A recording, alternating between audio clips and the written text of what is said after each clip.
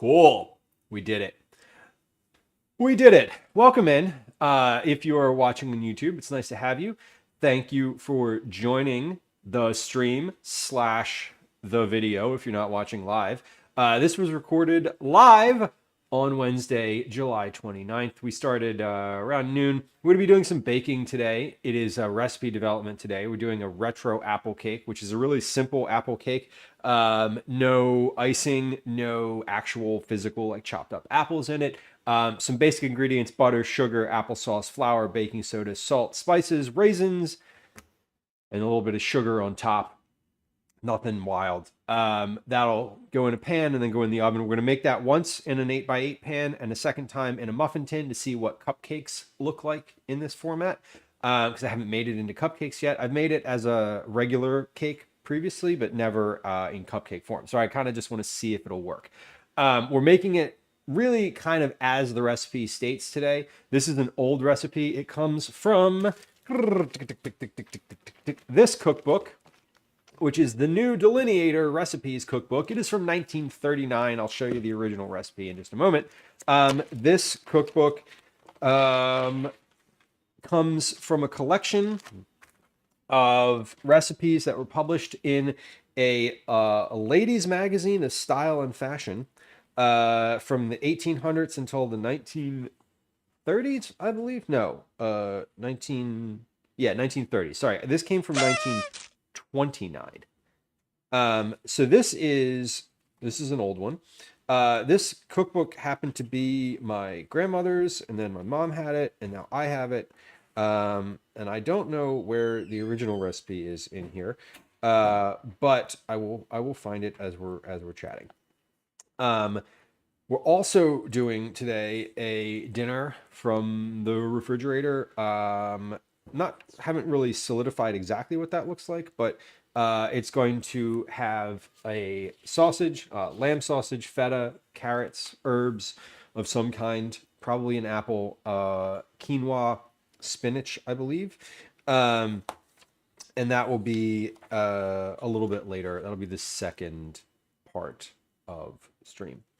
Where are we? Here. There we are. Applesauce cake. Perfect. This is the one. What section of the book is this in? This is under cakes, of course. So we're gonna be working through that, and then we're gonna make dinner, and that is gonna be streamed today. If you are on YouTube and you're hanging out, welcome. Please hit the like button on the stream. Please subscribe to the channel if you are interested in live stream home cooking content.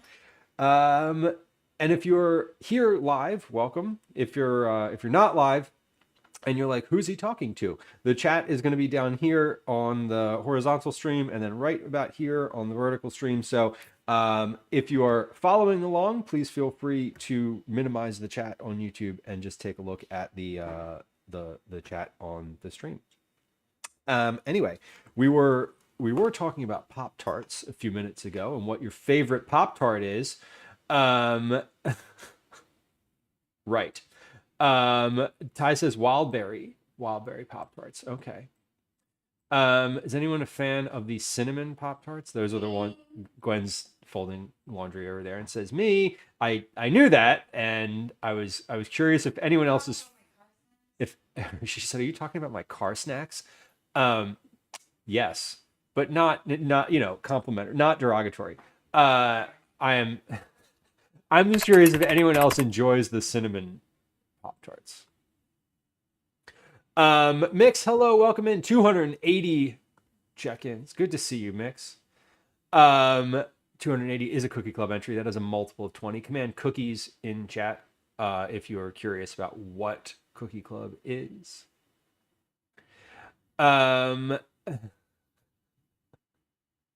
It's a rule that whoever handles the book must have pretty nails. Well, we're gonna hopefully I qualify.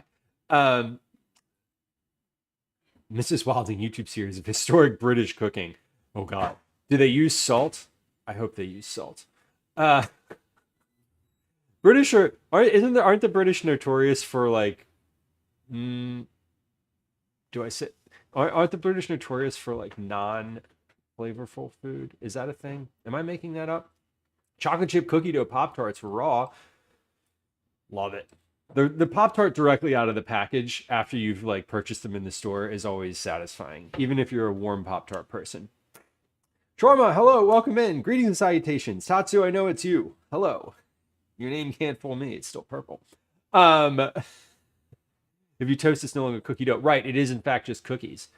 Camille says, I'm a fan of the brown sugar and cinnamon Pop-Tarts. Yes, the s'mores are good. So yeah, the brown sugar and cinnamon Pop-Tarts are Gwen's favorite. And so that's a common, like, grab it at the store. And every so often I'll get in the car and there'll be like an empty box of Pop-Tarts on the floor. And it's always the brown sugar cinnamon. Sometimes they're not empty. Sometimes there's like, they come in packages of like what, 4 or 5? Now you can't even look at the s'mores Pop-Tarts mix. I know. See, for reference for me, toaster strudel. That was for me, yes. Although I do love toaster strudel still. The very diverse supply of spices, right? Which did not come from Britain. Feral Terminator, hello. Under seasoned or just the same, very few seasonings and not much variety. I mean, yes, I'm trying to be nice. I like. I don't want to be like British food is bland, because certainly that's not true. Ultimately, Gwen, give me this. Give me this. Gwen said, you reminded me I had these in the car. Well, more specifically, what she said is you reminded me I had one left. So there, proof that I'm not lying. Compotes and pie fillings to freeze. Now I can get puff pastry and make them. Right. Puff pastry as an adult is like, oh, I didn't realize that everything that I loved came from this. Purple is the color of glamour and something. Purple is the color of royalty, in fact. It's why Royal Crown puts their liquor in little purple bags. The dominance of the spice trade. Right. Colonialism. We love it. We don't. Not that I could eat them anymore, Velis. I know, right? And it's like the gluten-free version is probably lacking. Gluten-free Pop-Tarts are an empty cellophane bag. Fruit Pop-Tarts, Ty says. Yes, I personally love the strawberry frosted Pop-Tarts. Pop-Tarts are too sweet for me, Shorman says, but I've only had the chocolate and the strawberry. They are very cloyingly sweet. They are fully fake, not at all real food. Which is fine. Like, again, no judgment. But it's basically just like,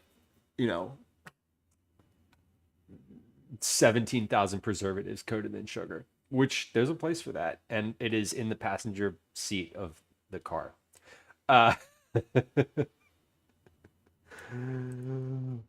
Girl, Terminator, you survived a deer strike on a motorcycle without going down. How'd the deer do? Oh, dear. That's an intense experience. That is a, like, you have that experience and you don't sleep for the next 12 hours because your adrenaline, there's so much adrenaline in your bloodstream after like nearly hitting a deer or hitting a deer in a vehicle or hitting an animal in a vehicle, which I've done like twice in my whole life, is just like, it spikes everything in your brain. And like, for me, no sleep. In the summer, the car toasted Pop-Tarts for you. Mixed. That is incredibly true. See, for example, as well, the bag of gummy bears that were left in the car recently that literally melted and turned into a single gelatinous mass of a really unpalatable color. Britain says conquering the world for spices and utilizing none of them. Right, because you sell them, right? Yeah, glad you're okay though. Pulled out the duct tape and got the bike back on the road. Damn. That's just like, that's good. I'm glad you're okay. That is an intense experience. I freak out when I see like a squirrel on the side of the road. I can't imagine like actually hitting something like on a motorcycle either. Oh my God. Only strawberry Pop-Tarts, Moonlit says. Frosted and not frosted, usually toasted. I can't remember having a toasted Pop-Tart. I know that they're good. I'm positive they're good. I just don't remember ever having one. Or not, or let me say that. I know that I ate them as a kid. I don't remember having one since I was 11. I've had Pop Tarts since then. I just haven't toasted them. Um, when were Pop Tarts invented? When did Pop Tarts come into the market? I'm like, now I'm curious because I feel like Pop Tarts are older than I think they are. I'm guessing that Pop Tarts came into the market in the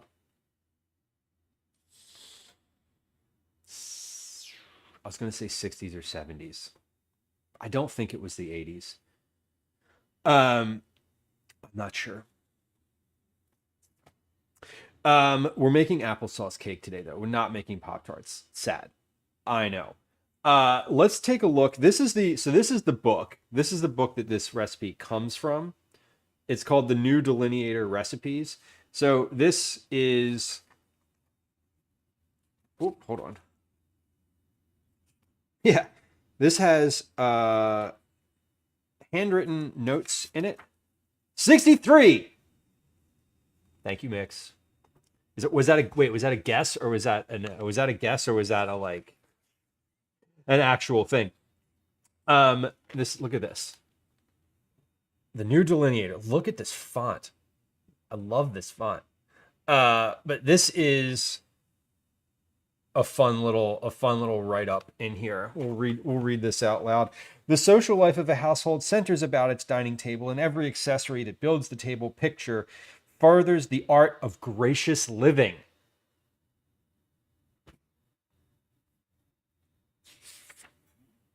Gracious living. That's what we're doing today. Copyright 1929 by the Butterick Publishing Company, all rights reserved. Printed in the United States of America by the Cuneo Press Incorporated, Chicago. How to use recipes, measurements and equivalents, testing fat for frying, directions for frying, directions for mixing custard, simple menus. They have simple menus in here. That's kind of great. But this is from the cakes chapter. There's some really fascinating sandwiches and sandwich fillings. Anchovy and cheese sandwiches. 10 tablespoons Parmesan cheese, 10 slices of toasted bread, and 5 anchovies. That is a sandwich. Liver and bacon. We like that one. Oyster sandwiches, radish sandwiches, whipped cream sandwiches. Half a cup of cream, powdered sugar, 1/2 a cup of chopped nuts, and vanilla. Spread between very thin slices of buttered bread. Kids, we're having whipped cream sandwiches for dinner. Dad just hit the lottery. The cholesterol lottery. Pop-Tarts were invented in 1964, 63. Feral Terminator, thank you for the Discord pics. Cottage cheese and grape aspic. Avo, yup. This is probably predates aspic, honestly. Thought it was 64, so I went and checked. They were technically invented in 63 under a different name and released as Pop-Tarts in 64. There was an argument.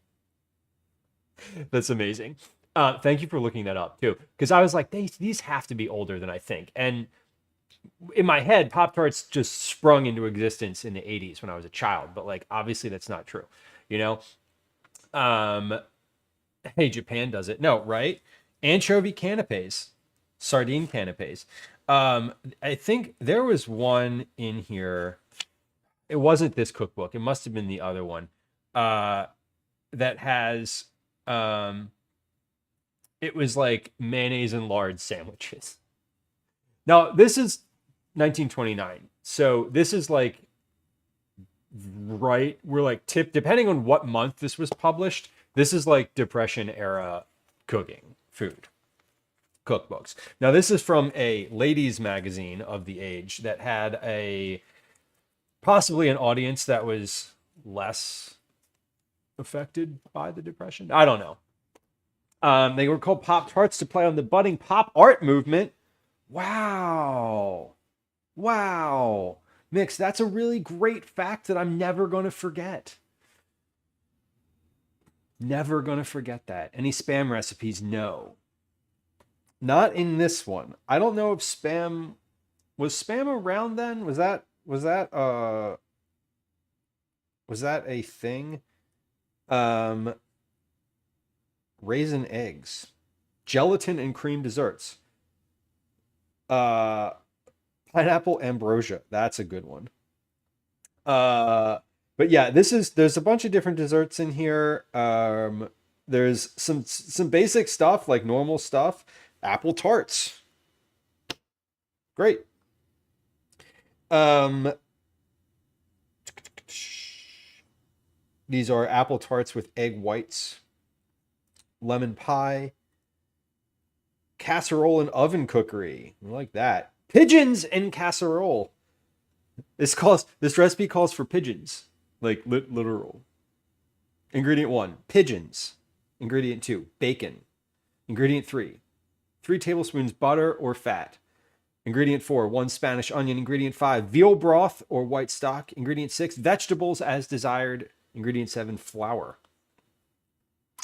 So this is the type of cookbook, right, where when I say it's lacking in detail, what I mean is it says clean and wash pigeons and tie a strip of bacon around each one. There's a lot that goes into like cleaning and washing and butchering a bird from its flying around state to the point where you can wrap bacon around it.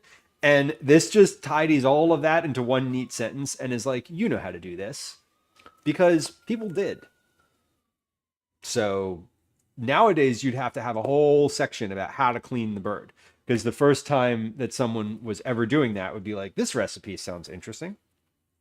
Anyway, I'll be back. I'm going to the roof and we're going to make squab casserole, which sounds fun. I'm making light of it. It's just a thing that like, isn't eaten as often, I would imagine, anymore. But I'm not making fun of it. There's a difference here. I'm not saying that like you shouldn't do that or that people were weird for having done that. Anyway, just point of clarity. Not Campbell's 50 style aspic recipes, but it's been a food preservation technique since the 1300s. Yes. I mean, this is true. There is a whole like section in here around gelatin, which I'm imagining would be there's probably some part of that for sure. Squab is pigeon mix. You're right. Lauren on YouTube, welcome in. Love old cookbooks. Have a collection myself. I'm getting a small collection of them. I think they're great. Mix. I mean, I know how to clean a bird conceptually. I haven't done it in 15 years. Carly, welcome. Thank you for your resubscription. I appreciate you. Tier 1 resubscription on Twitch. We love that. We love to see it when you just click the button and it subscribes. That's awesome. Thank you for being here. Not much meat on a pigeon besides breast meat. No, that's true. You could make stock out of the rest of it though. In the Great Depression, they would be using the whole pigeon. Totally mix. And I was like, yeah, stock, whatever. You could do that. Yeah, it is interesting because certainly what happened with this cookbook is like they were putting this together as the Depression was like gathering steam. I have a couple of other ones that are fascinating. We'll get to this one. We'll get to this one in just a second here. But I have a really interesting book from Rumford Spices, Rumford baking powder specifically. This one is from, I don't know when this one's actually from, but this one has a ton of like handwritten recipes in it from different people. This is also a book that I got from my mom, who got it from her mom. The Rumford Complete Cookbook.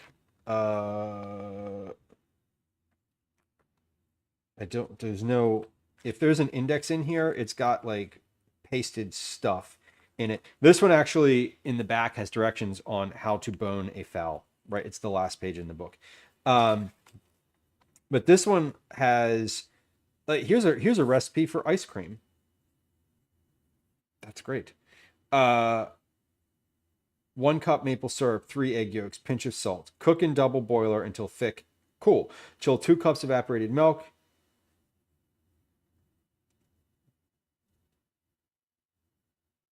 Bowl and egg beaten.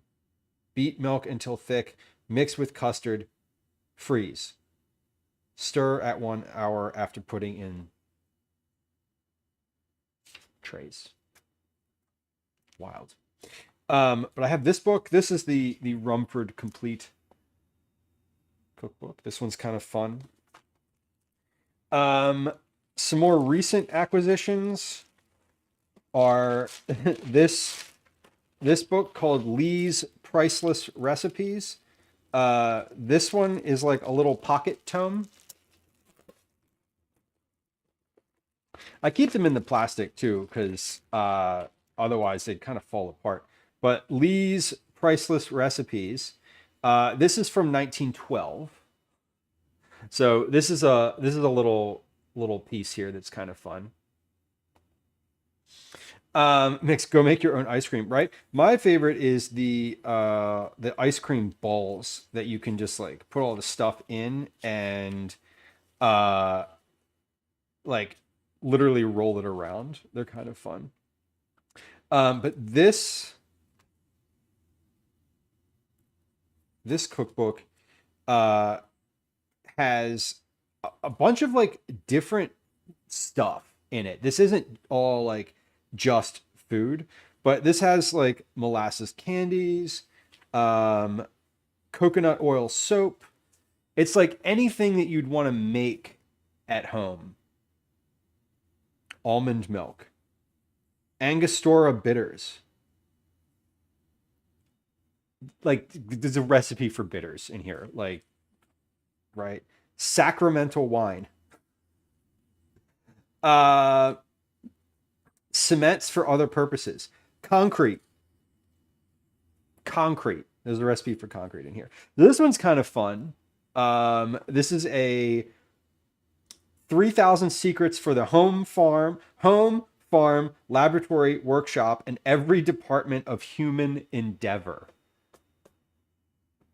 For recipes for every department of human endeavor. That's something else. Yeah, it is simple, Mix. It is pretty simple, but like if you've never done it before, it's like weird. The ball sucks. The ball definitely sucks, but like if you're giving it to children, like go on. Making ice cream in one of those balls is going to take you 7 hours. I bet it does have toffee in it. Although the index, it's funny because the index I feel like has a lot less than what the book actually has. The index is also kind of annoying because it has like to remove, to make, to cook, to shell, to fasten. It's like the word to, like the T is just a long, long thing. Another one I got recently is so I got this the Rumford Slide reference card. This was really fun. Yeah, teach the children to get good, right? Like, hey, it's World Cup season, kids. Go kick the ball and make some ice cream. And then they're like, we're tired. And you're like, shut up and kick. Anyway, I have ice cream in mind, which we're gonna do on stream tomorrow. We're gonna like do some ice cream prep. Calvin invited his friends over this weekend to make ice cream. And I'm like, okay, that sounds fun. You know, ice cream takes like 2 days to make, right? And he was like, no. And I was like, yeah, it takes at least 4 hours if you don't like chill it overnight. And he was like, oh. So I was like, all right, we'll figure this out. So we're gonna do the stage magic thing where they make a batch of ice cream and then I pull a pre-made batch of custard out of the refrigerator and I'm like, here you go, kids. Take the next step. You don't have to wait overnight. So this is a fun little piece that we got here. This is a slide reference chart that has different stuff: brownies, drop cakes, coconut squares, oatmeal cookies, lemon cookies, ginger wafers, hermits, whatever hermits are, sugar cookies, almond squares. So this is a fun little thing where you have the like cups and ingredients and you slide it through and it just tells you what to do. By Mrs. Lily H. Wallace, who is in fact the same named Lily H. Wallace from the Rumford Cookbook. Lily H. Wallace apparently was the teacher of and lecturer on home economics for Rumford, the Rumford Company in Providence, Rhode Island. It's very very fascinating.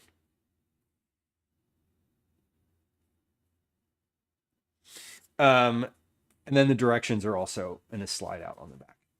So that's super fun. Mix, thank you. That is the perfect use of that command. And then the last one that I got, which I haven't made anything from yet. Oh, we got this too, the Hamlin's Formulae, which is very similar to Lee's Priceless Recipes, which has formula for lots of different things. Spirits, let's see, extract of Lily of the Valley, extract of Moss Rose number 4, sachets for smelling, of course, hair oil, hair pomade, Hamlin's tonic elixir, tonic bitters, shampoo. The shampoo, the basic shampoo is salts of tartar, bay rum, rose water, and water. Great. Sounds perfect. Hamlin's blood purifier. We're definitely gonna trust that. That sounds actually, this is just an herbal thing. But these are, here's a recipe for cough syrup.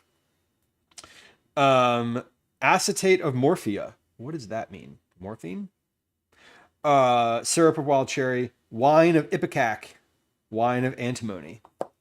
So I love these little, like, you know, hey, if you had a sore throat in 1885, if in 1885, when this book was published, you had a sore throat, you could make your own cough syrup for it. Do you want to do that? I don't know.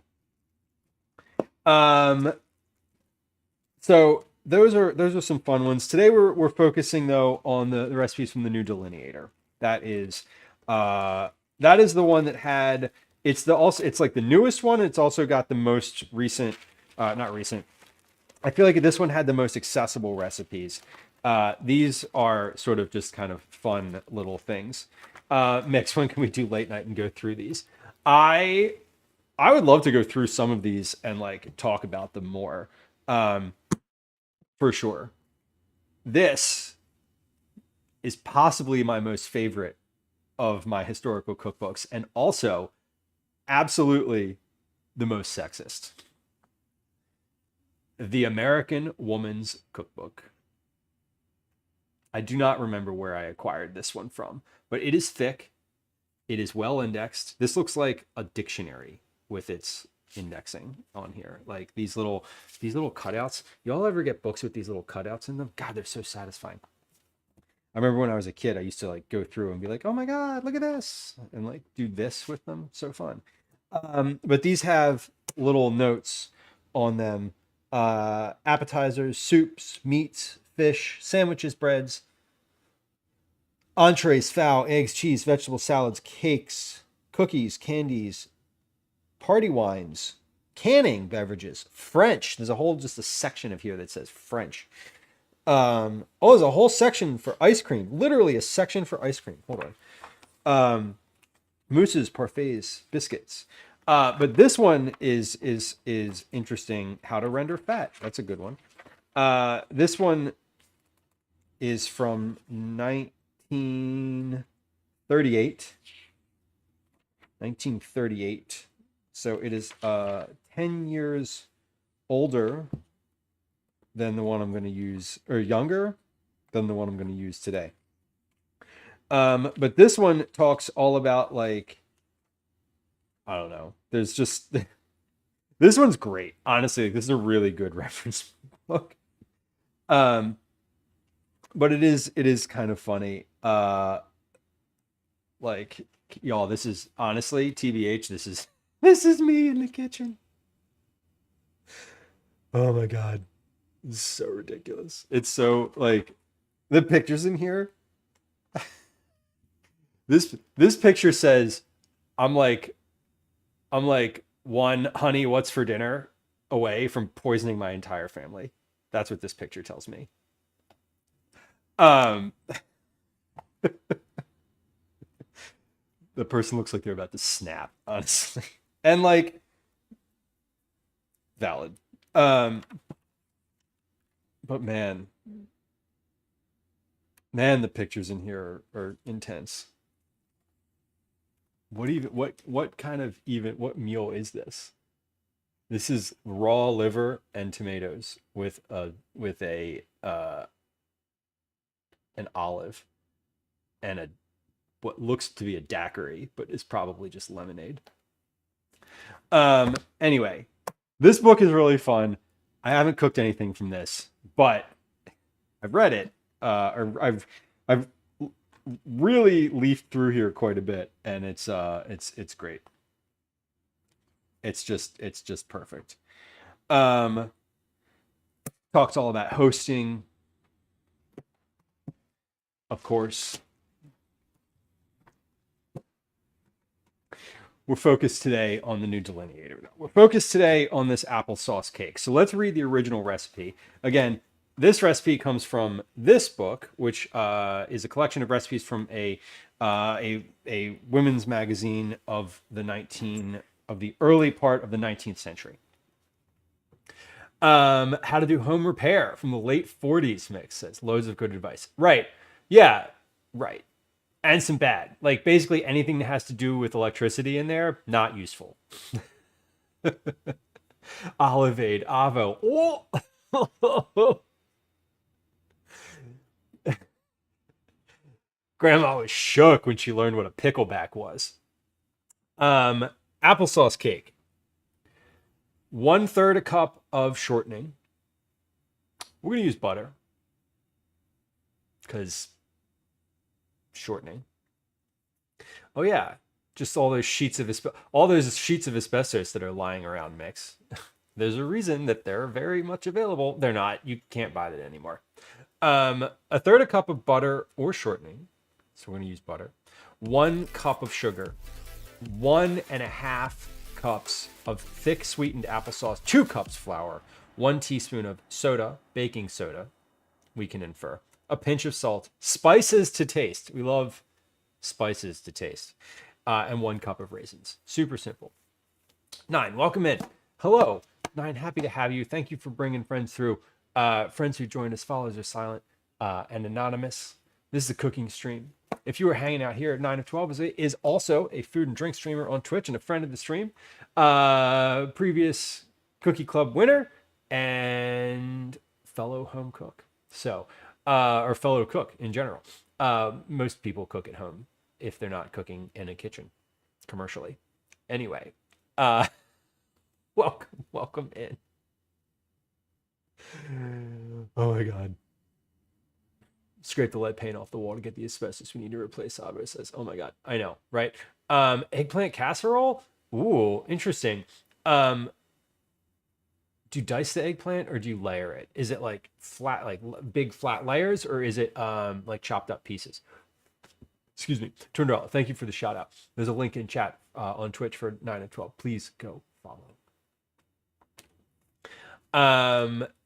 And talked about the cutout recipe I sent you. Are you making that or did you make it already? Cubed. Okay, so it is cut up. I'm very unfamiliar with eggplant. It's one of those things that makes my stomach feel weird when I eat it, and it gets so I don't cook with it. So I'm very unfamiliar with it. I'm always curious about it though. It looks like so much fun to cook with, and I'm sort of jealous that it makes me. I'm sort of jealous that other people get to eat it because um it doesn't hit me the same way as like peanuts do, but it does. It is an unpleasant experience for me to eat it.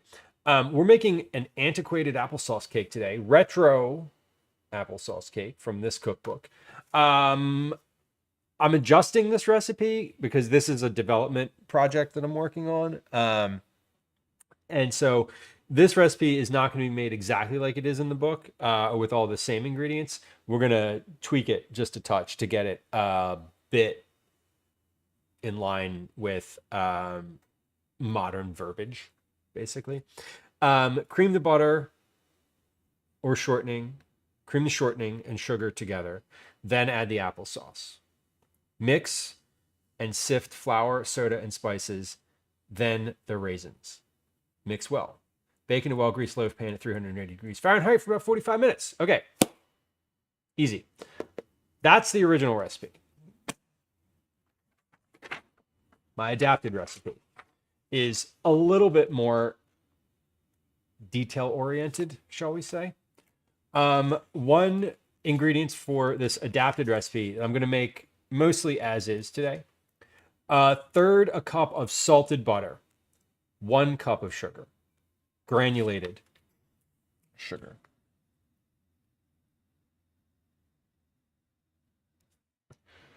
One and a half cups of applesauce, standard applesauce, not not unsweetened, not cinnamon. 9 says my phone is forcing vertical and I do not like it. I feel like I'm sorry, that's upsetting. I just turned on the vertical enhanced broadcasting thing today that Twitch is trying to push, and I am curious what your feedback is on it.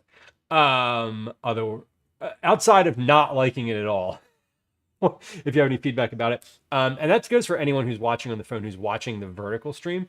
This is when I say you can get me off topic easily, this is what I'm talking about. I've been broadcasting in vertical for a long time on YouTube. I have a fully separate vertical YouTube broadcast. It's been going for a long time. I just turned it on Twitch today for this stream. So I know I'm going to need to make some adjustments to it, to the actual layout, like where chat is, all of that. Twitch actually tells you not to put chat on your overlay, which, like, whatever. But they are apparently giving you the option to toggle between the two. So 9, somewhere in there, somewhere in the, like, when you poke around those like 3 dots on the screen, you should be able to adjust it back to the horizontal. Watching Twitch videos with no chat is incredibly confusing. Yeah, and Mix, I feel like what I'm going to do, what I'm thinking I'm going to do is, so if you're watching on the big screen, like this screen, right? If you can see my hand here and here, you're watching on the big screen. On the big screen, chat is here and it goes away. Like this chat right here is going to go away momentarily. 3, 2, 1. Or it's going to, yeah. But anyway, it stacks up and then it goes away. I'm thinking that on the vertical, I'm going to take this and make it permanent, because I can change it on the horizontal versus the vertical. I'm thinking of making this a like not a persistent chat so that you can see it, and that way, like, if you just minimize the Twitch chat, it'll stay there and you can just see it like this instead. I don't know. I'm kind of in between, because it goes out to multiple platforms.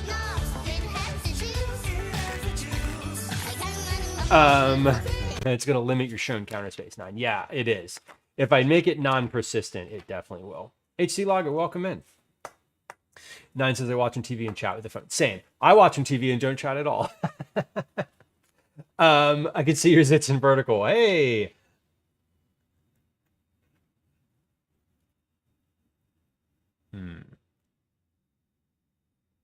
Yeah. My skincare routine is going okay. I was talking when I came in. Mix, thank you. That is mindful and thoughtful of you. I wouldn't mind if you did though. It's all part of it. I appreciate the thought. I was joking, Velas. I understood it as a joke. I did take it as a joke. But also the camera is shockingly high definition sometimes. Okay, method for adapted retro apple cake recipe. Preheat your oven to 380 degrees Fahrenheit. In a metal 8x8 cake pan, spread a thin layer of butter or shortening. Using a stand mixer fitted with a paddle attachment or in a large bowl using a hand mixer. We're going to do the hand mixer today because I don't use the hand mixer very often. And I feel like, do y'all feel like more people own a hand mixer than a stand mixer? I do, but I don't really know. Most folks who I talk to about cooking are like, enjoy cooking regularly and have a stand mixer. But I know it's not like super common. Fellas, I do not get jokes all the time. This is very true. I feel like sometimes I don't get jokes, especially with folks that are like new. And also, hello, if you're new, I appreciate you hanging out here. I would like to tell you that follows are silent. So if you're new to the stream and you're like, what happens when someone follows? Nothing. I'm not even going to say hi to you. Just hit the follow button and continue enjoying your lurk in complete anonymity. But yeah, sometimes with new folks, I don't get jokes. Fellas, I feel like if you typed something, I would probably just ask you. I'm like, are you actually joking? But I feel like we've been chatting for long enough that there's some level of like, I know. And that goes for quite a few folks. Use your immersion blender wand. I've never creamed butter with my immersion blender wand. Does that work? Does that really work? That would be kind of awesome if it did. Lauren on YouTube says, I like mixing my cakes by hand. When I do recipes, like I try, especially baking ones, I try to avoid the stand mixer if I can, but like often I just don't, and I just opt to use it anyway because it is easier. The piece of crap, it is my stand mixer. Valid. More people have a hand mixer, 9 says. Yeah, I feel like that was kind of my instinct too. 9 says I was in my 40s before I could afford a stand mixer. Listen, if this one broke, I might not replace it. No, that's not true. If this one broke, I would replace it, but basically for Cookie Club. That's like the thing that I use it for the most is making cookies. May I slightly challenge your recipe? Sure. Yeah, happy to take some feedback. I am looking to keep to hew as close to the original as possible, but I'm also sort of like tweaking a few things. Like this one just says a cake pan. I don't know what size. You know what I mean? Using a stand mixer, cream butter and sugar until smooth and light in color. One shortening, one butter. Why? What is the difference going to be, Mix? Also, functionally, I don't have shortening, so I don't actually have any. So I can't do that today, but I'm curious what your thought is. I'm planning on testing this again tomorrow at this point. So I'm also like, I'm going to go to the store again tomorrow morning. So I'm happy to kind of hear what the rationale is. Yeah, if you have the right attachment, right? Like the dough attachment on the stand mixer is great. You just make dough with it, Bought our KitchenAid stand mixer when Target went bankrupt in Canada, and the color sucks, but it's cheap. Caretaker. That's the move. I appreciate that. Also, hello. Okay, with the mixer on low, add the applesauce, mix for a minute, blank minutes. Into a medium bowl, sift together the flour, baking soda, salt, and spices. Stir in the raisins. Add the dry ingredients to the butter and sugar. Then with the mixer on low, mix together until well combined and no dry spots remain. Into the greased cake pan, pour the batter and use a spatula to smooth the top. Sprinkle chunky sugar evenly. Bake for 45 minutes until blank. Okay, so this should be pretty straightforward. I preheated my oven. It is hot now. Mix says shortening has an ability to hold moisture longer, meaning it can last on the counter a little longer. The baker here uses a mix of the two, and I have head-to-head tested it and adding shortening to baked bread, products, cakes, cookies, and they stay nicer longer.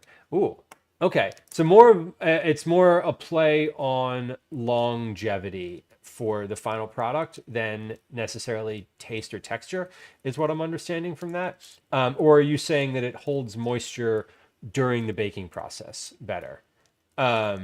Or both. I'm assuming both, but I'm assuming you're saying the value of it is in the longevity of the product versus the higher moisture content of the finished product on like day one. Okay. If I've misstated any of that, feel free to correct. But that does sound fascinating. I don't actually have shortening, so I can't validate. I can't take your advice in that sense in this moment. But I appreciate the not clarity. What's the word I'm searching for? I appreciate the enlightenment regarding the value of like going with a shortening product, because the original recipe calls for shortening, not butter. Butter tastes better, Lauren says on YouTube. I mean, I'm kind of with you on that one. Like Crisco vegetable shortening, probably not great. Could we make this with bacon fat? That would be weird.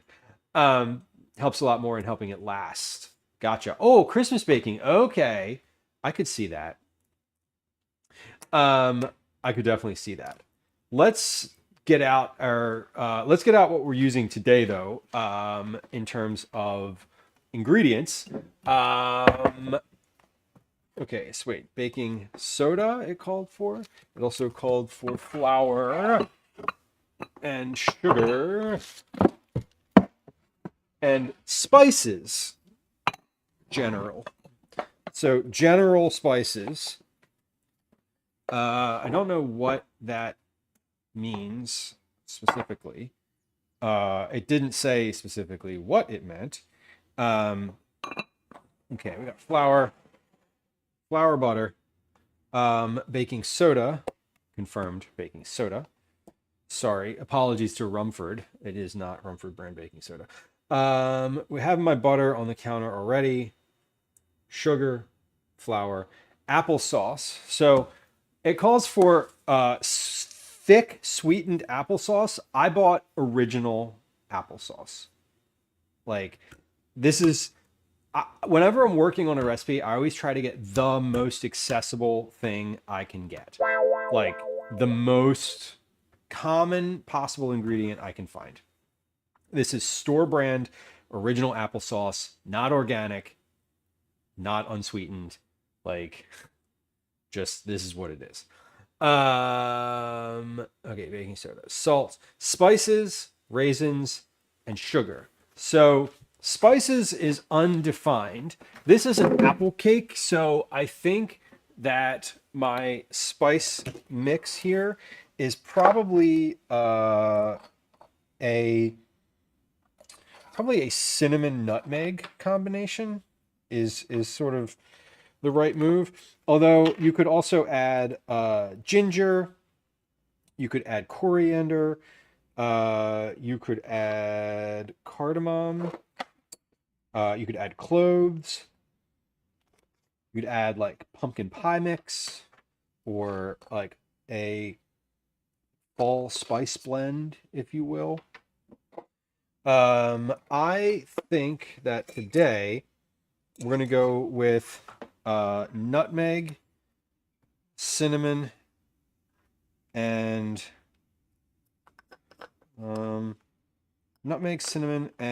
cloves.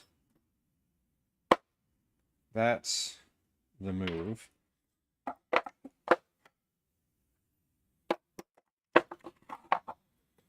Let's see. But yeah, I also, while I'm doing this, I want to write. I'm taking some notes, right? Yeah, mix definitely fridge related shortening usage in here. Some of these recipes called for lard too, which was kind of fun.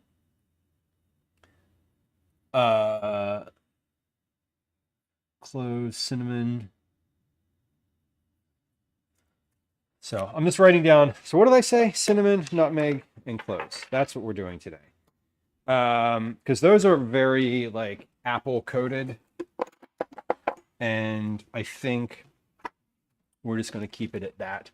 Also, I have raisins in this container, so we're going to use those.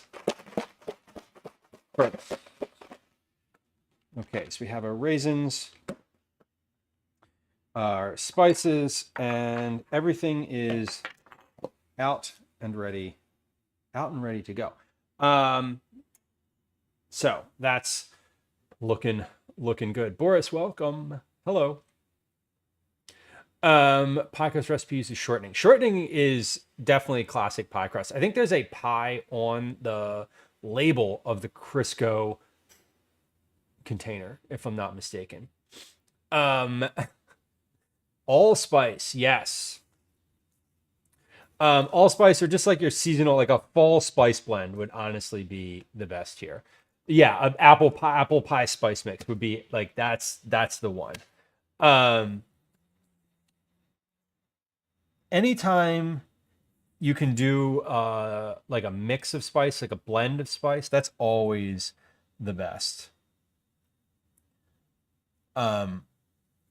For recipes like this, I wouldn't call for that because generally speaking, that would mean that a consumer would have to purchase that, which I don't want them to have to do. I feel like a lot of people will have like cinnamon and nutmeg. Cinnamon, if not nutmeg, in their house as well. Fudge Darling, welcome. Hello. I use an alarming amount of lard. An alarming amount of lard is not a volume that can be quantified in a recipe, but go on. It would be great with golden raisins mix. And I actually saw the golden raisins in the store and was like, ooh, should I get those? And I didn't, because again, basic. Command recipes if you want to take a look at like the types of recipes that I work on. Generally speaking, it is like super simple stuff, nothing complicated. I got, by the way, y'all, if you ever make one of the recipes that you find that has my name on it, please leave a review on it. Leave a comment, leave a like, whatever. Those help me a ton, like a ton. It like a lot, like literally comments and quite literally traffic to those recipes and comments and reviews on those recipes help me get work from not just that site. So if you ever do make one, like just leaving a star rating on it is super helpful. And yeah, I have a new one that had, I mentioned that because the new one that I published that has zucchini, tomato, mozzarella pearls, and pesto that I worked on stream for like 10 seconds, because that's how long it takes to make, had like the most glowing review of anything I've ever written. And I was like, this is the most basic recipe I've ever made. But like the review was like, what was like, oh my God. It felt like they were describing like some high, like, I don't know, high level cookery that was happening. And it is not at all the case. It was raw zucchini, raw tomato. Okay, oven is preheated. Let's get out our cake pan and get that going. I want to confirm before I do anything that this is in fact an 8-inch cake pan, because I said 8x8. This is a 9-inch cake pan. Oh. Let's get I think I have one that's 8x8. If not, we're gonna change the recipe to say 9x9. Because we're gonna use the pan that I have.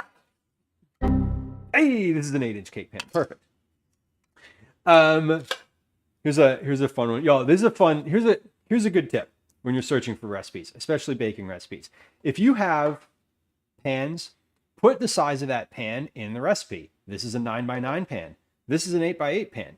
If I want a baking recipe for a cake, put whatever it is I'm searching for, you know, shortcake, apple cake, whatever, and then 9x9 or 8x8. Put the size pan that you have in the search term that you're using. That way, when you get recipes back, you're going to get recipes that are custom tailored to your size that you have. You don't have to go buy something. You don't have to adapt anything. It makes it so much easier. Just put your pan size in the search term and enjoy. What if instead I put my area code? Then you're going to get a weird size cake pan or an oven temperature that's not normal for cooking. We're going to use our 8x8 pan because I just measured and that's what this is. So let's do that. We also need to get my hand mixer out and then a bowl. So I like the hand mixer too because it's easier to clean and it's better suited for multiple batches because you don't have to clean the beater and you don't have to clean everything. You just clean like the little beaters instead of the bowl too. Although it's not true. You kind of do have to use the same bowl again. Y'all, is there a difference? I have a question. Question for the knowledgeable among you in the chat. What's the difference between these two beaters? Asking seriously. I don't mean I don't mean to describe the physical difference between the two beaters. I mean, what is the purpose of the rounded edge beater versus the flat edge beater? Is there a reason to have one over the other for creaming butter? I have never understood what that might be. I reach into here and I pick one up and the first one that comes out is the one that I use. I have no idea. Yeah, mix the simple raw recipes. Exactly. My thought is with the zucchini one is that I was sick of pan frying, battering, or roasting zucchini. That's it. I was just like, I was like, I can just eat this raw. Like this is basically a cucumber, but with a little bit more energy, right? It's a meatier cucumber. That's it. And I was like, you know, when they're in season, fresh in season cucumber or zucchinis are great raw. Like you just you can eat them raw. You can eat them raw just the same as you eat a cucumber. There's like zero difference. Lots of bakeries post recipes and the search picks up on the area code of the bakery, and sometimes that means you get a local recipe. That's kind of cool, actually, Mix. I hadn't considered that part. I was thinking more of the utilitarian value of finding a recipe for your pan size versus the like local thing, but I do like that. And it is, you know, ongoing fresh content for bakeries. Hand mixers are poorly named. Right. Yeah, this is a handheld mixer. Hand mixing would be this. An egg-related reason, maybe. Mix says the wide blade brings in more air. The wide blade brings in more air with more force. It can cut stuff like butter, lard, and shortening. The rounded edge blade is softer, whippy, like whites, meringue, and whipped cream. Twinderella says, flat-bladed and round wire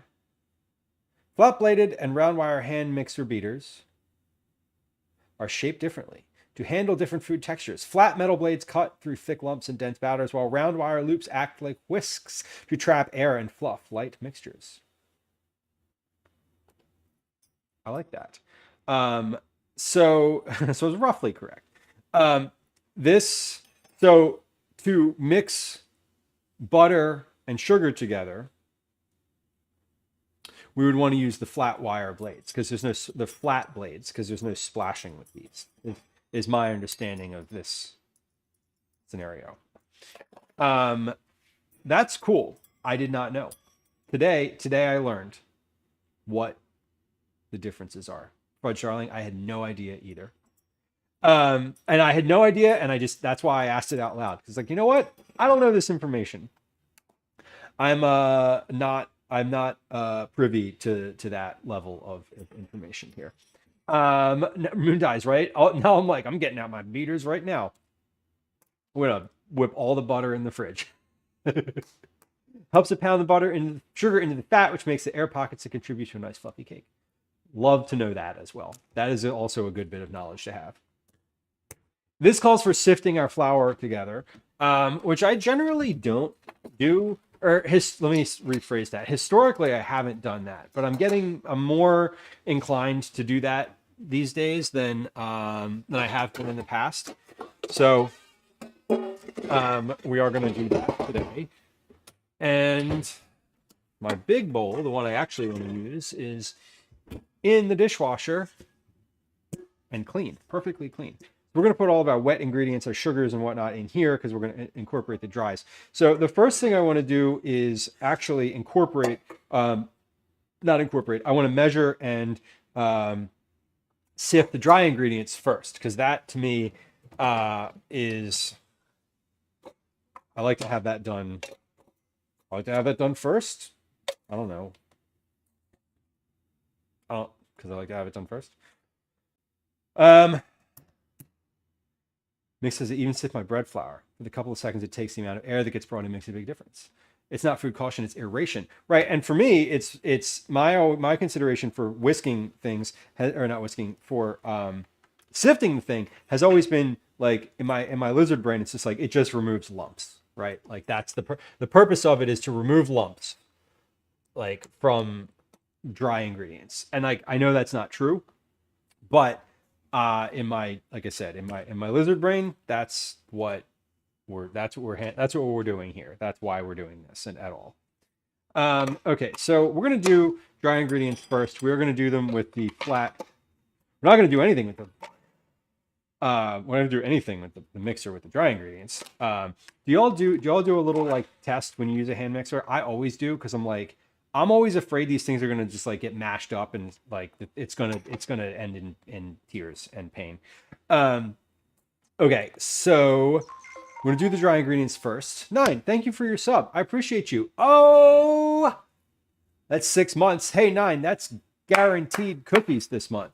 Command cookies if you want to know about Cookie Club. For every 6 months that you're a subscriber or a member on YouTube, you get cookies guaranteed. If you want them, you get a prize. So for being a 6-month subscriber this month, 9, you will receive whatever of the prizes you are interested in receiving. I was going to say you will receive cookies, but like, cookies not mandatory. Cookies are great, and some people don't want them or don't want to give their address or whatever. There's a reason that there's prizes that don't include me knowing your address. But it is possible. So we're going to grease this pan first. That was the first direction, is to preheat the oven and grease the pan. So we're going to do that. Let me also get my timer out. Generally speaking, when I'm working on a recipe, I like to just have a count up timer that I have going while I'm making it. I sort of take a little, no pun intended, but a grain of salt that when I'm making things, especially when I'm like doing the recipe for the first time, because I don't, when you're making it at home, if you're just making this for yourself, you're not going to be measuring in the same way and sort of doing the same things that I am. You know what I'm going to do here? I'm also going to put a layer of parchment paper on the bottom of this pan. This is a cake, and I just want to be as cautious as possible. So we're going to do I'm going to do a layer of parchment paper. So we're going to cut a layer here. And just get that, we're going to get that pressed in. And we'll refine the cut. But this calls for a greased pan. But when I remember to do it, I prefer putting I also like putting parchment on the bottom. Mix asks, how many cookie wins would I have to save up for Eat It Dad's hoodie? Well, you can stack your your merch codes. I will be very honest with you that I don't know if there are hoodies in the merch shop. And if there are, I don't know what their cost is. But I will tell you that each Cookie Club win is a $5 credit. And if there are hoodies, take the cost and divide by 5. I don't know if there are. I haven't actually looked in the merch shop in a while.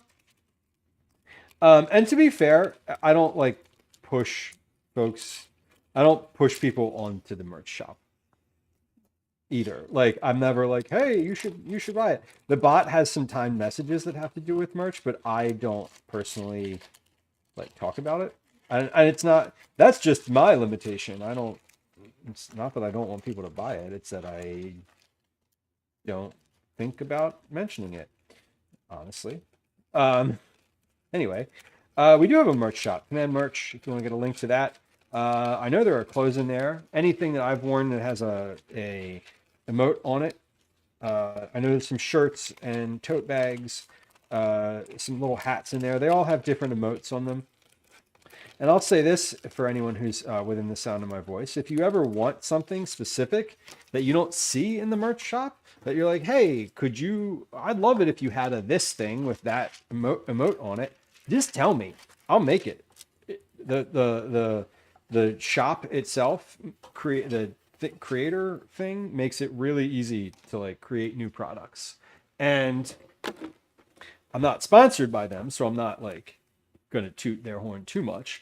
But all the stuff that I've had from them has been very high quality. The actual product itself, the printing, the product, and the printing, packaging, product, everything about it has been pretty good quality. Good enough quality that I appreciated. I was when I got it, I was like, oh, I'm kind of surprised. So that's kind of fun. Mom Noms, welcome in. Welcome. KBJ, welcome in. Hello.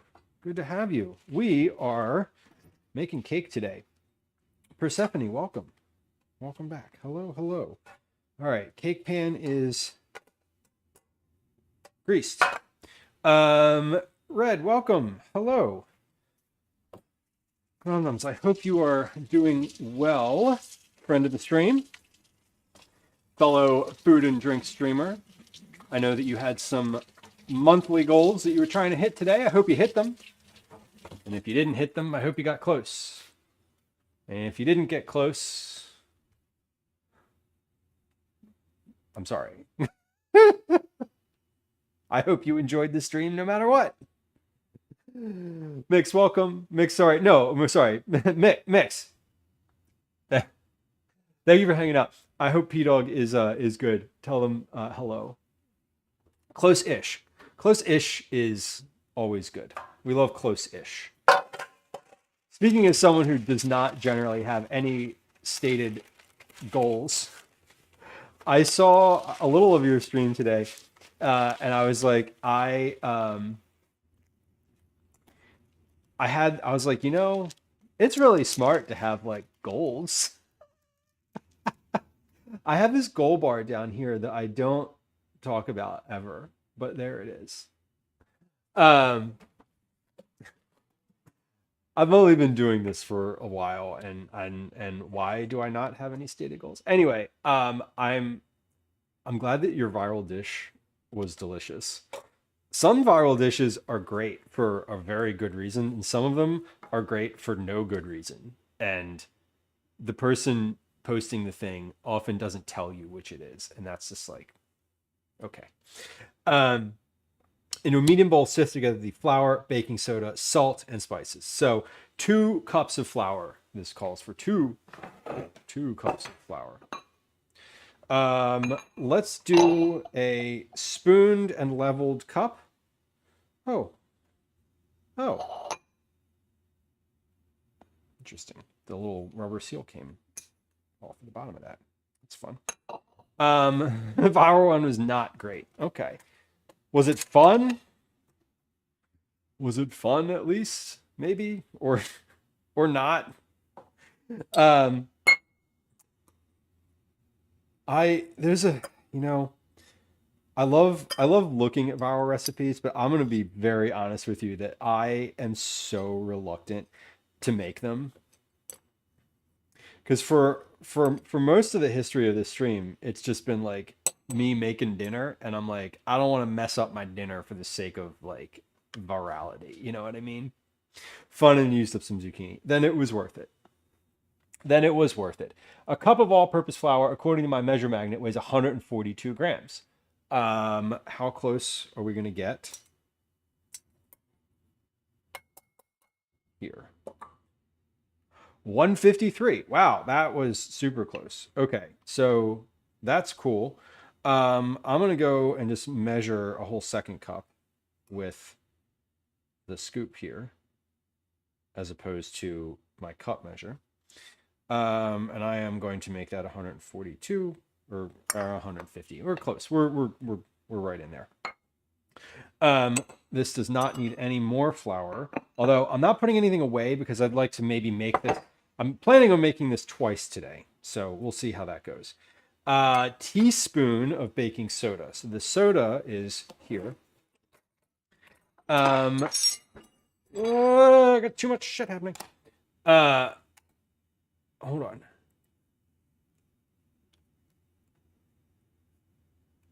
There we go.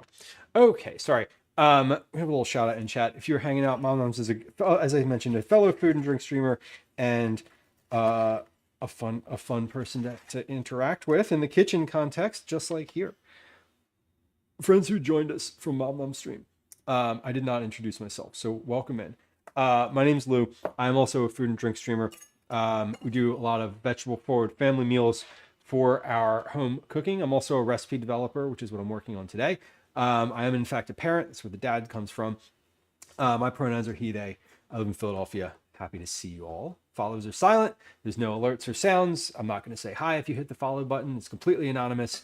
We're a very chatty community, likes to hang out at the counter, just like you're hanging out at your friend's house while they are making dinner and talking about whatever it is you want to talk about. I'm here for the company and the conversation, and I appreciate you being here for whatever reason brings you to the channel today. We're making a retro applesauce cake. It is a old recipe from 1929. I am kind of going through it a little line by line, and then making notes, adjustments, etc.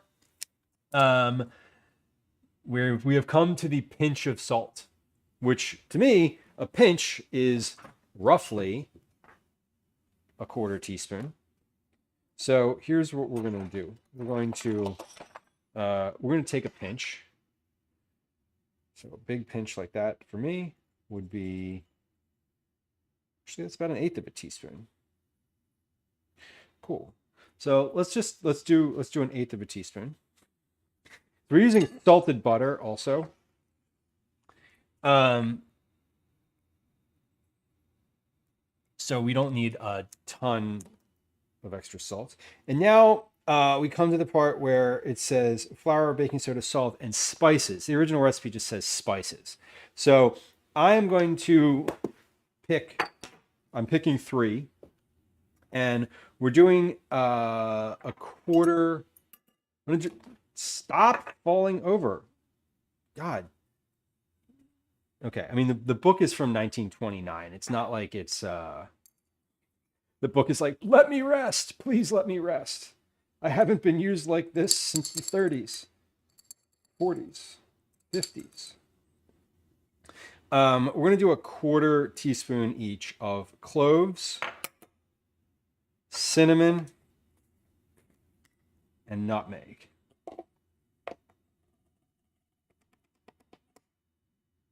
Cloves, cinnamon. And I'm making 2 batches of this today. One is going to be with a cake pan. The other is going to be with cupcakes because I'd like to see how they turn out as cupcakes. But we're doing them one at a time.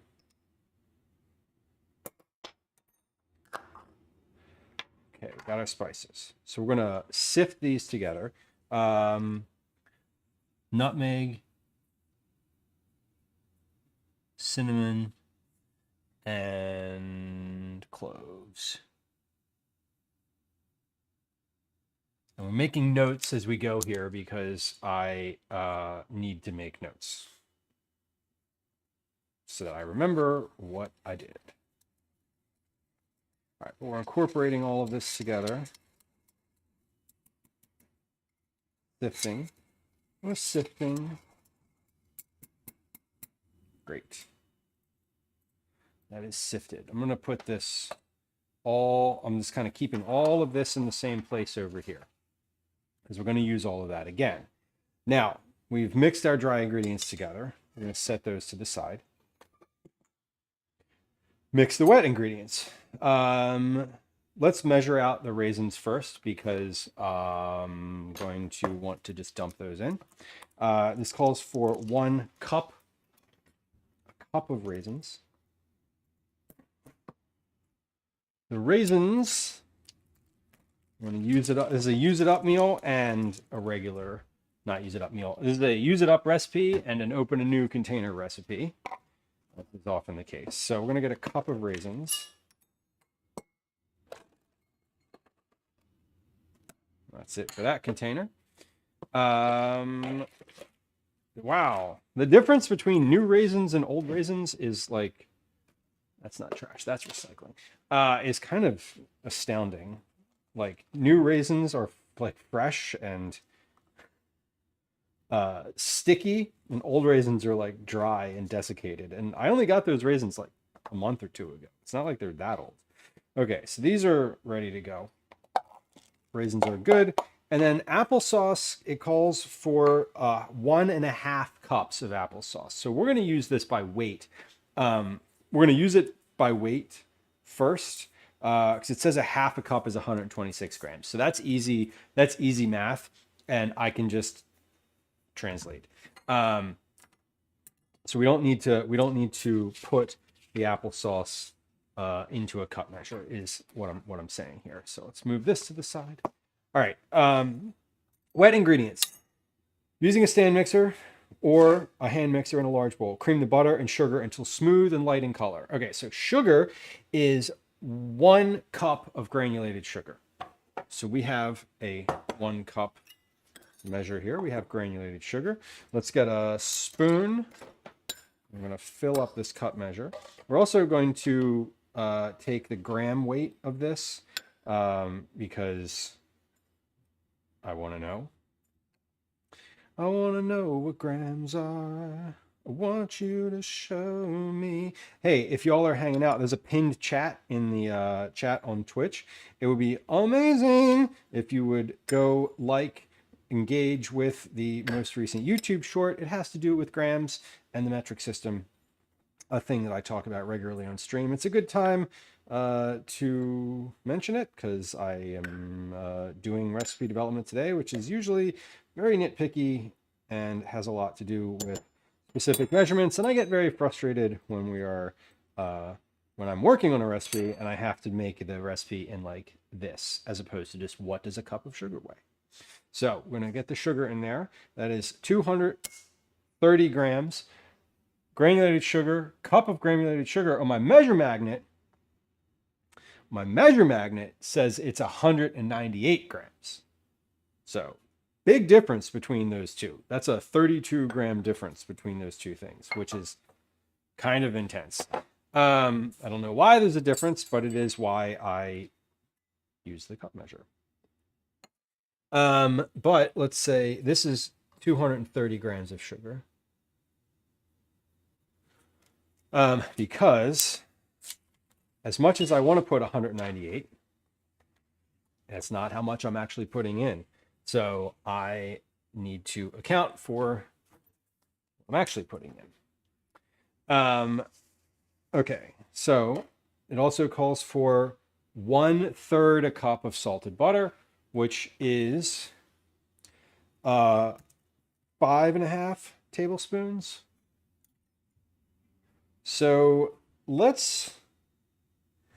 I don't love 5.5 tablespoons. I don't love calling for 1/3 of a cup of something.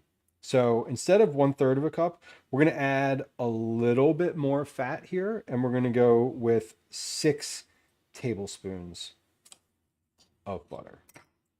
So I'm making an adjustment here because 1/3 of a cup, if you just have a big vat of butter available to you, that is easier than our sort of modern equivalent, which is these sticks, which have the tablespoons on them. And it does have 1/3 of a cup listed, but we're going to add just a touch more and see what happens. If it's a little bit too greasy or too loose, then we'll back it off to 1/3 of a cup. But I think I prefer to have, I prefer having whole numbers, which in this case is easier for the tablespoon measurement to be 6. All right, let's get this into the bowl. All right. Get all of it. There we go. That is 84 grams of butter. And that's not, not necessarily what butter would weigh. I don't have a weight up here. I don't have a measure magnet that gives weights of butter. Maybe there is one on the thing. Excuse me. No, there's no weight. There's 113 grams. Let me just check here. Hold on. So 113 grams in this stick of butter divided by 8 equals times 6 equals 84.75. Okay, so that is, yeah, that's right in line with my expectation. Cool. A little bit of math there. I need a better book stand for this thing. This is like falling over, and I'm worried about like knocking it over. It's fine. We'll be fine. Okay, so let's mix all this together. Then we're going to sift together the flour, baking soda, salt, and spices. Oh, and then stir in the raisins. Okay, so I'm supposed to stir. I want to add the raisins in this step, and I want to add a note here. Stir in the raisins, breaking apart any clumps.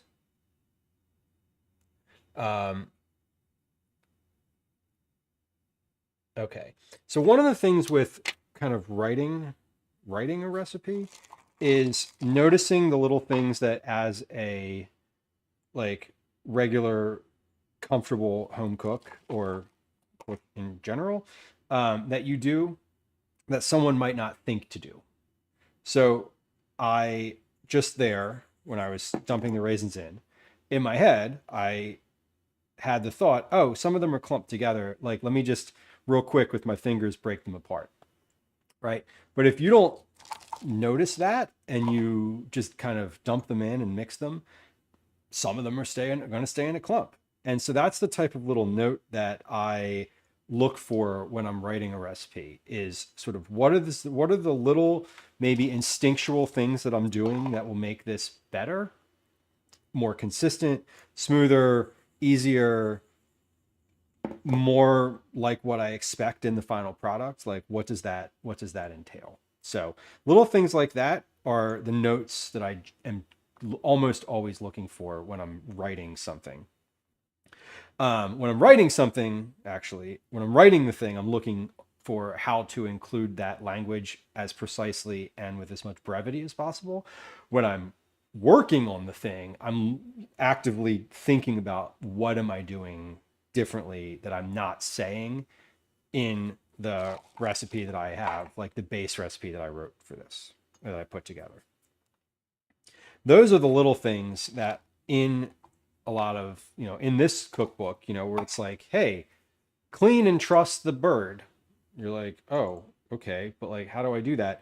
I think for modern cooks and modern recipes, you need to have a little bit more hand holding with that kind of thing.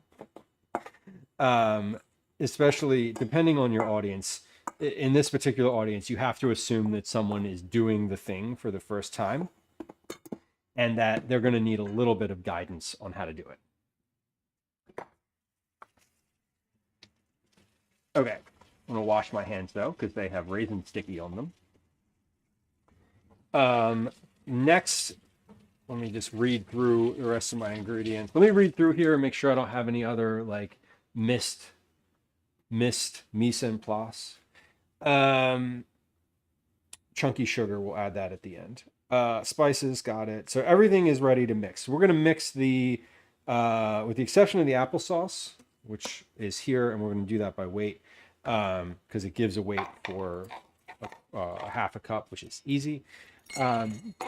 Instead of, yes, we're going to move forward confidently with the mixing now. So using a stand mixer with a paddle attachment, or in a large bowl using a hand mixer, which option 2 is what we're doing.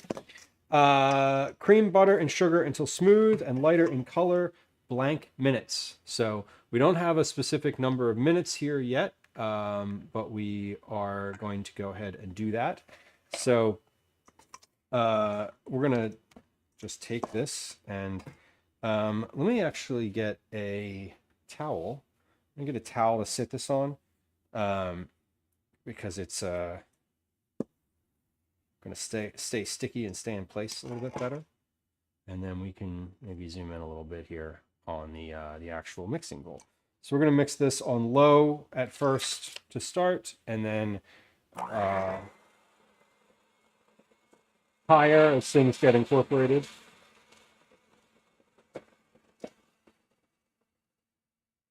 I'm going to start a timer too.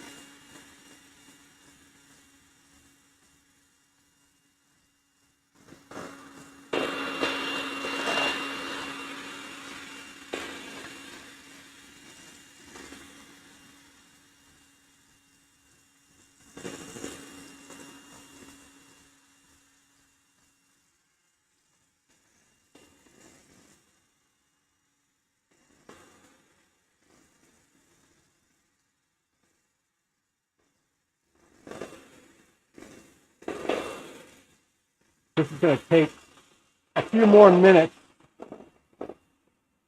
with a hand mixer than it does with the stand. I'll need to note that.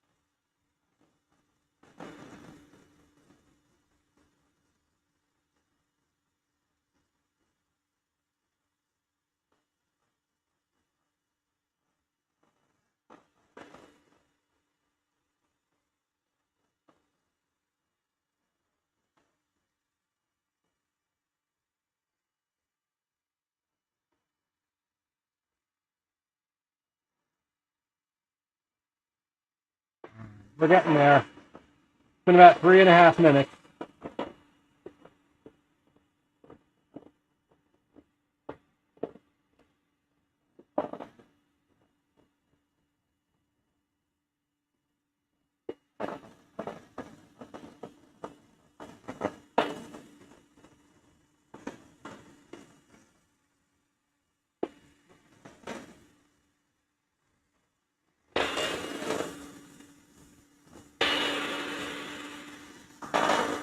All right, we're gonna leave this be at 4. That was 4. That was 4 minutes. We're gonna pause this real quick. So this is the part where I'm like, hey, now I know why we use a stand mixer for this. Aside from the obvious, like, not needing to use your hands aspect, it takes a lot less time to do. It takes less time to do less than what I just did, or more than what I just did. So the stand mixer is super helpful, but I'm working on this as if I didn't have one. So that's the goal. This is creamed together. We're just about there. I'm going to give this another maybe minute or so to come together, but this looks pretty nice as it is. That's what we have going on. It's not like creamy per se, but it is a nice color and consistency so far. It's creamy enough as it is. Alley Cat, welcome in. Amy G, welcome in. Mix the pigs. The pigs are probably the same size. That's really funny.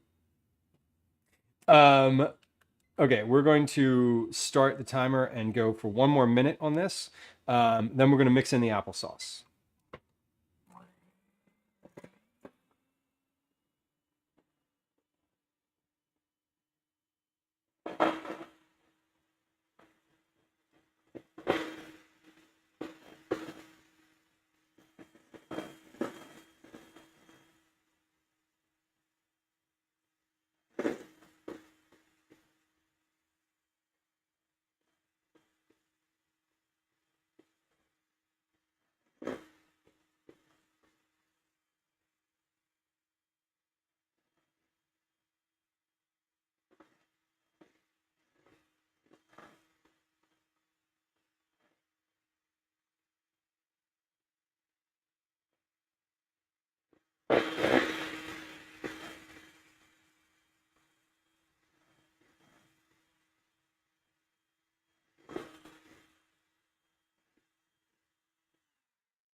Okay.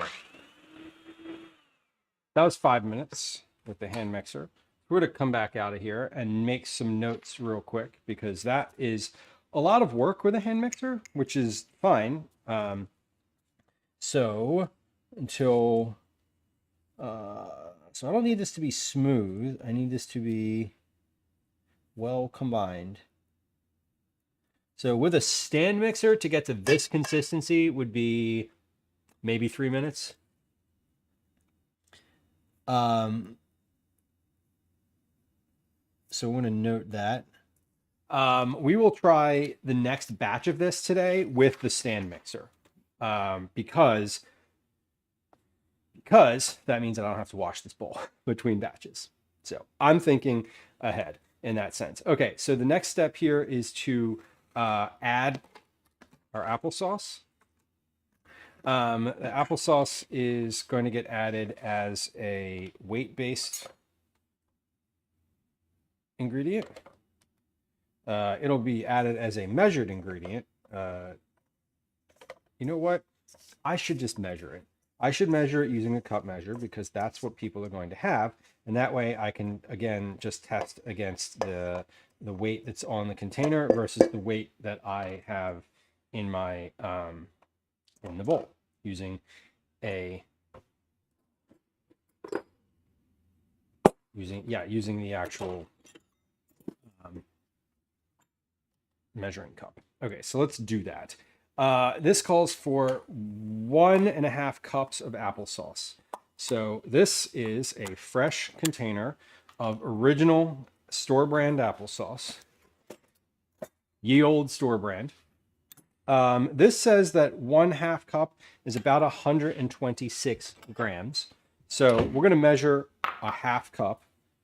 I'm pouring this out into the 1/2 cup measure over a bowl so that I'm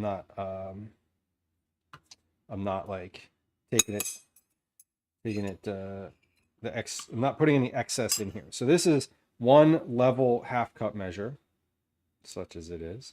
Let's see how many grams this is.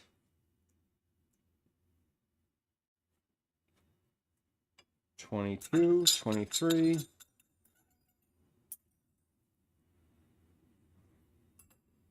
24. Yeah, that is 126 grams. Perfect. Okay. Yep. 25, 26. Perfect. Okay, so those two numbers line up exactly, at least in this, for this ingredient they do. So I'm going to go ahead and put the other cup worth of applesauce in here based on weight.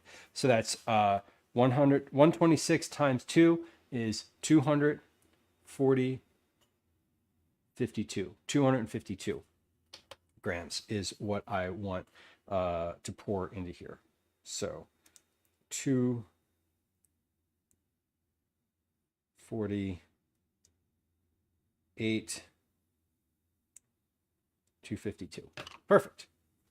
Let me also take a look here. So I noted something when I went in the store today, that per pound, this jar was more expensive than these individual cups. And it wasn't super close either. So a 1/2 cup of this is 126 grams. 1 4-ounce cup. Oh my fucking God. So the servings in this, the serving size in this is a 1/2 cup, 126 grams. The serving in this is 4 ounces, 113 grams. I'm going to lose my mind with this nonsense. Like, they're the same product. The same product. With a different serving size. I'm so annoyed. What I was hoping for, and I didn't notice this in the store, otherwise I would still be bitching about it, but less so. What I was hoping for was that the serving size on here, that like, I saw this and this was a 1/2 cup and I was like, oh, cool. So 3 servings of this goes in. And I was hoping that I could just do like 3 cups of this, right? So basically make this be a cake that you could make out of these things. Not only because parents probably have these on hand more than this, maybe.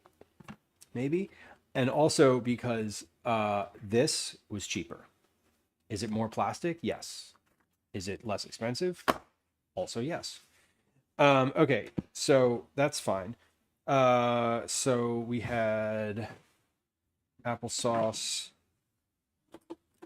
times 3, 126 times 3, 378. That's 378 grams of applesauce. Perfect. Okay, let's get yes. Let's get this mixed in. I heard it in my head. Gwen just asked me a question. Anyway, so next step. With the mixer on low speed, add the applesauce and mix until blank. So on low, mixing in all the applesauce.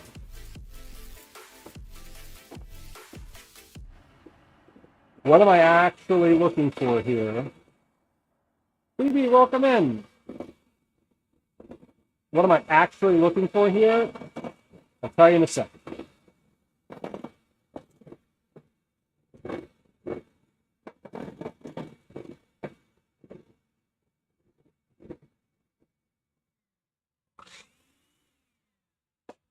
Okay. Great. That's the animal stuff. Yeah. Phoebe, welcome in. Nice to have you. We're working on a recipe today. We're working on an apple cake. Friends who are hanging out here, Baking with BB is a friend of the stream, fellow food and drink streamer. Worth a follow. Did we get a shout out in chat? I don't think so. Not yet. Okay, let's do that. Hold on. We are going to command SO space at BAK, fill in the blank. There it is. And enter. Perfect. Okay. There's a link to go follow Baking with BB. There's also a formal shout out on Twitch. But welcome in. This Critter Bakes. Hey, Critter, we're baking today. I hope you enjoy. We are, yes, we're baking. We're working on a recipe for, the title of the recipe is, excuse me, not me belching. The title of the recipe is Retro Apple Cake. This is an adapted recipe from an old cookbook that I have. This is the cookbook. It is being updated with some modernized directions and ingredient equivalencies. But we are sort of in the combining things step at the moment. Mix cubing the cake and letting it get stale would be a really good bread pudding base. I love bread pudding. I would love to have more bread pudding in my life, and that sounds like a great idea. I do kind of love that. Caretaker says, I recently made sugar-free gingerbread cookies. Ooh, sugar-free applesauce, the definition of no taste. Right, that's when you get sugar-free applesauce, that's when you add extra salt to it. BB says, I tried out a new frosting recipe. What changes did you make? Or what was new about it to you compared to other frosting recipes that you've made before? Mick says it's actually Peter. It's actually two pigs now trying to break down the door. Friend who joined us from BB Stream. My name's Lou. It's nice to have you. I'm a recipe developer. I'm a home cook. I'm a parent. I live in Philadelphia. My pronouns are he, they. Our stream is generally about cooking. We do recipe development. We do vegetable forward family meals, which we're going to be doing after our baking today. We also do snacks and meal prep quite frequently here. I also do out in the world stuff for IRL streams.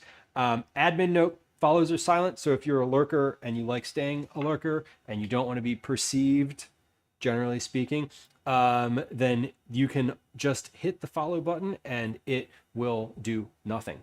It will follow, but there's no alerts or sounds. Anyway, the vibe here is just like a conversation at your friend's kitchen counter while they're making dinner. Topics are varied as there are people. So feel free to hang out and listen, hang out and chat, whatever your energy is today. And I appreciate you being here. BB says, for the icing and mix together cornstarch and water and let it gel. Added that to sugar, butter, and almond extract. Interesting. Cornstarch. Did you notice a difference in the flavor? So we have this bowl. This has dries in it. This has flour, baking soda, salt, nutmeg, cinnamon, and cloves, as well as raisins. Add the dry ingredients to the butter and sugar, then with the mixer on low, mix together until well combined and no dry spots remain. So, okay, I think we're going to try this with the mixer. I don't know if this is typically something I would do necessarily with the mixer. This feels like a thing that I may opt to use a spatula for, but let's do this. We'll see what happens.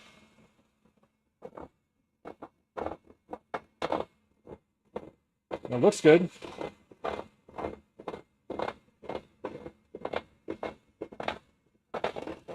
Okay, smells good.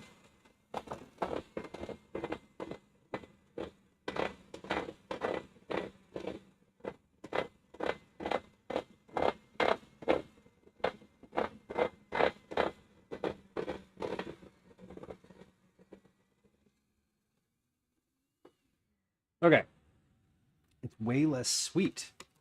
Kind of love that. I'm gonna have flour on my nose later. You probably flour on the camera. So there's some dries around the edge here. So I'm gonna scrape those off. That's another one of those things that I should note that I'm doing right now that someone else may not have the and they just like pour it out of this pan and directly into the cake pan. So scraping bowl through.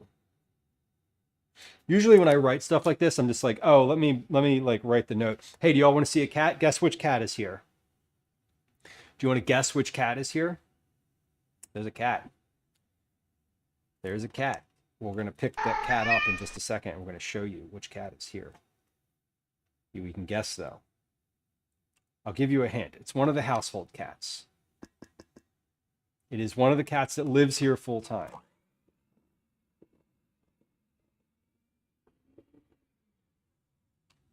It is, Lauren, on YouTube, it is indeed Ash. Oh! I went to grab him and Gwen made a noise upstairs and he bolted. Hold on, I'm gonna get him. He was lying at my feet and rolling around, and then easy with his stomach. He was eating. It was someone delivering something to the door. We have an Ash here. This is Ash. We're gonna sprinkle a little bit of Ash fur into our cake. But here he is.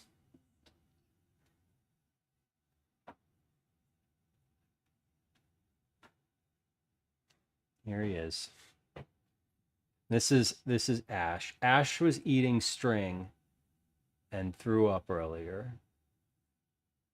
Now he wants paw kisses. Sidebar. That's really funny. Okay, we do have cats that don't live here. When I say live here, what I mean is like our full-time cats. We have cats that are full-time. So Ash is a full-time cat.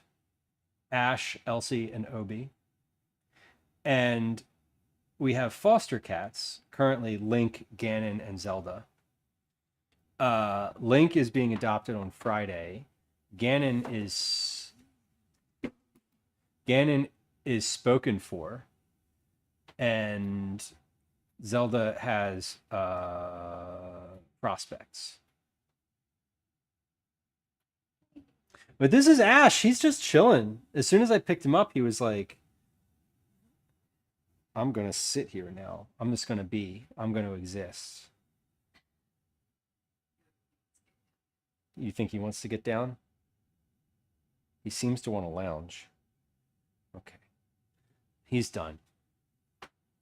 And now we're going to watch him. He is the star of the show. You're not wrong. A baby vest would be great, Avo. I've thought about it. Like a sling, right? Yeah, Avo, the foster cat thing is for real. Because every time there's like a real good one, there's like a cute, I mean, they're all real good. You know, they're kittens, so they're fine. At that age, they're fine. Every time there's like a really like awesome one, I'm like, oh, can we keep that one too? And then I'm like, no, we should not. We cannot. We mustn't. We mustn't. Okay. It's too warm in here. I need to take this this shirt off.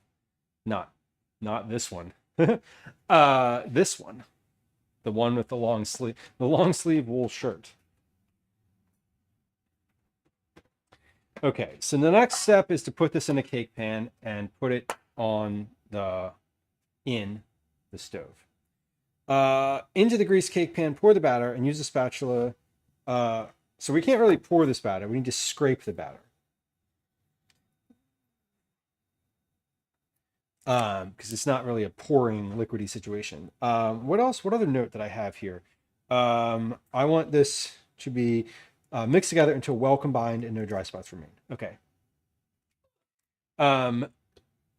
Let's get just a little teeny taste of this.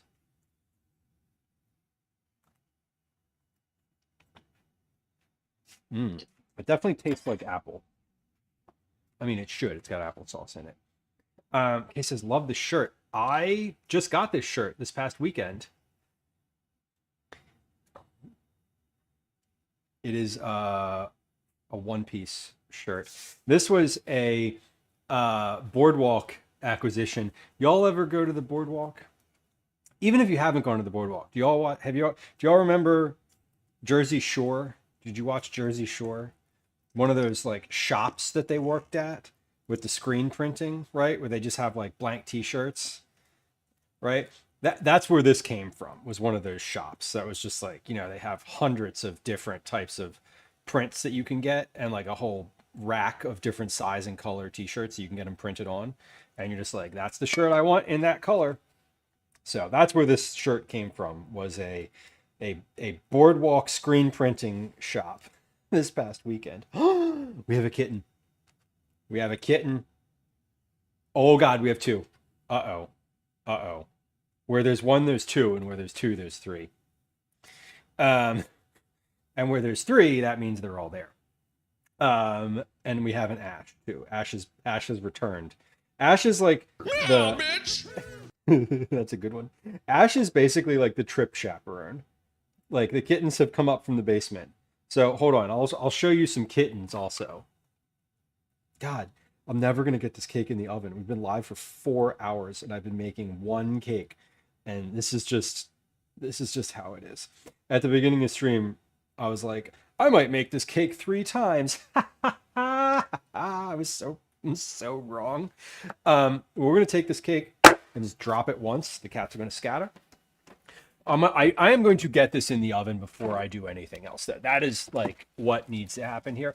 I'm going to take a bit of this Demerara sugar.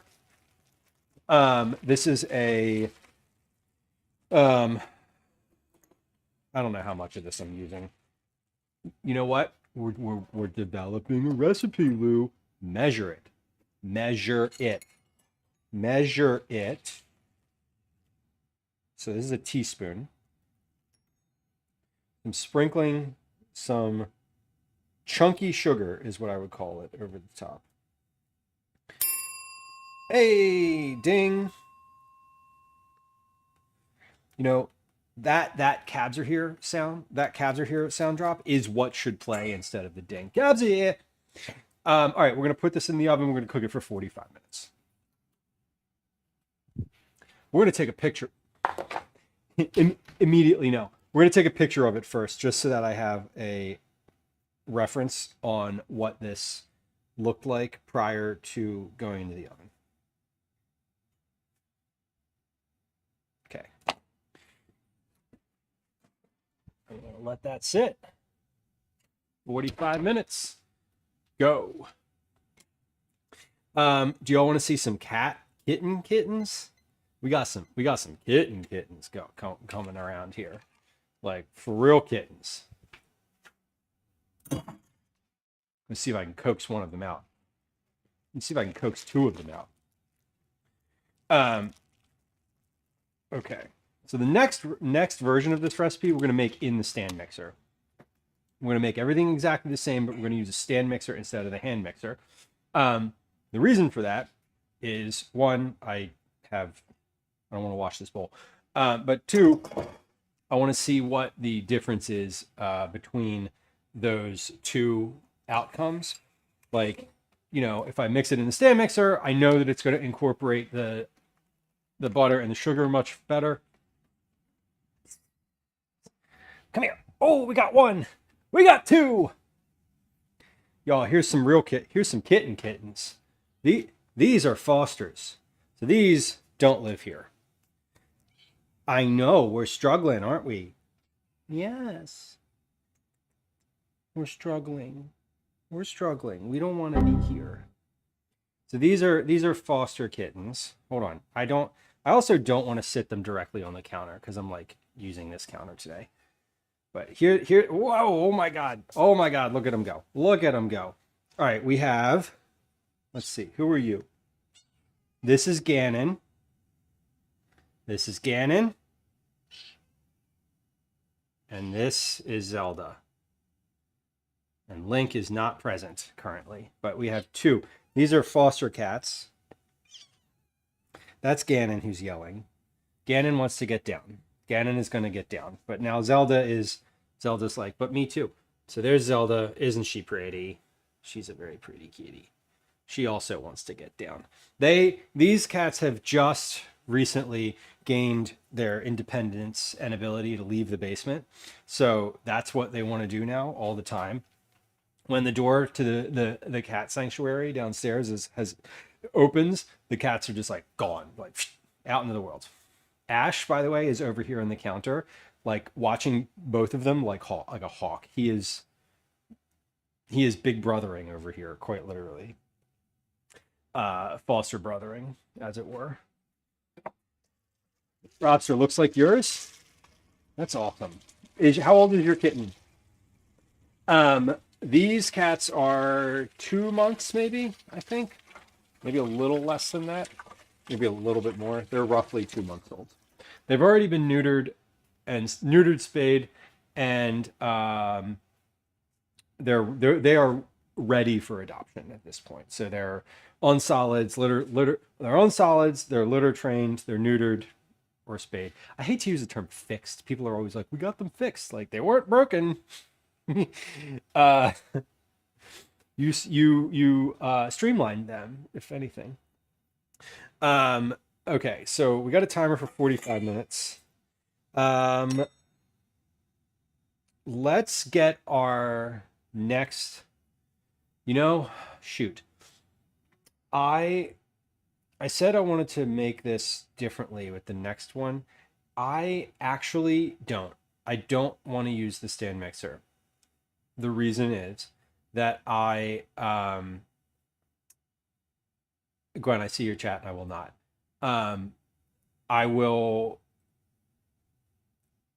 I think I just want to wash the bowl and do the same thing that I just did, because I'm making them in a different format.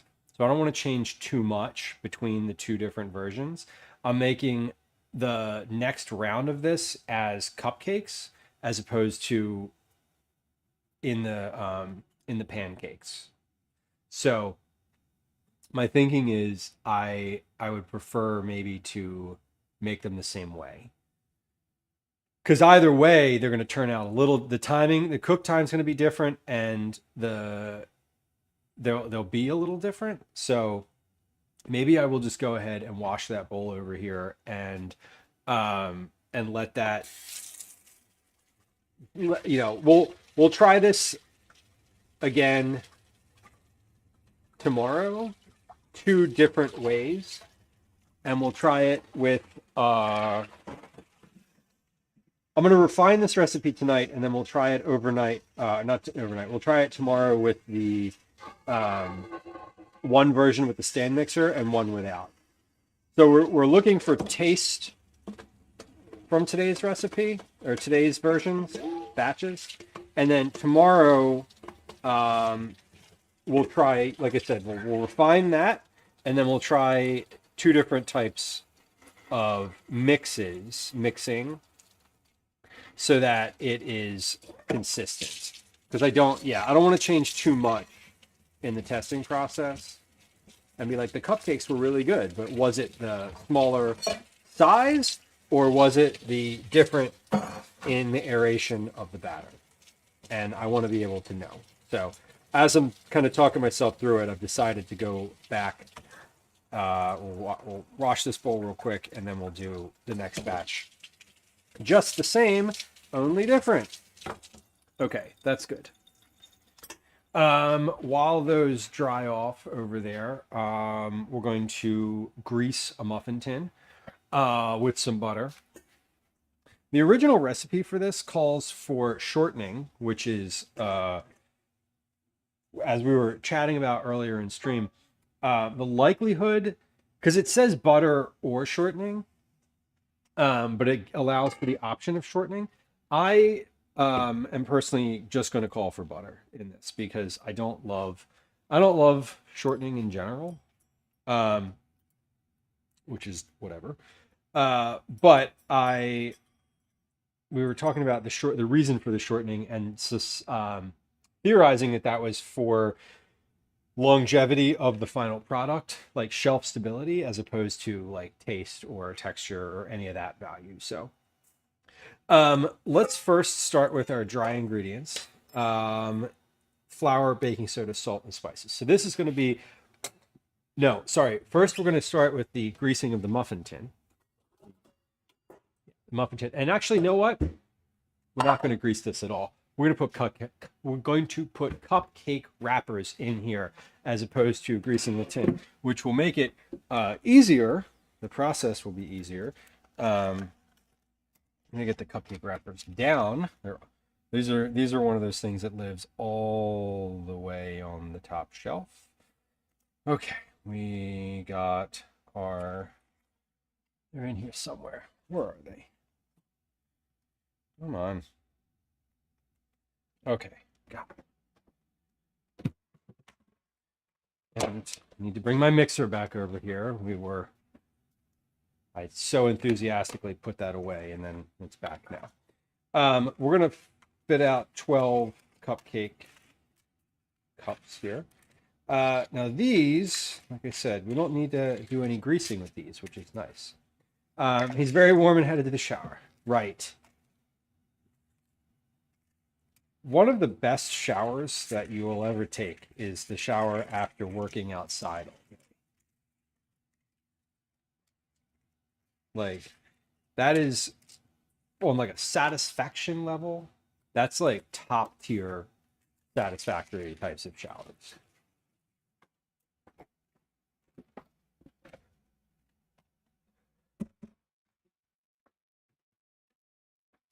We have another cat. It's an Obi. This one does not like being caught. This one is rare. This is like catching a rare Pokemon. This cat is not as frequently seen on stream. This cat is a big orange boy, and he lives here full time. Did we get a command for Command Ash earlier? I don't recall. Whoa, I don't recall. Chris, welcome in. Did we get a Command Ash? I don't think we did. I don't remember. No, we didn't earlier. Excellent.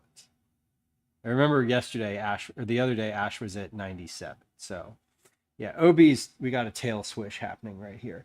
All of the cats are named for their colors. Obi is named OB for the letters O-B, meaning orange boy. Ash is named Ash because he's gray, like Ash. And LC is named LC for the letters LC, like little calico, because that's what she is. Now, Obi, we haven't seen in a long time, but we always make, look at him, he's starting to sleep. We always make Obi do his trick before he gets down. Do you want to see his little trick? Obi, his eyes are closed. What is he doing? Are you snoozing? No, he said, I'm just waiting until you put me down. I don't like this. I don't want this. Watch this. This is an Obi trick. He's a very Gumby cat. This Obi will just let you do this. Look at this cat.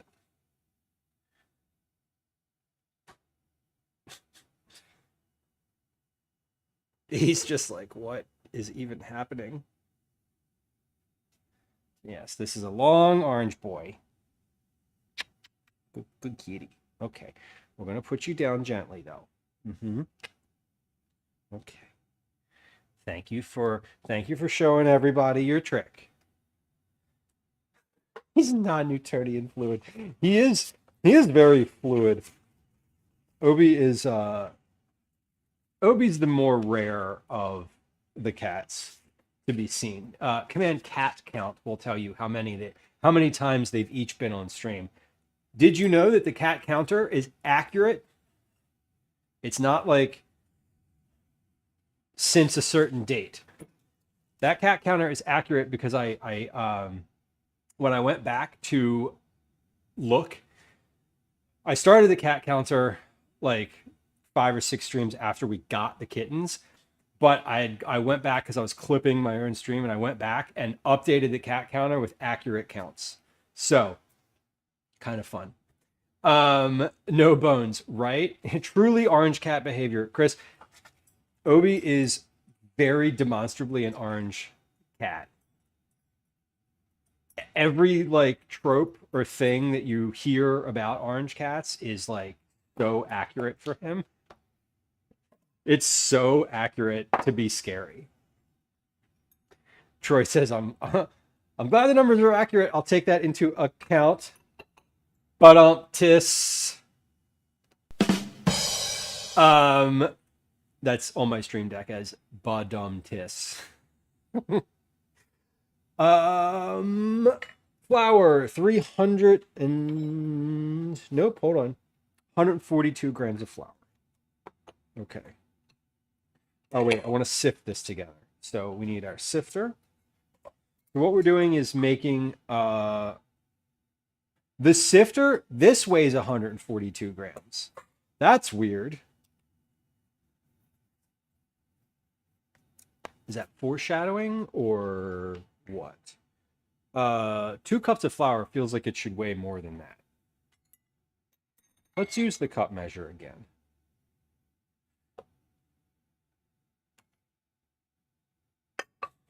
I feel like what I did here was not right. So I feel like what I may have done with this was taken the measure of the sifter as opposed to the measure of the flour inside of it. So let's try this again. I did. I did. So that would have been a very interesting next test of this recipe. 2 cups of flour. And again, we're scooping here.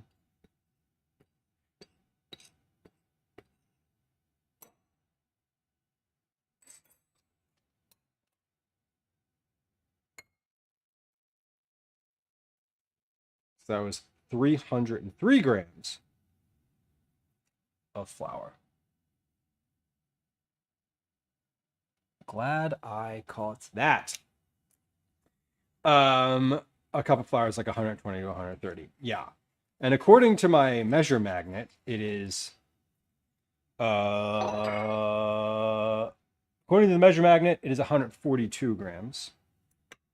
So 284 would be expectation based on that magnet. So 303 is in line with that.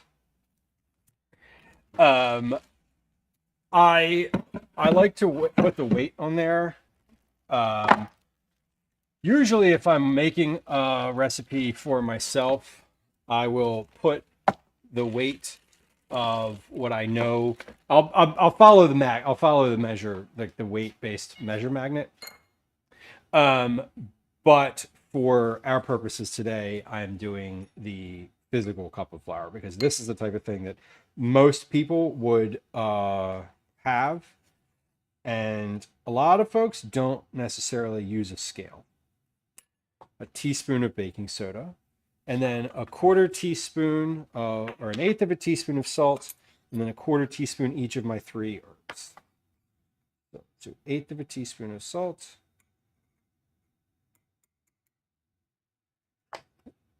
And then a 1/4 teaspoon each of cinnamon. So a little cinnamon, there's a 1/4. Nutmeg.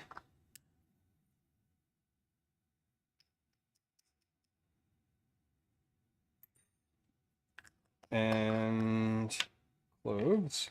So again, we're going to put the same spices in our other batch here. I'm controlling for everything to be the same except the format in this one. So what I want to see is, will this work as a cupcake if I leave everything else the same? And again, that's why I don't want to adjust anything else other than that. Why I'm not going to use the stand mixer today, as much as I would like to, and generally do that in my own baking practice. Okay, so the other thing that we're going to add in here are raisins.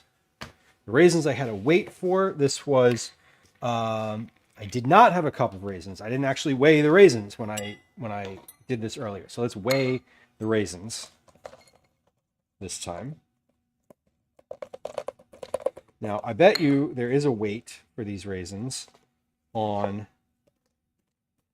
the container, or it's going to be like, it's going to be something weird and awful. I almost guarantee it, but I live in perpetual hope that the serving size and weights are normal. A quarter cup is 40 grams. Ah, amazing. The world smiles on us. So this should be 160. When I put this in, this should be 160 grams. And we were breaking apart the raisins as they go. So we added our flour, baking soda, salt, and spices. And then we add the raisins. Okay. Maybe. Yeah, mix. The consistency of the scale is the goal, honestly. Like that's more, for me, it's less about knowing the exact number and being able to replicate the thing that I just did. In this scenario, it's like, well, whether or not a cup of sugar is 230 grams, I put 230 grams in the first batch. And if I want everything to be the same, I got to put 230 grams in the second batch too. Chris says, I rarely use measuring cups anymore. Same. I don't, if I can help it. If a recipe that I'm making gives a weight measure and a cup measure or a volume measure, I'm going to go with the weight measure. Like I'm always going to use the weight measure because it's easier, if you don't have to dirty the cups and the spoons and, various things like that, it's so much easier to just put it in by weight. And this is the only scale in the house that works. I don't otherwise weigh anything else. This is the one. And I'm breaking apart these raisins because they are sticky. Once they get in here and they are covered in flour, then they stay broken apart. But, all right, so what did I say? 160 grams is what I was expecting here. So I'm at 140 and I got a little bit to go. And so yeah, we're going to be right at 160. 56 grams, 57 grams. Great. So I'll put like 4 more raisins in here. 58, 59, 60. Perfect. Okay. Got our raisins. Good to go. Let's mix these in. I'm going to wash my hands because they are now sticky. And we're going to cream together our sugar and butter. Sugar, butter, and applesauce. Yeah. Okay. So everything else here, I do not need. I can clean this bit of the counter off.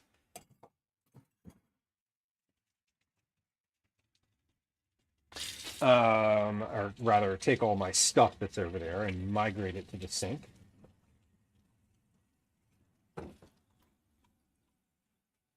Time check. 15:22. Okay, good. We're in a good space here, time-wise, for sure. Waiting. So I want to have dinner ready by maybe like 6 p.m. Texts. Nothing from Calvin. Nothing that I need to respond to.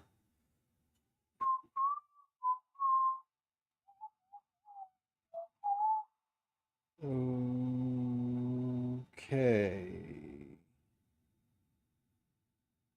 I'm waiting on an important email. That's why I keep checking my phone. I checked my phone a bit more times than usual this stream. But I'm waiting for an email reply for something I have out in the world that curious to see how it is received. And I can't really say any more than that, but it is nothing super important. Nothing super impactful. I'm just like, you know how sometimes you're just waiting for a response on something? That's me today. All right. Let's get our wet ingredients done. Bowl for that is here. Sugar, hold on, we need to weigh those out.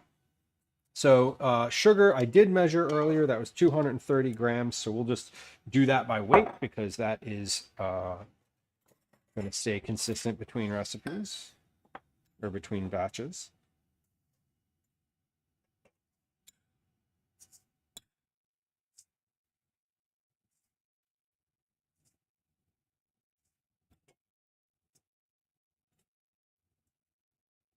Ooh, 230. Perfect. Okay. The air tastes like sugar when you do that. It's delicious. Okay. I'm also putting everything back in my cabinet as I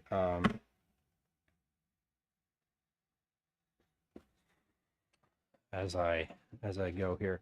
So Calvin, my son, for all of y'all who are maybe newer somehow and are not unaware, or who are unaware, my son's name is Calvin. He is about to be 11 years old, and he just texted and said, since we're making ice cream on Saturday, we're gonna stop at the corner store and get Pop Rocks for our ice cream.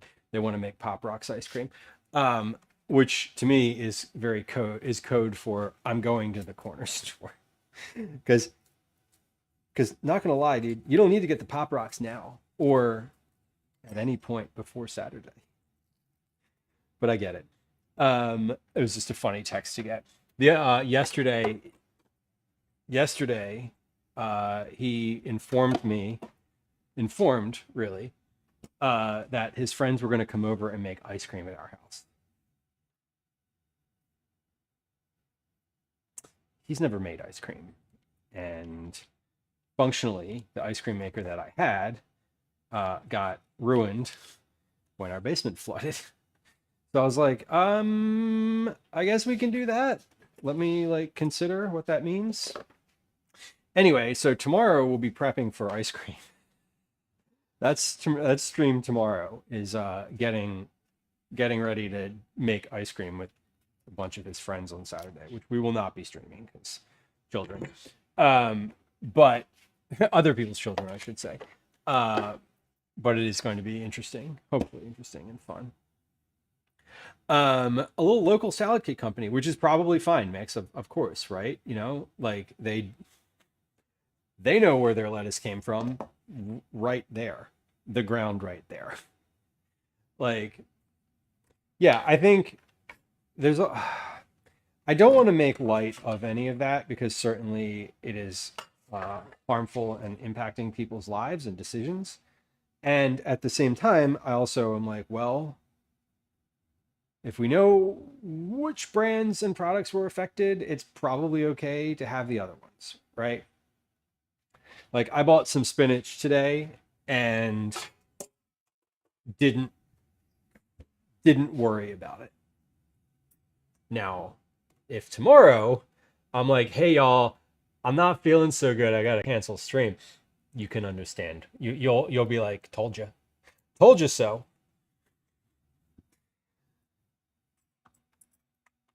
Okay, so let's get these mixer blades in here. We're gonna mix this for about 5 minutes, which is what we did the first time. I'm just gonna go ahead and start the mixer, or I'm gonna do that. And we'll kind of we'll go right through here. So 5-minute timer. Wait, no, that's counting up. We don't want that. We want 500, and it looks like we have about 18 minutes left on the cake in the oven. Before I start mixing, let me just put an eye on this. Oh yeah, that looks fucking good. The cake in the oven looks real good. So we're gonna mix this, and then we'll be back in just a moment. You know what? Let me try. I want to try something today. Can we try something instead? I have a where is it? I have a scene that I made with clips on it for when there are loud noises on the stream for a long time. I'm going to put that up. It's going to play some clips while I'm doing this, and you can still see the camera and I'll still see chat, but it's going to play, if this works. I smell weed. Someone's smoking weed. Okay. So while I'm mixing, we'll do, hold on. Now let's try this. Can I do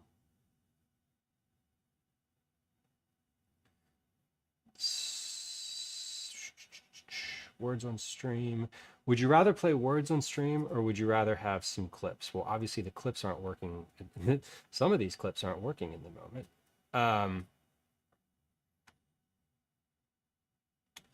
Where am I looking for? I thought I had a thing with timers on it. Maybe I don't. Yeah, the clips don't appear to be working. Let's just do some words on stream. If these aren't going to work.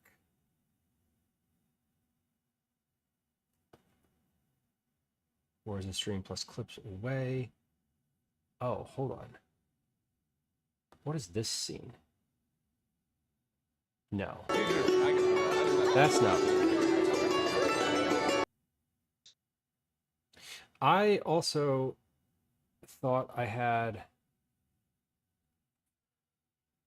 Oh, weird. Hold on. Is this not even on?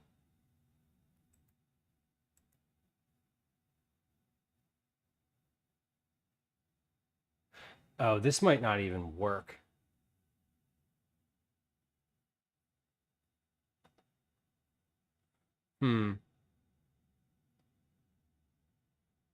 Okay. Well, that's annoying. Let me try something real quick here because I feel like I know exactly why that's not working. This should be any scene, BRB, loud noise. Okay, so the loud noise scene is there. The stop needs to have that clip player. Command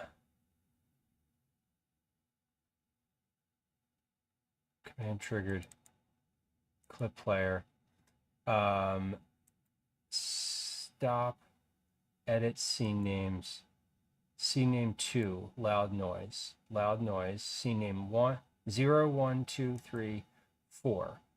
Scene, is this still named loud noise?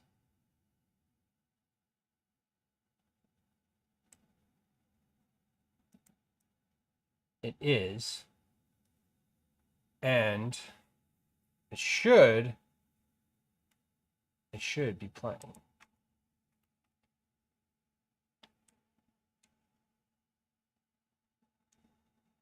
And it's not. That's annoying. Okay. Well, that is quite literally annoying because that should be working in scene name 2, and it is the right one, and it is the right one.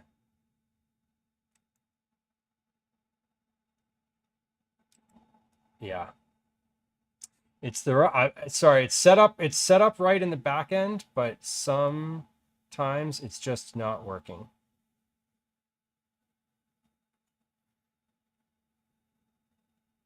That'd be really boring if I did a hot tub stream. It would just be me in the let's water. Do that. I'm here and I'm mixing. Like with my face like this. And I'll be right back. And just be like, hello. Hello. And I can still hear. You never know. You know, it's all, there's tables all out here.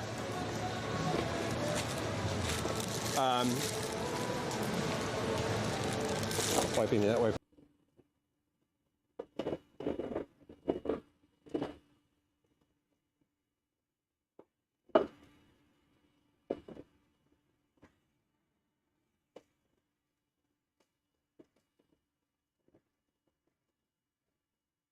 Oh, what's up with this player, though?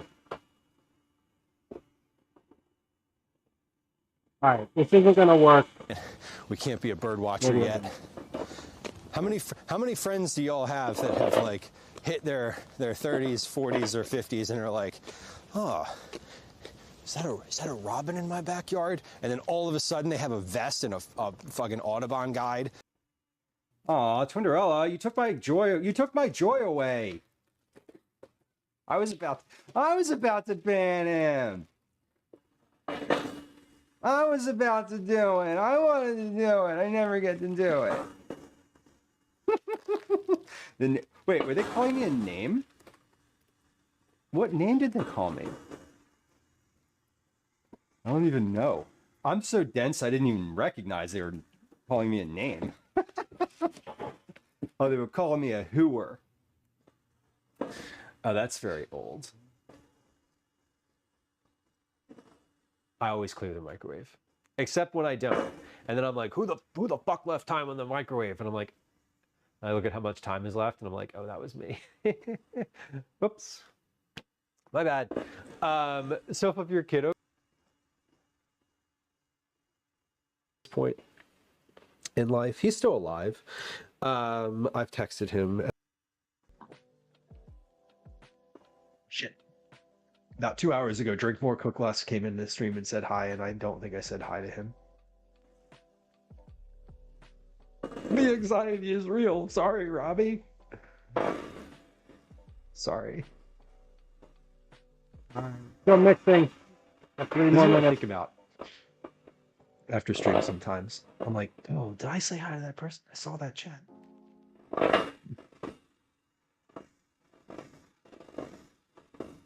All right, let's keep rolling, as the great lyricist Fred Durst once said.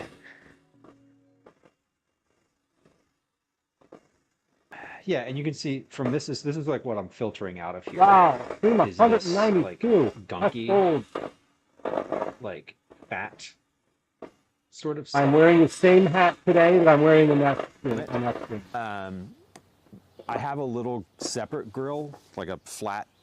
I have two. One has legs on it that I can put over the fire. The other one is just flat, and it goes over top of the campfire or the campsite grill. The campsite grills are not great. They are actually great, but they are. I detest when my view gets changed. OBS, like, every once in a while will make the thing wacky, and it like drives me.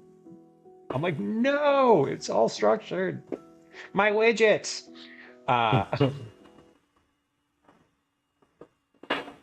It's the noise gate.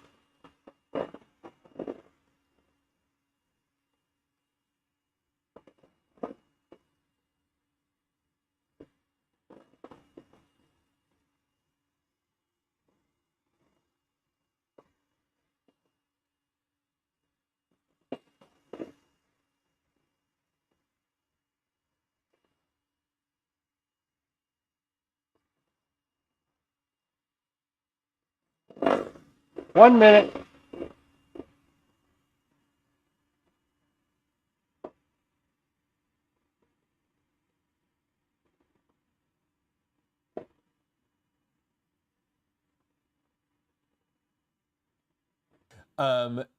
Happy welcome, happy welcome, whatever that means. You're welcome to be happy if you so choose.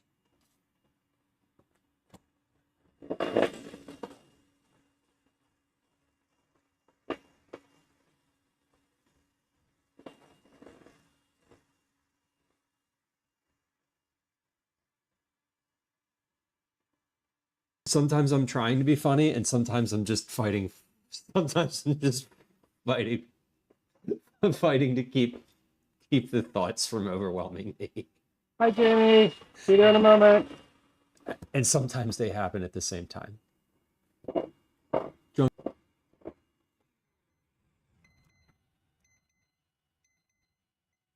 Okay, we're back.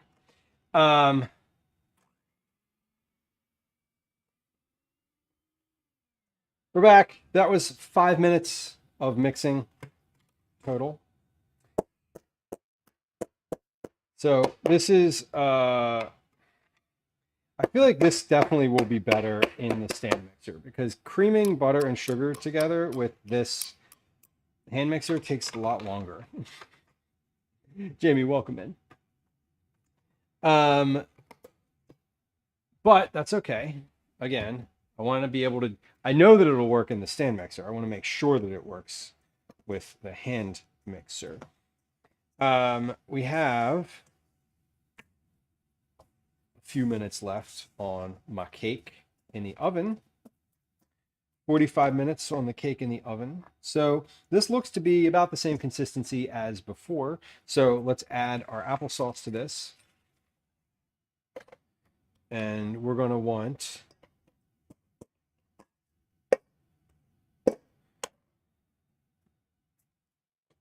a 378 grams of applesauce. So certainly most of the rest of this container, if not the rest of it. Yeah, definitely the rest of it, plus the next container. This is where I'm going to open up one of those little cups of applesauce and see. Not see. I know these will work, but this is like the little in between sort of triage. I don't want to open up another big jar of the applesauce, but I also need more in here. My widgets. I know, right? 50, 60, 378. 378 grams of applesauce. Perfect. Okay, this can go in the cabinet. So then we mix this in. With the mixture on low, add the applesauce and mix until completely combined and uniform in color.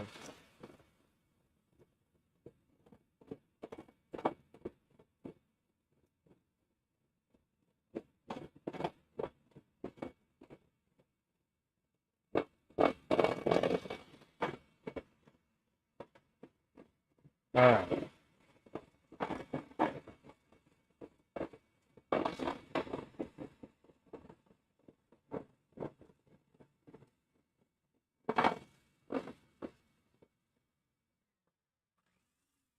Okay, so that's good. Let me make my note here about what I actually want out of that step, or not what I want. What I want is already here. What I want is my pen. Where is my pen? This could be a disaster. It's not, it's the only pen in the world. It literally is the only pen. Did I put it back in the container? No. Let's get another one. Okay, so mix for 30 seconds until fully combined and streak free. All right. Oh, look at that. Found it. Then we're going to mix. So we did the dry ingredients. Add the dry ingredients to the butter and sugar. Then with the mixer on low, mix together until well combined and no dry spots remain.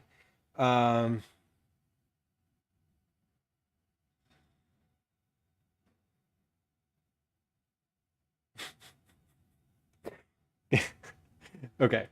So we're going to add our pre-sifted and mixed dry ingredients. I'm going to dump all of those in at once. Do I have my weight? Do I have a weight on this bowl? I don't. It's fine. I thought I did. I do. Somewhere around I have how much that bowl weighs, but I was just thinking ahead to portioning this out into the cups. Okay, I need this to be on low.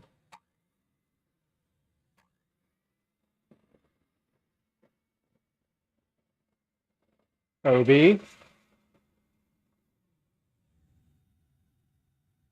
OB. Are we going to have trouble? OB. Get down. Hold on.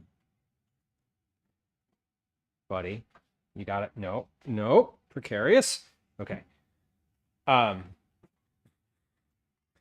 is climbing on the counter. trying to knock over the light over here.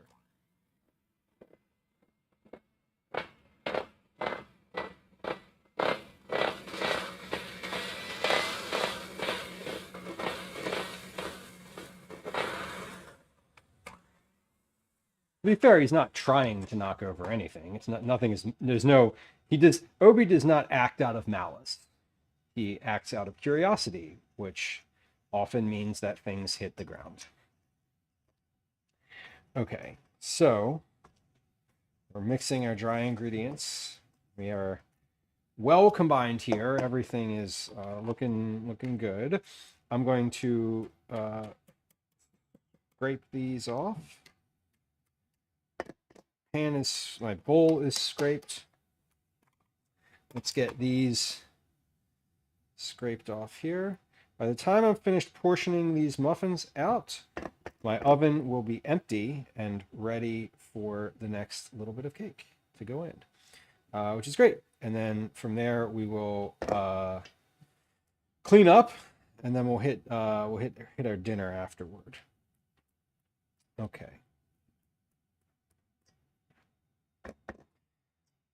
So that one is good.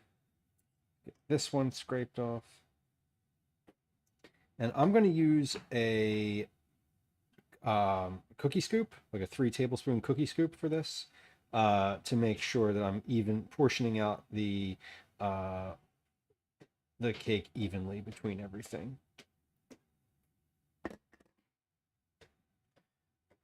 All right, there we go. My son is problematic. Gwen says, "What is my son being problematic about?" He's not here. Well, I know he's not here, but it's, yeah. CVS now. What is he? What? Okay. Why is he at CVS? Because the corner store didn't have Pop Rocks? He doesn't. Okay. I just said this a few minutes ago, but there is zero. Those are swim gloves. He doesn't need those. There's zero necessity for him to buy Pop Rocks today. We're not doing this until Saturday. It's Wednesday.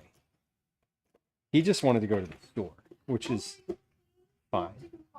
He just wanted his independence, which is fine. Okay, got it.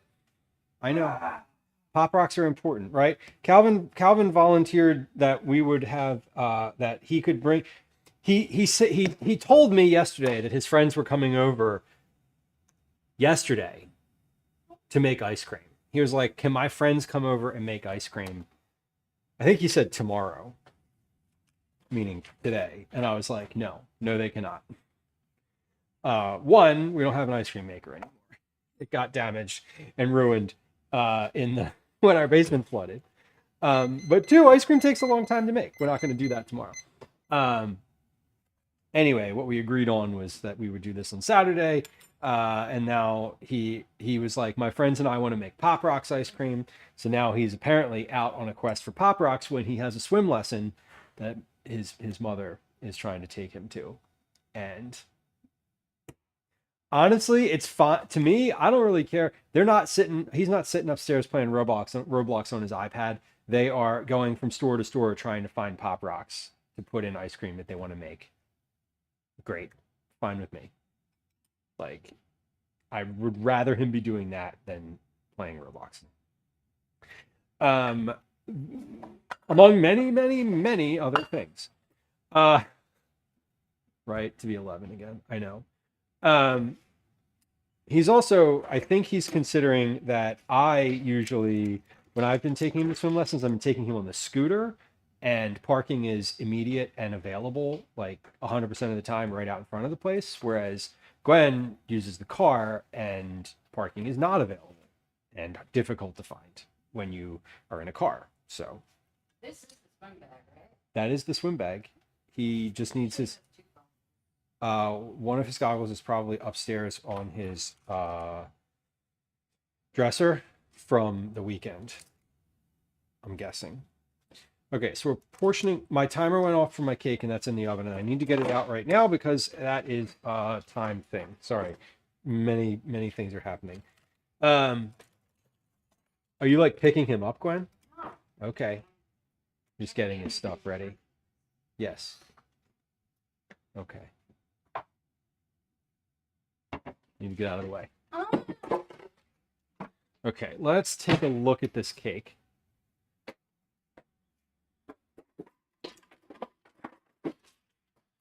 This is looking good and finished, I believe. Yes, that was exactly 45 minutes. This is pulled away from the edge. When I put this in, it comes out relatively clean. That could probably use 5 more minutes, actually. What, you think he's gonna hop in the oven? Yes, I do. I don't. He is stupid. Ash is down here. Gwen's very concerned about his presence near the oven. Jamie, I did. Sorry, yes, I hadn't. I've been sort of spinning like the Tasmanian devil for the past like couple minutes, and I wanted to give your question the actual answer that it deserves. And if Zach wants to, if Zach is looking for captions and that kind of thing, I'm happy to talk to them about that. Like, I mean, I'm happy to like spend some time in a DM, like walking through the specifics. The captions, captions, when you say captions, sorry, in my head, I'm hearing the chat messages, like not hearing, but I'm thinking the chat messages on the screen. Are you referring to closed captions, though? I want to make sure I'm answering the right question. Closed captions, I haven't changed anything in a while. I am using... that might have been something that Twitch changed. I am using the closed captioning plugin for OBS that uses Google speech to text. I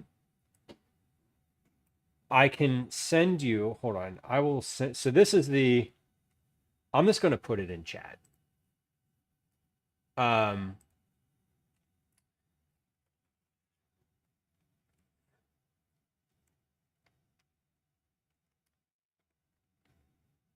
So in chat is what, if I was going to look for the plugin that I use, like if I was going to Google something, that's what I would Google. That exact thing. But I believe, so I personally haven't changed anything about my closed captions in months. I'm only using that closed caption plugin.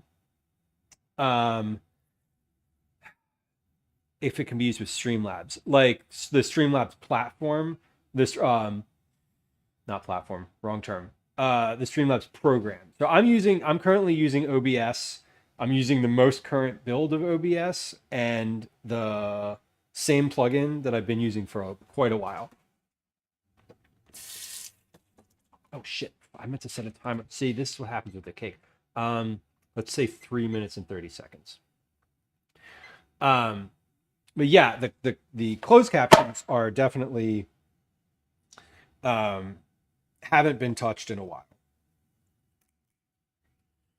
So I'm going to add a little bit more cake batter to each of these scoops. I put a 3 tablespoon scoop in, but I think this could take about 4 tablespoons. Now what's going to happen is these are going to end up being like way over the top here. And that'll be fine if they like spill over a little bit, because whenever you make cupcakes and the top gets a little like edge spill over and they're brown and crispy, that's always kind of delicious, actually. Kathy, welcome in.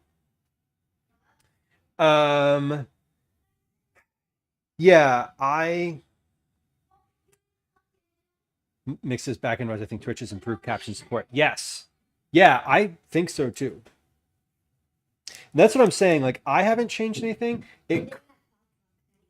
No Prop Rocks anywhere. Well, I have to go to the store like again tomorrow. Yeah. So I will take a look. I don't know.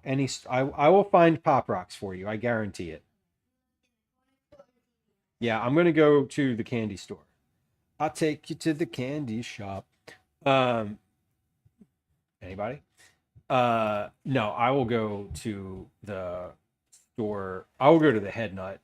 There's several candy stores in Reading Terminal Market. I love our tech support diva. Yeah, I'm pretty sure, Jamie. The thing that might have changed is might be something with OBS. Like OBS might be supporting the captions differently because I just today updated my version of OBS. So it might be that also.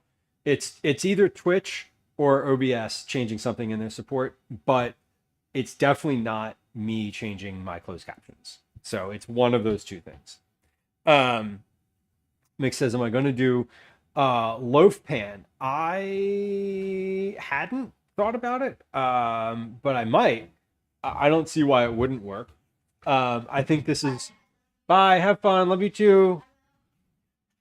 They look a bit different. Okay. Yeah, I'm curious. Now, when I watch my own streams back, I don't watch them with closed captioning. So I am almost completely reliant on the feedback of folks in stream as to whether my closed captions work. Hold on. I was the last one to use the car. Gwen's getting in the car. It's going to connect to the Bluetooth, and we got to put the duck song on. Hold on. Duck song. And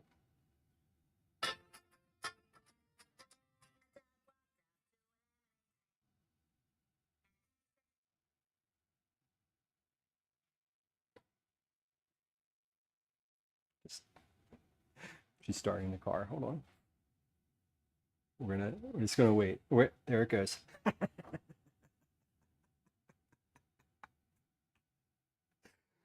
Oh my god, it's my... She's honking.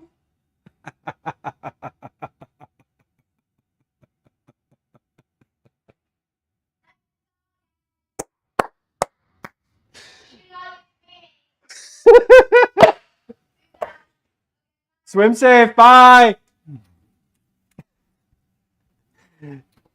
Calvin just came in and said, nice job. Oh my god, the duck song is the worst. Okay, so I hadn't considered a loaf pan yet. That might be a thing I could try tomorrow. But I'm not... did I put my cupcake wrappers away? I did. I put them all the way back up here. Why did I do that? I certainly think it would work. Right? A harmless nuisance. Exactly. That's my energy. Harmless nuisance. Jamie, what? Sorry, I'm like with the closed captions. They look so visually. If they look different, that's probably a Twitch thing. Because from the platform end, so I'm using OBS. From that end, I'm just sending data to Twitch, and Twitch is using that information and displaying it in some specific way. So I'm assuming that if Zach has closed captions that aren't working anymore, that my first instinct for fixing that would be to reinstall the plugin that they're currently using. Just that's it. Like just reinstall the existing thing.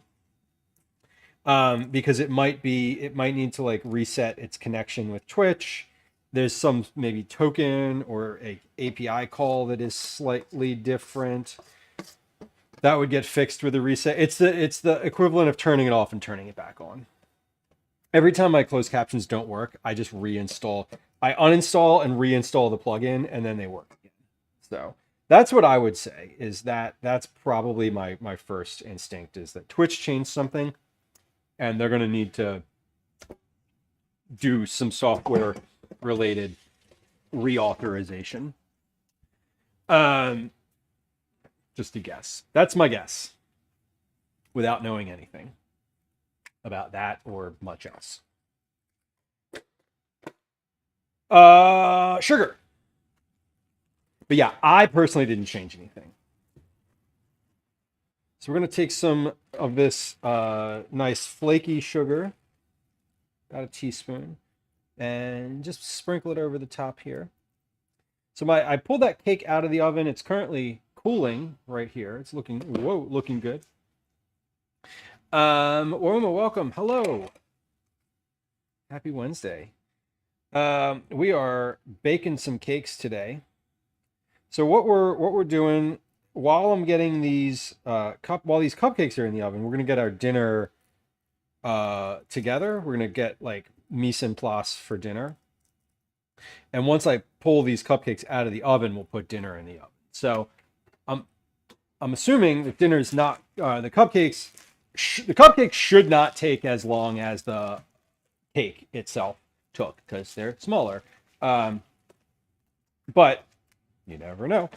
But we're going to pop those in the oven now, and pop those in the oven, and then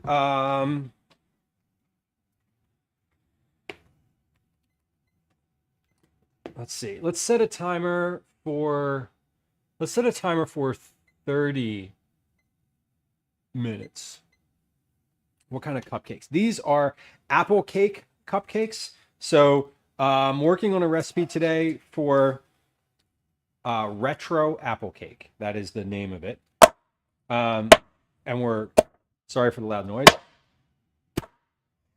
I don't know if that came through on stream, but if it did, apologies. It did.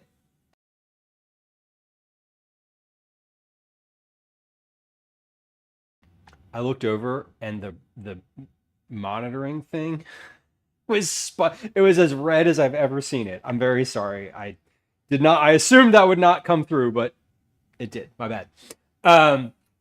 Let's pop these in the oven.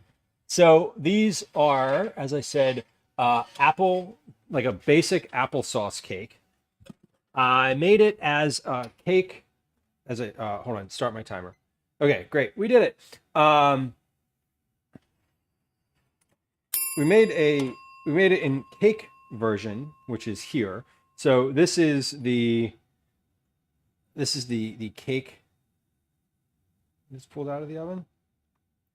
We're gonna let this rest for another couple minutes before cutting into it and seeing how this came out. But this looks pretty good. We have our Click Me reward is active right now. Ding ding. If you are looking to grab some extra Cookie Club entries or points towards an entry, there's a channel point reward for about the next minute that you can redeem that has it accumulates just like check-ins, and when you click it enough times, you will get a Cookie Club entry. This recipe is for apple sauce cake. It is mixed well. Bake in a well-greased loaf pan at 380 for about 45 minutes. This actually says to bake this. The original says to bake this in a loaf pan. The folks that I'm working on this recipe for asked that it be done in a square pan, like 8x8, 8x8, 9x9, or 9x13. So this is originally in a loaf pan, but we're gonna let that. We're gonna keep this in the square pan for now. It does seem very loaf-esque. There's also no eggs in here, which is kind of great. Yeah, no eggs, no oil. There's butter for a grease component, but no eggs, no oil. Very simple. Bake for 45 minutes until slightly pulled away from pan edge, browned, deep brown on outside. I should also note here that I added parchment to the bottom.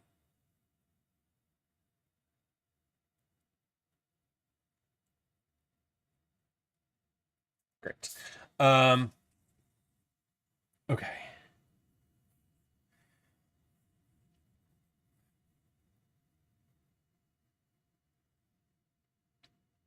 Now, obviously, you could also. I'm at the point where everything's in the oven. I have no more control of. I mean, the control I have now is, do I get it out at the? When do I get it out of the oven? Some other thoughts around this particular cake. What I want to try tomorrow is adding some apples, like fine diced apples tossed with cinnamon and sugar. So we want to try the stand mixer and fine diced apples. I know that from an adjustment perspective here, I added raisins to this, but you could also add basically any dried fruit. Like raisins are always sort of the go-to, but any dried fruit would be fine. Dates, dried figs, blueberries, cranberries if you're feeling festive. Any of that would also work really well. They're basically the same as raisins, just add the same volume of any other chopped dried fruit. If you were adding dates, obviously you would need to chop them up first, unless you wanted like one date. You could put like one date in each cupcake, which could be fun. But other dried fruit would also be an option. Mix as I go cautiously with using apples. My thought with the apples was they're going to give up a lot of liquid. So two things: dice them, fine dice them, coat them with sugar and cinnamon, and let them sit for like 15 minutes, and then drain off the liquid. That's my like calculation with that. That adds an extra layer of complication, but you would not want to just put the apples directly into the batter, because they will give off because they'll give off a ton of liquid. So for sure. Sweet sandwiches for an afternoon snack and tea cake. Yes. I mean, who doesn't love a sweet sandwich? Who doesn't love a sweet lard sandwich made out of cake? Good old 1929. Okay, so I think that's good for the recipe notes here. We started off with a clean sheet of paper. We have finished up with a paper that has lots of notes on it, as is usually the case. So I'm not going to call this version 1. We're going to call this version 2, because version 1 is the original. So this can't be version 1. Version 1 existed already. Bring in an egg, that way there's a little protein support to hold the apple pieces. Oh yeah, so they don't like fall out of the thing. That makes sense too. This is a really thick cake. It said pour into the pan, but I went to pour it initially and it did not really slide out of the bowl. It was like, nah, we're good. Let's put some things away here, and I'm gonna get set up with my dinner. Because once those cupcakes come out of the oven, I want to toss a tray of dinner in. Now, this is the part where I'm like, I don't really know what dinner is. I do know what dinner is, like, to a point. I don't know specifically what we're going to do in the exact order of everything. So we're going to work through that. I think that this cake is, this cake has been in here for 10 minutes now. Yeah, about 10 minutes.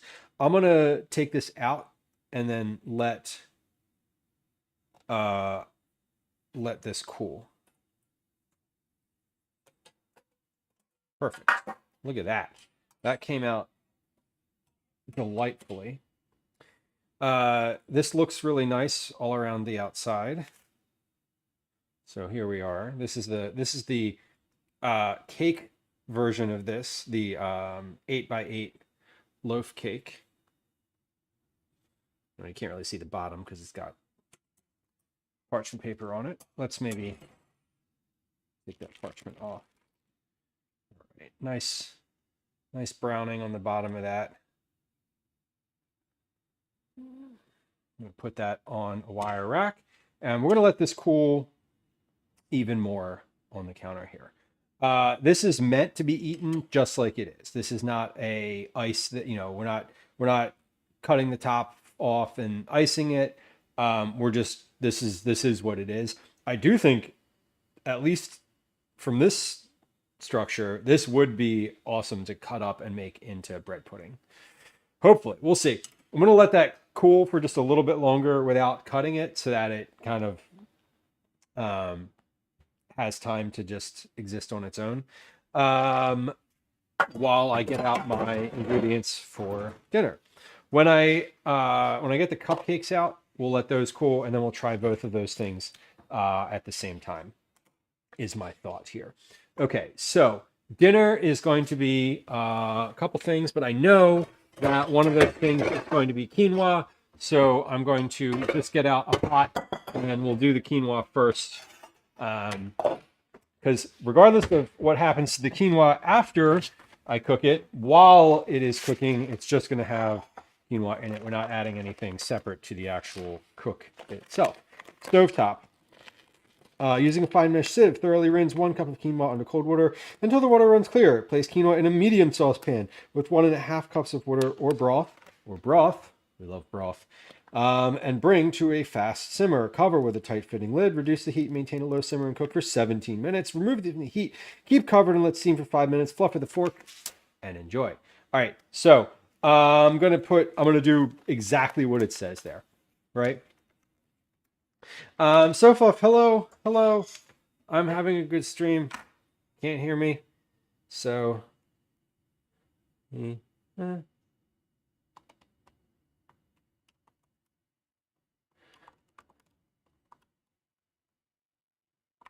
Okay.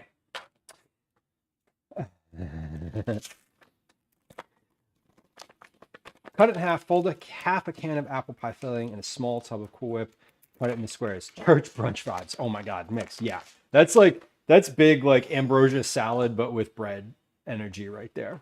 I agree with you. That's really funny. Also, that would definitely be quite good. I would absolutely eat that. So we're gonna do quinoa. It says cup. What does it say? Rinse a cup of quinoa. So we're gonna go ahead and do. This is 1/3 of a cup. So 1, 2, 3, and then I've only got 1/3 of a cup left in here, a little less than 1/3 of a cup. I've got like a 1/4 cup left in here. So we're just gonna, I was about to do that thing where I threw the bag out and then had to go open the trash can immediately to look at the directions. Rinse this thoroughly under cold water until it runs clear. Okay, let's do that. An old-timey carnival-like place. I kind of love those. I prefer an old-timey carnival-like place to a modern style arcade.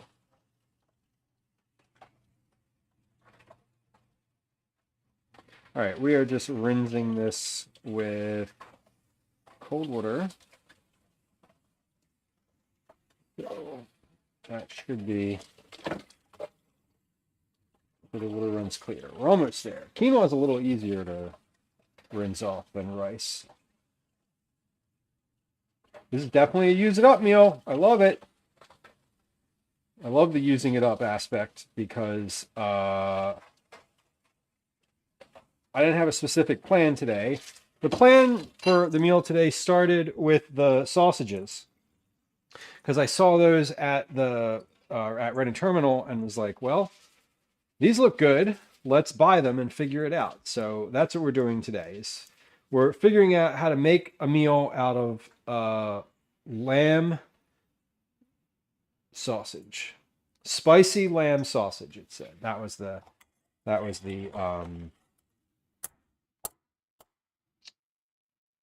product name. So we did that. 1 1/3 a cup of water. So we're going to do like 1.5 cups of water because of the difference in volume. So that's fine. We're just going to use the same measuring cup. 1/3, 2/3, 3/3, 4/3, and then a little extra for the little extra that we had. All right, I'm going to place this on the stove. It says bring it to, what does the directions say? We're working on it. Bring to a fast simmer. Oh, it did say broth. Do I have any leftover broth of any kind in here? No. Okay, it doesn't matter. It's fine. I am going to put some salt in here, though. Salt, and let's do a little bit of like just dried herbs in as this is boiling, because that way they will rehydrate a little bit and make it nicer. So we're going to do dill and basil and just a little bit of MSG in addition to our salt. So our quinoa is nicely seasoned now. Let's mix that in, or rather, just get that. There we go. All right, and we're gonna bring that to a nice simmer, bring it to a fast simmer, cover with a lid, reduce to maintain a low simmer, and cook for 17 minutes. Okay, so let's get 17 minutes on the clock as opposed to in concept. We're gonna pop the lid on here. And we're going to keep that, we're going to keep an eye on that as I'm getting the rest of my ingredients out, because certainly it's going to start boiling and then I'm going to forget. There's a reason folks keep going back to church brunch. You get to eat stuff you didn't make, and that's fun and free. Mix, you know what one of my favorite things is? Running into church cookbooks at like thrift shops. The like, you know, whatever, like, I don't know, Dolores's homemade salsa, shit like that. It's just like, it's all it's all like that kind of recipe. And I particularly enjoy when I'm in like a thrift store and I see one of those. I don't buy it, but I usually will peruse it for a few minutes, maybe take a picture of something fun if like there's something fun and unique in there. But like that's the exact type of thing that would be in a church cookbook. Like that is exactly the type of recipe where it's like, but it wouldn't be like a homemade loaf cake. It would be like, take an Entenmann's cake and cut it up, and then like mix it with maraschino cherries and a bunch of Cool Whip and like rainbow sprinkles, and it would be called something. It would be called something like, you know, Aunt Connie's picnic surprise or some ridiculous shit like that, and it would be the best thing you've ever eaten, guaranteed. Oh my god. Wow, guys, congratulations. That's amazing. Just Angela, welcome. Thank you for the raid. Thank you for bringing friends through. From hanging out and chatting earlier to streaming and then raiding. Thank you. Nice to have you. Hold on. What we got to do? Let's do like the proper thing. The thing is that it is right and proper to put a specific shout out in the chat for Just Angela, who was in fact just streaming food and drink mere moments ago. What were you making? What were you making on the stream today? How was it? Did you enjoy yourself? Did you learn something? Was it fun? Was it informative? how are you doing? And thank you for bringing friends. We appreciate it. Just Angela is a fellow food and drink streamer. Angela, are you a member of the Twitch Creator Club?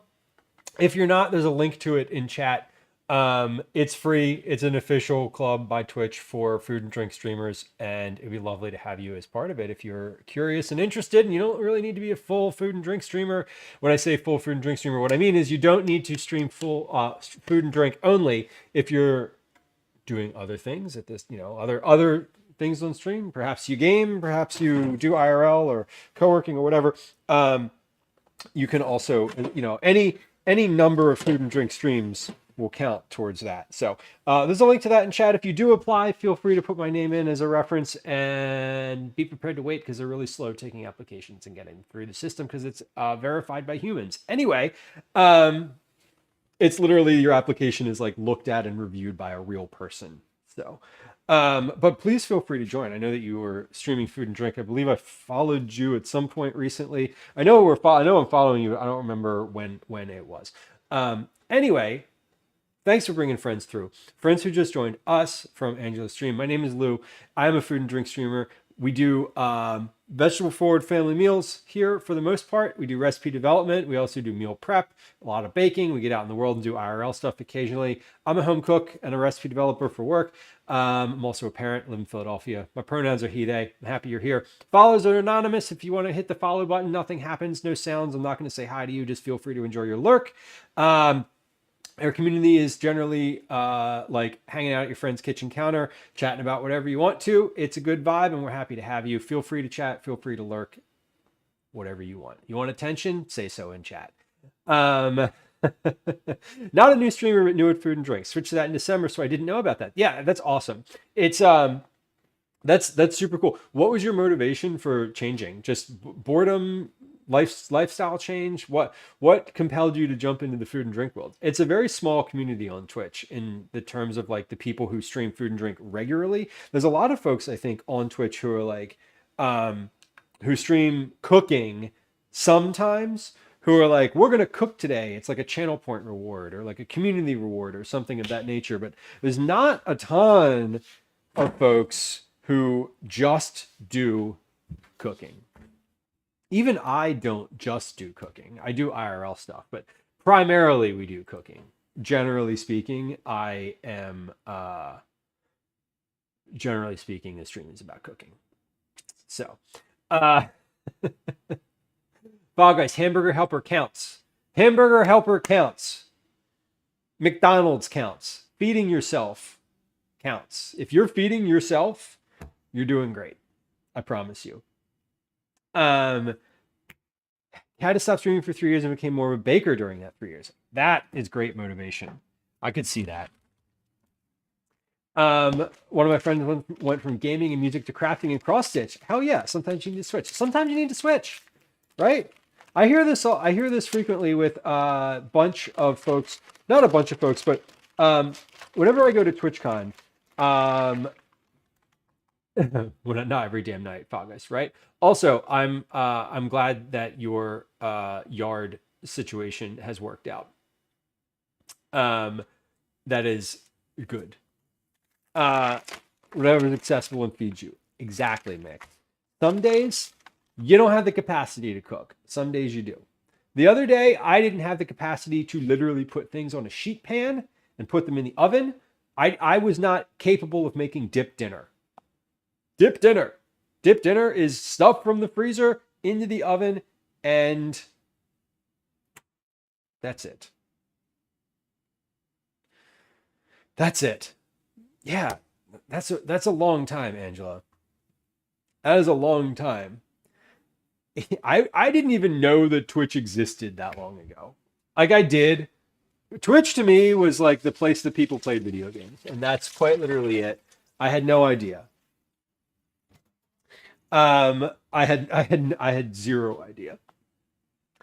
Okay, 16 years. Holy shit. Fall Guys migrated their account from Justin TV. I'm guessing. See, I know the lore.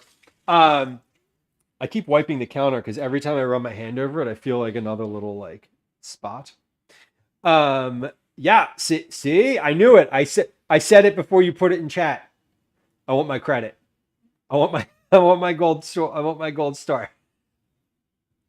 All right, so the quinoa's on the stove. That's cooking. We have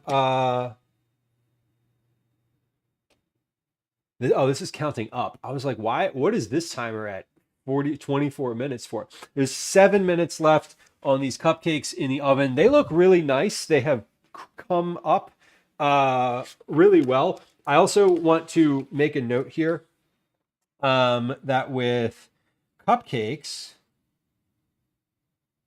we used paper liner and 4 tablespoons. I want to measure the size of this cake. This cake is roughly 2 inches high in an 8 by 8. It's 2 inches high. And then the cupcakes made 12, 13, 14, 15, 16, 17 cupcakes. Okay, sorry. A little notes that like that are like the things that later I'll be like, shit, how many did that do? Whatever. I'm gonna start being embarrassed when my account hits 20 years old. Nah, you probably get a badge. I ate half my coffee cake with stream and just went to eat the rest with a fly. Got in here and decided it's his muffin. Oh no! Not gonna lie, Angela, I would 100% just be like, shh, get off. I kind of love. I love coffee cake though. That's kind of amazing. Okay, so for this, we're going to add. Oh, what the fuck? I thought I had carrots in here. Okay, well I do, but it's these. They crawl and poop. That's true. That's true. And I'm desperate. And I do love me some. I would just be like, I'm going for it. But no, I feel you. Listen, I can be a gross person, and I'm sorry.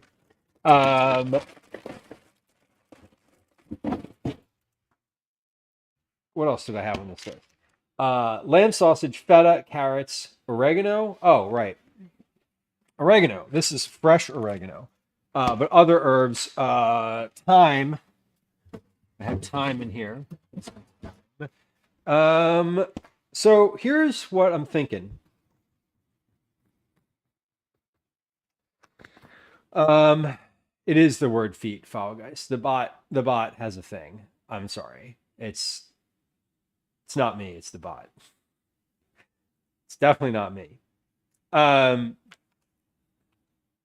Okay, so we're working through the quinoa. The quinoa has roughly 11 minutes left. I think this is going okay. I have this on very, very, very low. What we're gonna do is we're gonna put the carrots and sausage in the same pan. So I'm thinking I want to bake these. I'm gonna bake these. I'm gonna put them all in here. I think they'll all fit. Yeah, they'll all fit in here. So these sausages are like good to go as they are. I got 4 of them. I figure like 1 per person in the household, and then 1, not extra, but like additional. Like I'll probably eat a little bit more than 4. We're gonna bake these as whole sausages like this. What I'm thinking is I'm gonna cut up some carrots and put those in the tray with the sausage. They all kind of cook together. We'll season the carrots first. We'll toss those in a bowl, season them with a little salt and pepper, and then just toss them in, a little bit of oil. We'll toss those in. While all of those things cook, I'm going to cut some apples, and I don't know what shape I want to cut the apples into, but we're going to cut up some apples. And once the sausages and carrots are like mostly finished, then we'll put the apples in the pan too. So I want those to cook a little bit, but not get really soft and mushy. So I don't want to put them in right away because that would be they definitely don't take as long. They will not take as long as the sausage or the carrots to cook. And I was debating whether or not I actually I am debating whether or not I actually want the apples to be cooked at all. I was thinking it might be nice to mix like little fine diced apples in the quinoa. And so in the quinoa, I'm already going to be mixing some herbs, oregano, basil, thyme, and that's it. There's dried dill and dried basil in the quinoa itself. So that's already going. But I'm thinking no, I kind of want the apples to be cooked a little bit in with the carrots, because what I think I'm gonna end up doing is putting the carrots and the apples, like we're just gonna scoop those on the side where it's like a vegetable or like a produce medley. That's my thinking. Bella says you're braver than I am for eating the leafy green stuff. You know, this is from a different source.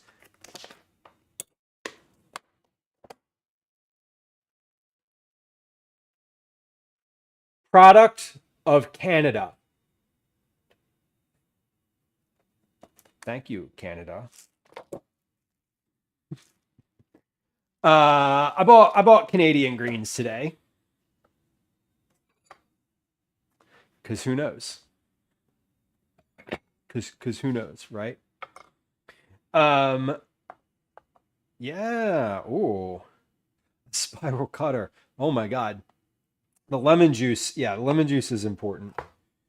I'm gonna toss the apples in something as well. Some other like stuff. I don't know what these sausages taste like. They're supposed to be pretty. From what I gather, they're spicy. They look spicy. They literally look hot. They look red and sort of angry. I don't think they're as spicy as they're not intolerably spicy, right? Tariff greens. Oh my God, I know. These probably got in ahead of the tariffs, right? They might. No, I don't know. It tells me when they were packaged, I'm sure. They're good until August 6th, it says.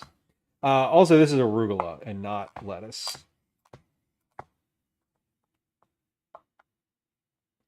Brown sugar is a good idea. A little bit of just any kind of sugar on the apples is a little bit of a good idea to draw out some more of the sweetness. Yeah,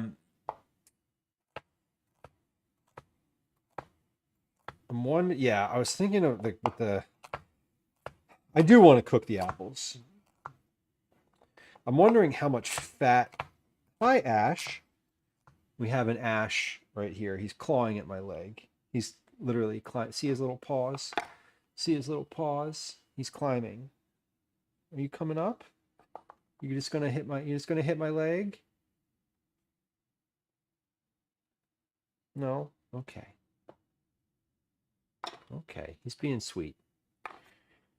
He's being sweet. I wonder what he wants.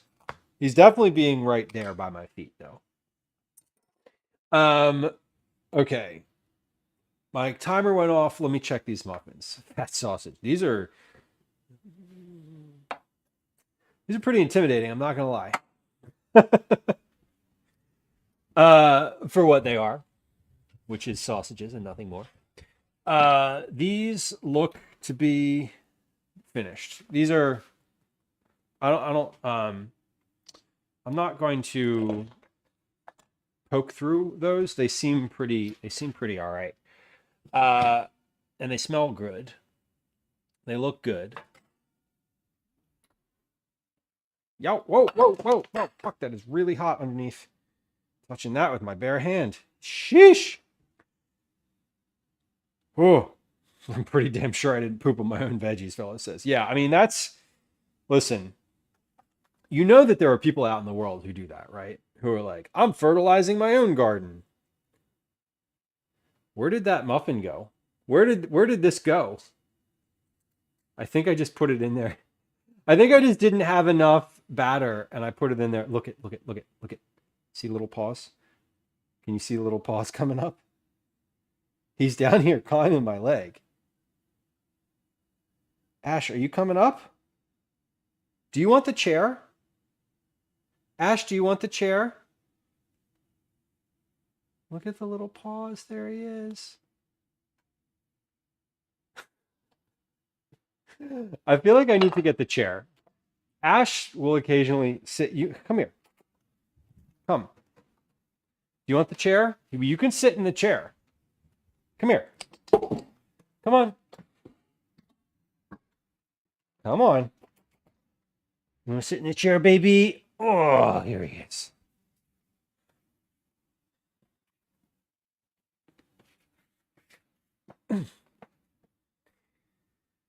Okay, just sit there and don't touch the muffins, okay? They're hot. Darlene on YouTube, welcome in.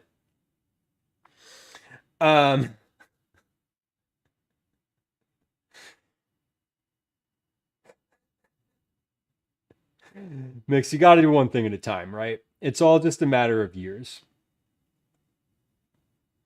Fellas, the grow bags, interesting. I feel like that's something I could do on the roof, or like on the patio, or like on the sidewalk. I don't have any grass or dirt anywhere. Humanure needs 2 years of contained composting away from anything food before you put it with food. Valid. And I feel like that's not a city person's pursuit. I feel like that is a like level of homesteading I have not personally reached just yet. I am not in any level of homesteading, by the way. I'm still at like the start screen of homesteading. The whole package, Falgeist. Well, we try.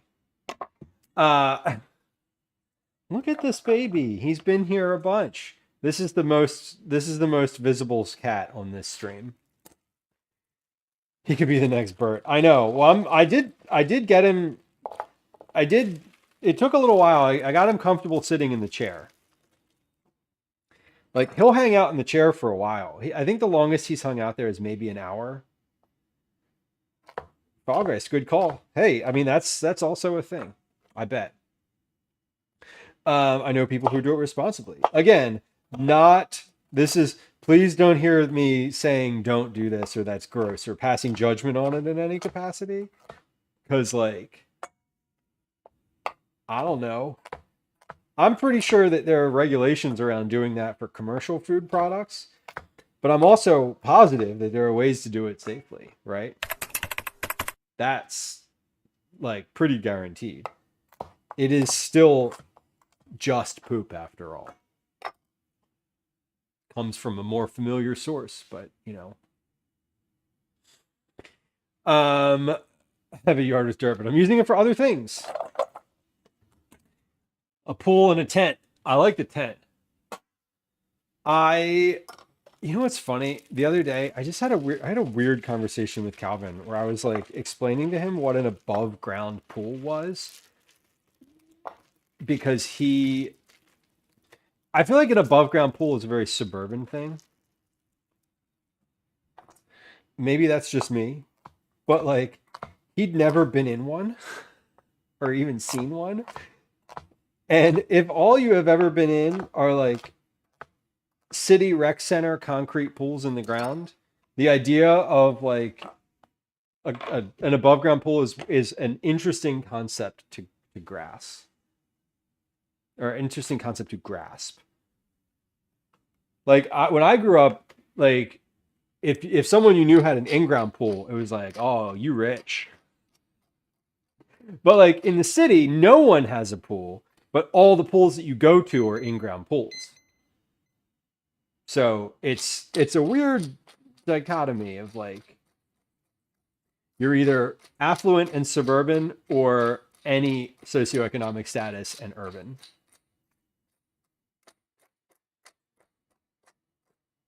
Yeah, mix, exactly. Yeah, for sure. Like I would want to know if you, as a home gardener, if I was eating at your house That's the thing I would want to know. Just saying. They're wildly common rurally because they're faster and cheaper to set up when there's other stuff to do. Totally, and they're way cheaper. Yeah, Mix. If I went to your house when I was a kid, and you had an in-ground pool, I was like, your parents are rich. Yes, you had an in-ground pool and a garage fridge, Fall Guys. I know, right? It's like, whoa, buddy. Whoa, buddy. I had a kid who I was friends with. Like, we weren't like close friends, but they had acreage. Like how did I even meet this kid? We were on the same recreational baseball team.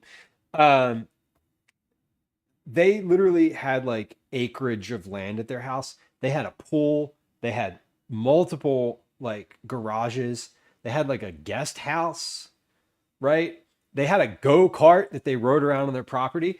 I went over to this kid's house and I was like, this is like, I was so, it was like just such a different world. Such a different world. And it's like, wow, this is intense. Like, you have access to all of this at once at your house. There's like the meme with the wrestling guy where he's just like getting progressively more excited. Intense. 9, I've been binging One Piece. Same. Calvin and I started it together, and we watch it together, and we're on episode like 120 something at this point. Fogger, so much more room for activities, right? Oh my God. Best friend was a rich kid. This kid was like, we were on the same baseball team. I got invited to his birthday party a couple times. You know what I mean? And it was just like, we weren't really gonna be friends. I was just like, I don't know, whatever. I was just like a kid that he knew that his parents were like, do you want to invite Lou to your birthday party? You know, you guys play baseball together. And the kid was like, yeah, I guess so, you know. Okay, so we're gonna put the sausages in the oven. We're just gonna let them roast. We're gonna give this a count up timer. Actually, I'm gonna give this a 30-minute timer, just so that I know. Muffins are out of the oven. Quinoa is at its 17 minutes, so we're gonna let this sit. This seems good. I just turned it off. We're gonna let it sit. All right. We use a composting toilet and treat it in 4 years. Compost before using it in the food. No, I wouldn't worry at all either, Mix. I would, but to your point around like that comment would really depend on the person. If I have seen them, if I feel like they're just a responsible, normal person, you know, that would be different than like if I didn't know you and I went to your house and you were like feeding me dinner. Like if we had just met, for example, you know, I feel like the conversation, I feel like there's a level of trust there that I would want to rely on. Right.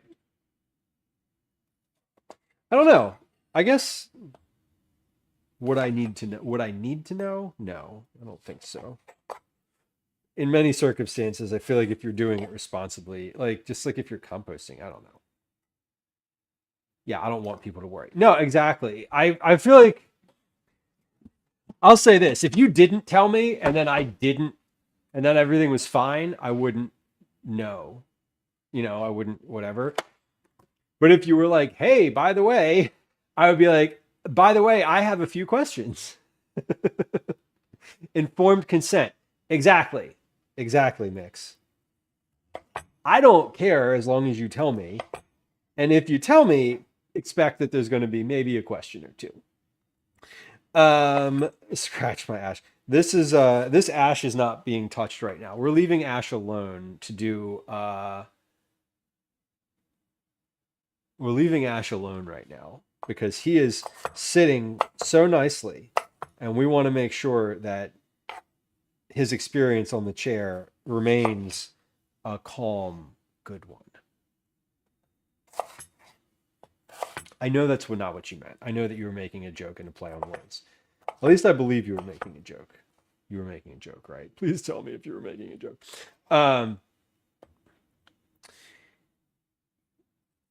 It is that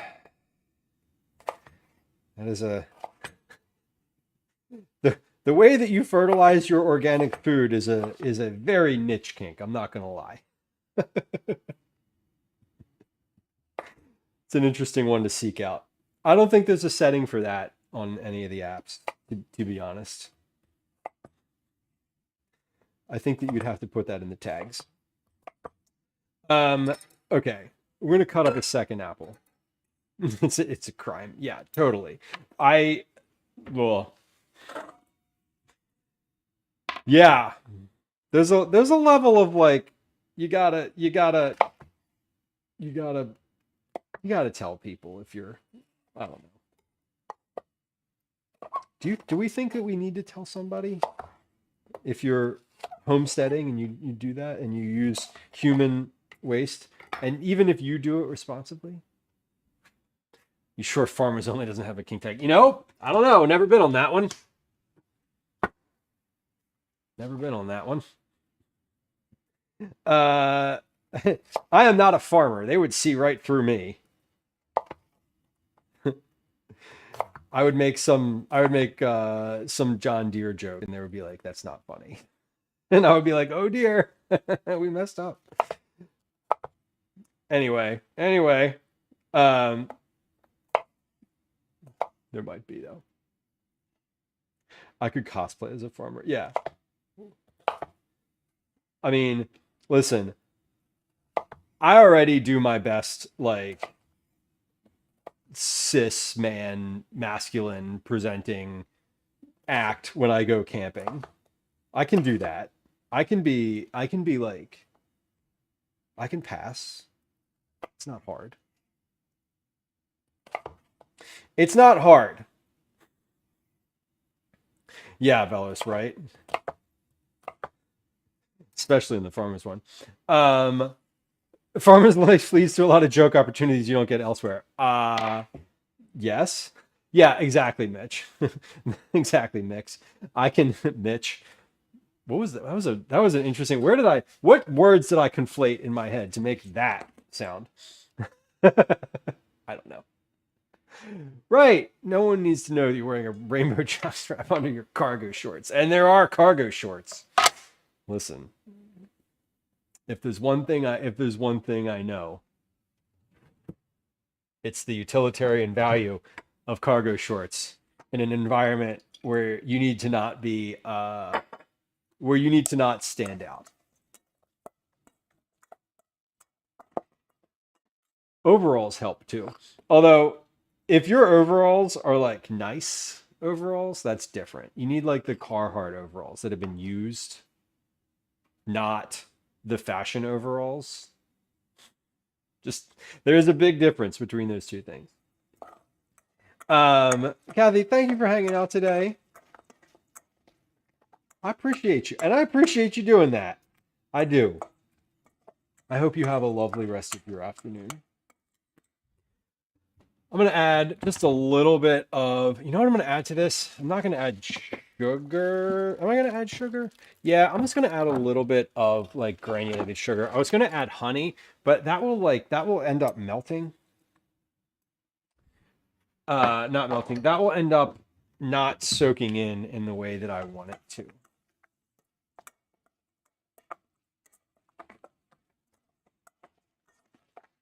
Jizz man, which I assume to be something about animal husbandry and breeding processes. Oh my god.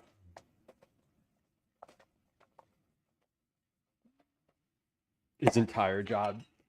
I'm sure that he has opinions. I'm sure that there are very interesting and unique opinions that man possesses that other people maybe do not. Or have unawareness of. Herbs. Let's get our herbs done. So the herbs I want to mix with the quinoa. That's the goal. So we're going to do just a mix of a bunch of different things.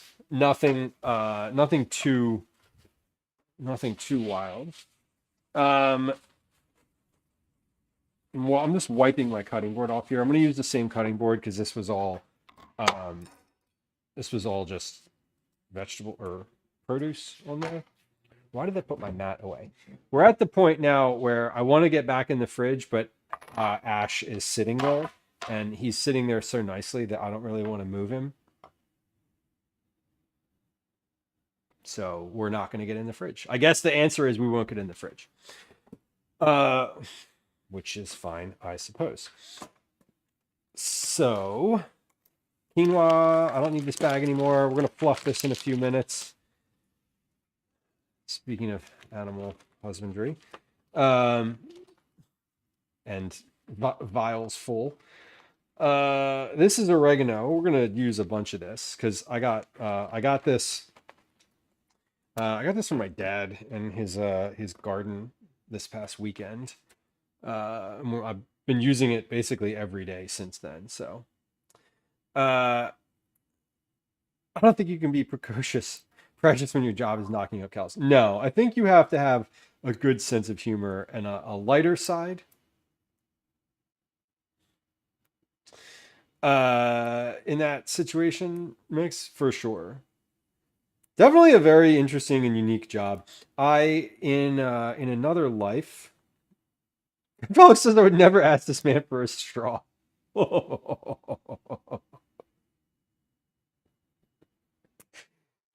You like at the drive-through and you're like, oh, I got this boba tea, but I forgot my straw, and the guy's like, I got you, and you're like, thanks. Does not guaranteed does not use paper straws, 100%. My God. Oh my God.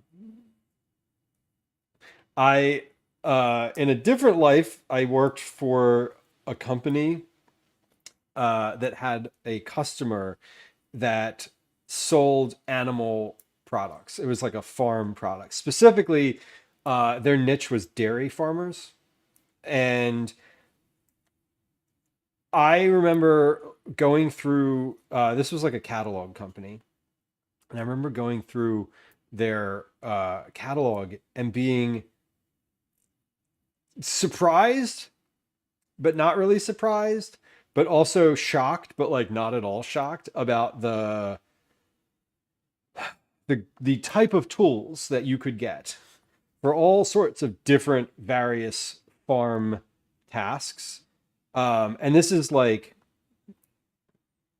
industrial farming, not specifically like, oh, we have 2 cows. This is no, we own a massive dairy farm, and like is a lot. It was just fascinating stuff like that, like many different versions of those types of products. From all ends and angles, they dealt with cows, and I did not deal directly with any of that. I was more on the corporate side of working with their company. But I was definitely worked a lot with their product catalog, and it was one of the more interesting customers I think that I have ever worked with. Partly for that reason, partly because of the significant cultural differences that existed between those folks and myself / my company. And that definitely contributed to why they didn't like us / me very much. But that's okay. It was one of the few times that I've been asked.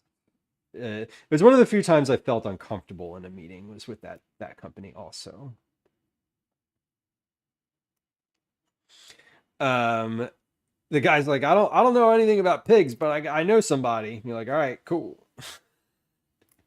give me a warm introduction. Ugh. That joke was not really that funny. It didn't. What? I can't tell if that was even a joke. And it came out of my mouth. So, great. Okay. I got a lot of oregano here. That's pretty good. We're going to put this off to the side so that once Ash moves, I can put that in the freezer bag. Actually, The freezer bag is available now because it's in the freezer. Ash is in front of the fridge. But this is a goes into the bag for stock situation. All right.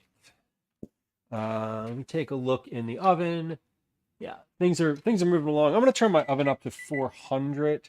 It was on 380 still. I hadn't changed anything since I took the muffins out, but I think the sausages can take a bit of a higher heat. I know the carrots can take a bit of a higher heat, so we're gonna do that.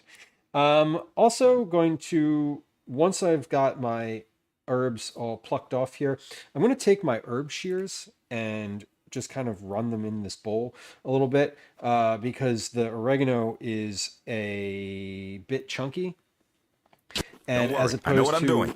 I have no freaking idea what I'm doing. ain't that the truth? As opposed to tearing it all by hand, we're just going to take the herb shears and pop those in here. So I'm also being a little bit loose with the time in terms of how much I'm worrying about the stems, as in to say, I'm not really worrying too much about the stems. Also, I'm going to be putting this into warm quinoa and mixing it in, and it's all going to wilt just a little bit anyway. So it should be pretty fine. I know we're definitely not near the end of stream, but I was thinking about what to do tomorrow. So tomorrow, I think we're going to do another test or two of this cake and refine that recipe just a little bit more.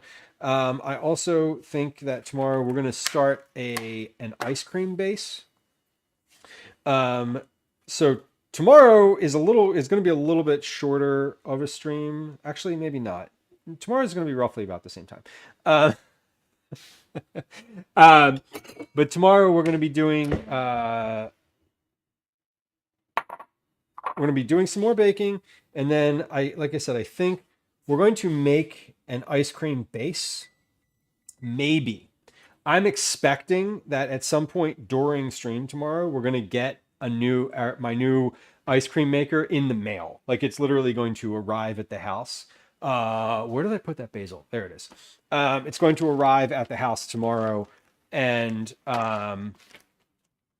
hopefully it arrives during stream. It would be great if it arrived before stream, because then it would be that would make sort of decisions around what to do when during stream a lot easier. But if it doesn't, it doesn't. But what I think we're going to do is prep for one batch of ice cream, because I got a new ice cream maker and I don't really know what the setup is. I know that it has a real wooden bucket, so I'm aware that I'm going to have to like pre-treat the bucket for a couple hours, soaking it separately so that it soaks up and seals a little bit better. I could double the custard. That would be fun. And bread puddinging the cake might be nice, actually, because I'm going to end up with a lot of cake. That's I hesitate to use the word problem, because too much cake is not a problem. But I was also thinking I have some cream cheese in there, so I might, if I make cakes again tomorrow, or when I make cakes again tomorrow, I might frost it. Makes getting to be a tourist in your own area is so fun when that happens. I very rarely get to do that in Philly, and it is really kind of amazing when you do get to do that. Did you find anything new or different about your area? Any new unique stuff that you came across for the first time? I love bread pudding too, and I am positive that I've never made bread pudding on stream. If I've made bread pudding in stream, I don't remember doing it. It is not something that I have a recollection of. So, the baby spinach is here. We're going to, how do I even open this? I mean, I could open this, but I'd like to maybe close it again. No, that's not true. I'm not going to close it again. I mean, I am going to close it again now, but we're not going to store this. I'm going to use all of it. I think what I'm going to do is mix this in with the quinoa. And then we're going to let that sit on the stove. So the quinoa is like ready to go. I'm not sure. I'm conscious of the fact that Calvin may be frustrated if dinner is ready immediately when he gets home. Often that is the case. Because he's like, I didn't get enough time on my iPad today. To which my response is usually like, good, suffer. But that's not empathetic towards his experience in the world, so we need to be conscious of it. Anyway, I'm going to finish up with dinner, but then sort of expect that maybe we'll eat a little after he gets home. His swim lessons today, I don't know if he has any plans after that, but I do know that I personally would love to sit and watch several episodes of One Piece tonight. Quinoa looks great though. This is looking really nice. Let's add spinach handful by handful here. Let me wash my hands first though.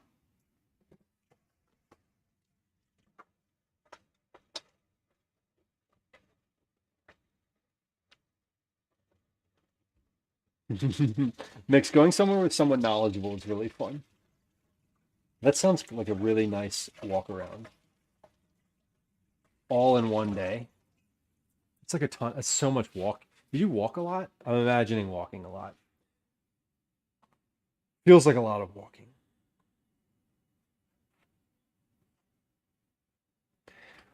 I love that. I'm assuming this was a quick visit on his behalf. Ash is still chilling over here, y'all. This cat is very interested, and not even really interested. He's just kind of around and happily hanging out. Oh, I mentioned him. I mentioned him.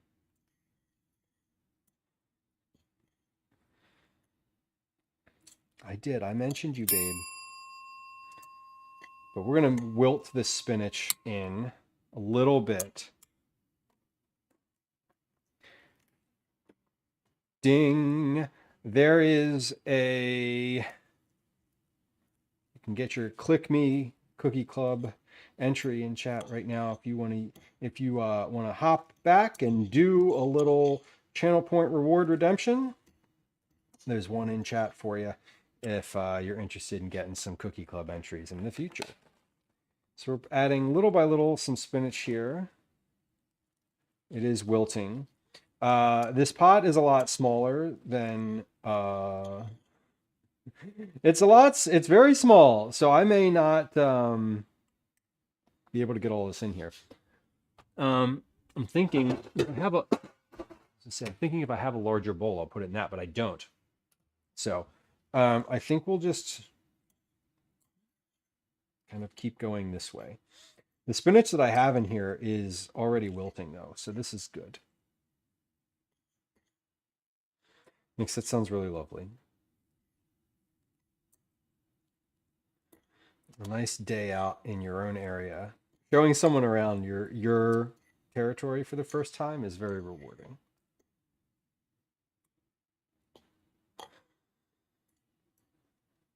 All right.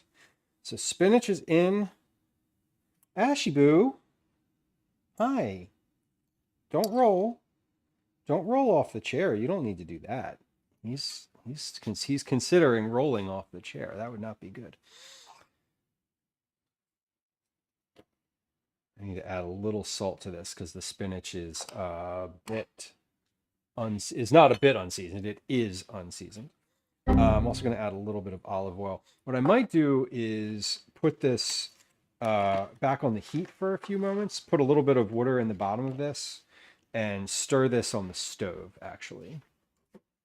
Because I'm getting, I want to get the spinach in there, and I want it to be, I want it to break down. So we're going to add just a little bit of water in here, and we're going to treat this. We're going to treat this like a pasta sauce almost.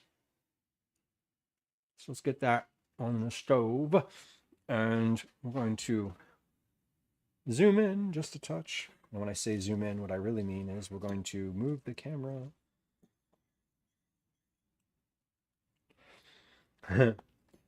Just this past weekend, I got several new minerals, gems and minerals, that are now living on my desk upstairs. I'm not a crystals person, generally speaking. I don't really know precisely what they mean, but I do know that I have quite a few of them, and that they live in a special place on my desk, and that at least 2 of them need to be in the sun for them to work. But that's about as involved and intense as I get. All right, so we're just mixing the spinach in. I have this on a relatively low heat, but I'm going to add, I kind of continuing to add a little bit of water to the bottom of this, just so that it doesn't burn. And yeah, this is already starting to melt. The spinach is already melting a little bit more than it was without the heat. So perfect. This is what I wanted. We're getting there. I am going to put the whole container of spinach in here because I'm going to eat it. And I don't know how long that sausage has been in there, but it's I know I started a timer, so I'm going to check that here in just a moment. When I say check, I'm going to temp it. I don't know what lamb is supposed to cook to, but I'm guessing it's somewhere like 160.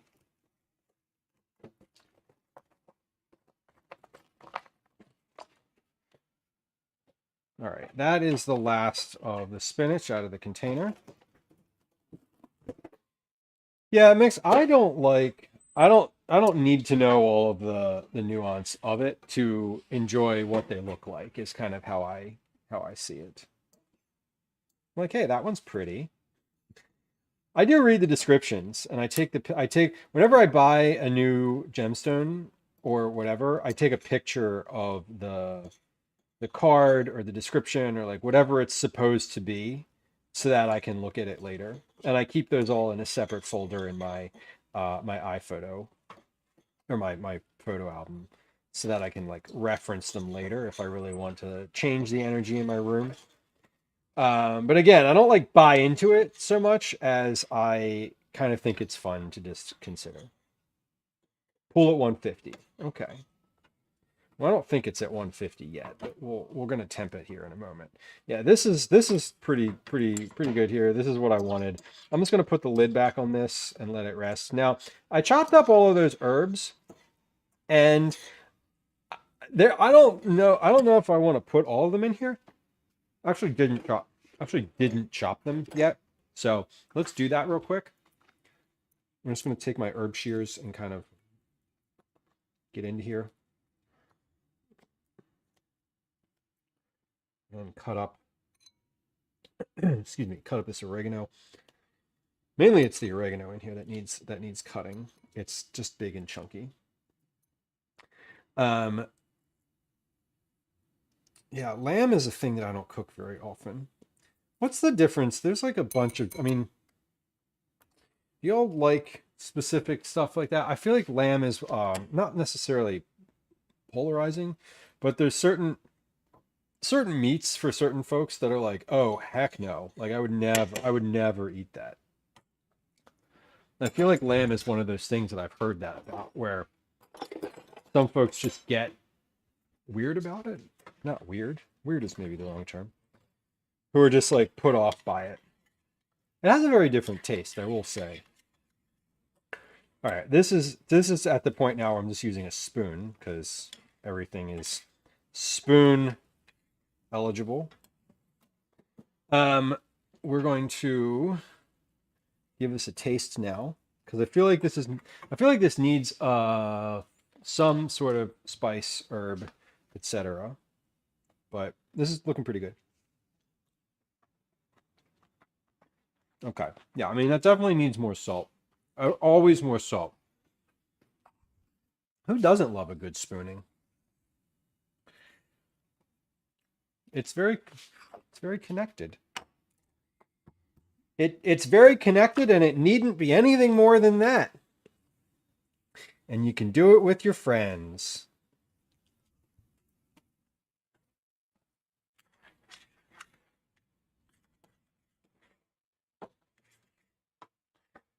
All right. A little salt. This quinoa has gone from fluffy to sticky because I added all that extra water and extra sort of stuff in here, spinach. I'm going to add a little bit more oil. Help break that up. It doesn't have to be weird. Exactly, Max. It doesn't have to be weird. It doesn't have to be sexual. You can just spoon your friends. And the more you do it, yeah, don't just surprise them, of course. And yeah, and the more you practice, the less awkward it is for everyone. All right, I'm gonna try this. Yeah, that's good. That's good. Let me eat that. Okay, I'm just gonna turn the heat off on this. So turning this off, we're gonna put the lid back on and just leave this on the stove. Eventually, when my lamb and sausage and carrots are finished in the oven, we're just going to put all of that in the oven on warm and have that be all together and just kind of holding at a warm temperature. Let's review carrots, sausage, quinoa, apples,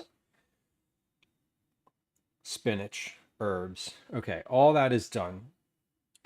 I want to check the sausage in here. So that's my timer just went off. That was 30 minutes. Like literally just went off, which is great. So let's do that. We're going to we're gonna temp the sausage. It does not look finished yet, but it could be. Again, lamb has a different color and consistency than pork, so I'm not positive where this is. Okay, that was it. That was 140, 146, 147. Okay, so we are 180. Perfect. 170. All right, perfect. Not perfect. It is what it is. So the ones on the outside obviously cooked faster. So we're going to move those. It's going to do two things here. We're going to move those to the center. The outside ones to the center. We're going to spin everything. We're going to top with the apples and the juice from the apples. And now once the apples are cooked, once the apples are soft, these will be ready to go. So my sausage here is going to end up cooking a little bit more than 150, which is fine, I guess. But we're going to give this maybe like 10 more minutes. I think it should be just about right. And 10 more minutes is going to be just enough time to clean up a little bit. Okay, so I'm not going to temp that sausage again because it was at 140 was the lowest. And if I give it 10 more minutes, it'll definitely be at the right temperature.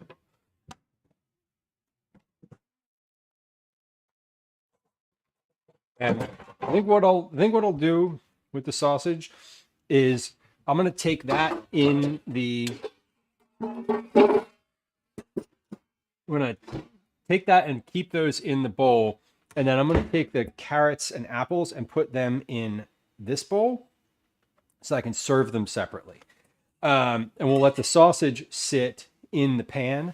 I'm gonna cover it with a little aluminum foil, and then again, once that has sat for a little bit, we'll crack the oven, let the oven kind of come down from as hot as it is. And once that happens, then we'll get our dinner, all of the rest of our dinner, in the oven. Yeah, we'll get the rest of our dinner in the oven and holding warm. I still can't open my fridge because Ash has decided to stay, which is super cute. The cat is still just here. We love to see that. I do in fact love to see that. It's very nice that he hangs out. That said, I would like to get in the fridge and put some things back, but that's okay. Again, we will just wait. We don't need to do that. It's not a requirement that we do that. Y'all, I got a bunch of honey for a couple things today. It was a good trip to the grocery store today. I did a lot of price comparison shopping today because I was only buying a few like staple things, but I actually had the space and capacity and time to like do some like price comparing that I don't always get to do. It's nice to like refresh my understanding around some of those things regularly. And so today was great, specifically around honey and applesauce.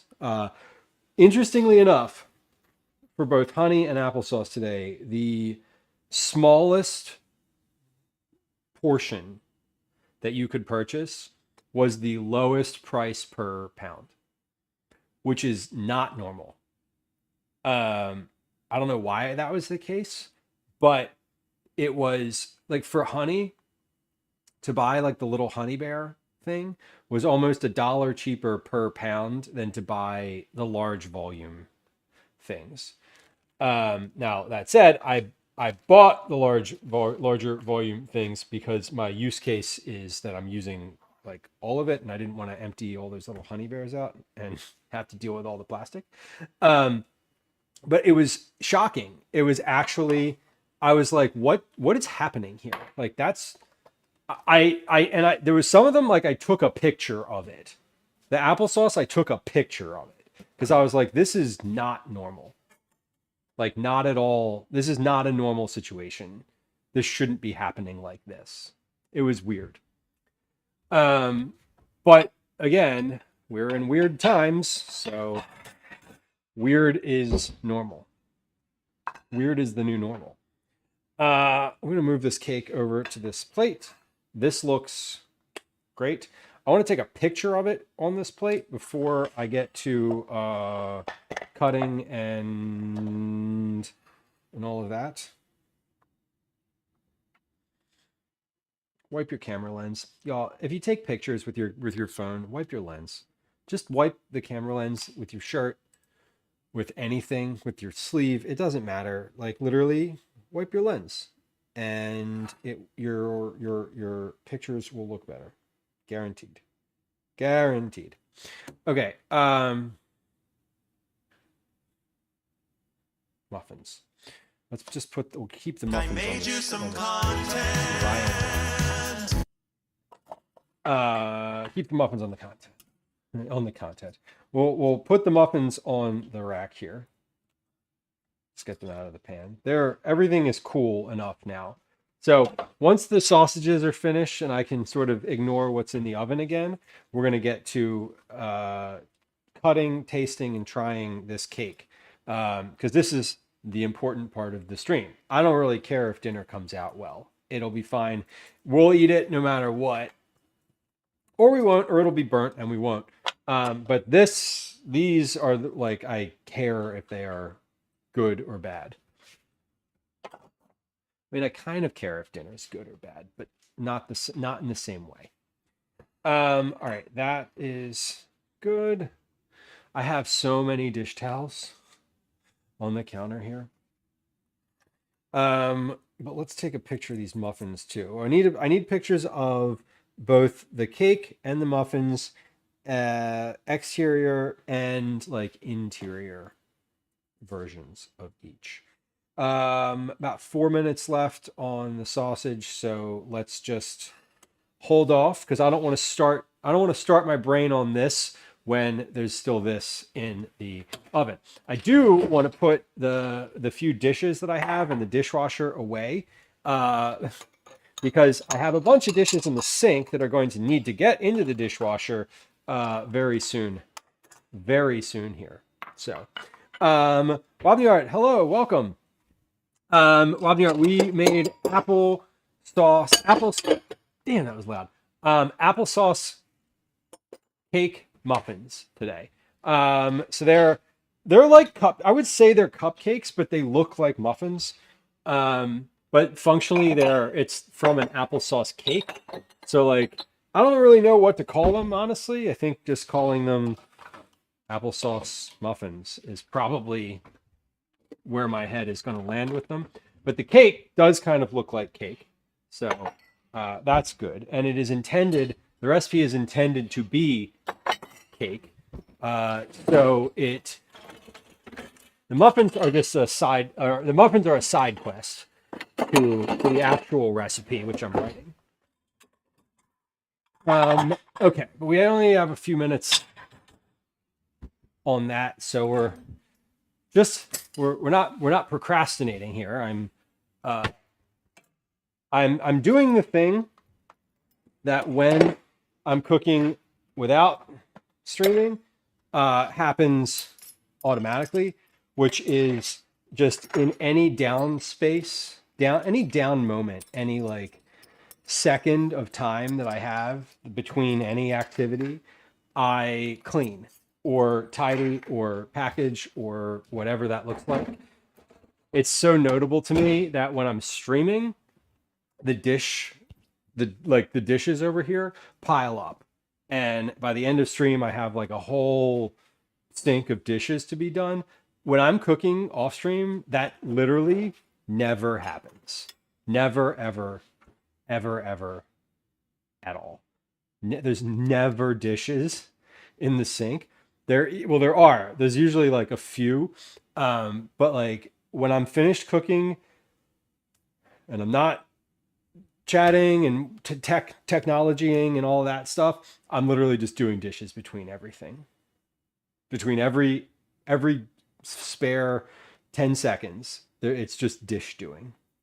It's kind of funny. Okay, let me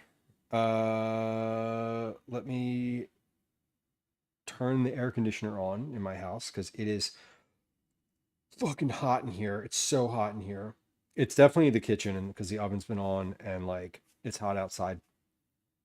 But the thermostat is off, like totally off. It is 28 degrees in here. So when I say that it's hot, I mean that it's above 80 degrees in the house. And I'm like, why is the cat sleepy? Because the cat is covered in fur and it's 80 degrees in my house. That's why. Oh my God. Do you want to come clean the dishes in your sink? I love doing dishes. Quite honestly. One of my favorite jobs that I had was dishes, like the spray sink. If you've ever worked in a kitchen, you instantly know what I'm talking about. But if you haven't,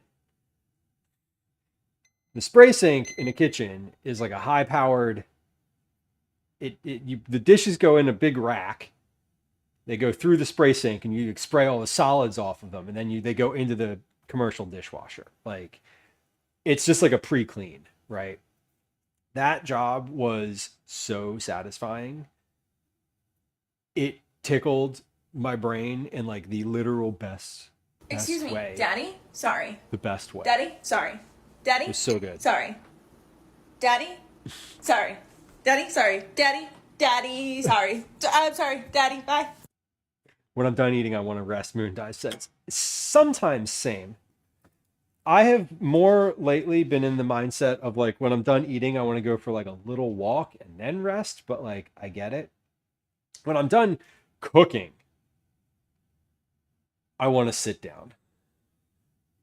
Like after stream, I think is different than after cooking in general. Like when I say cooking in general, I mean like after stream is different. I have a different energy than if I've been like cooking all day offline.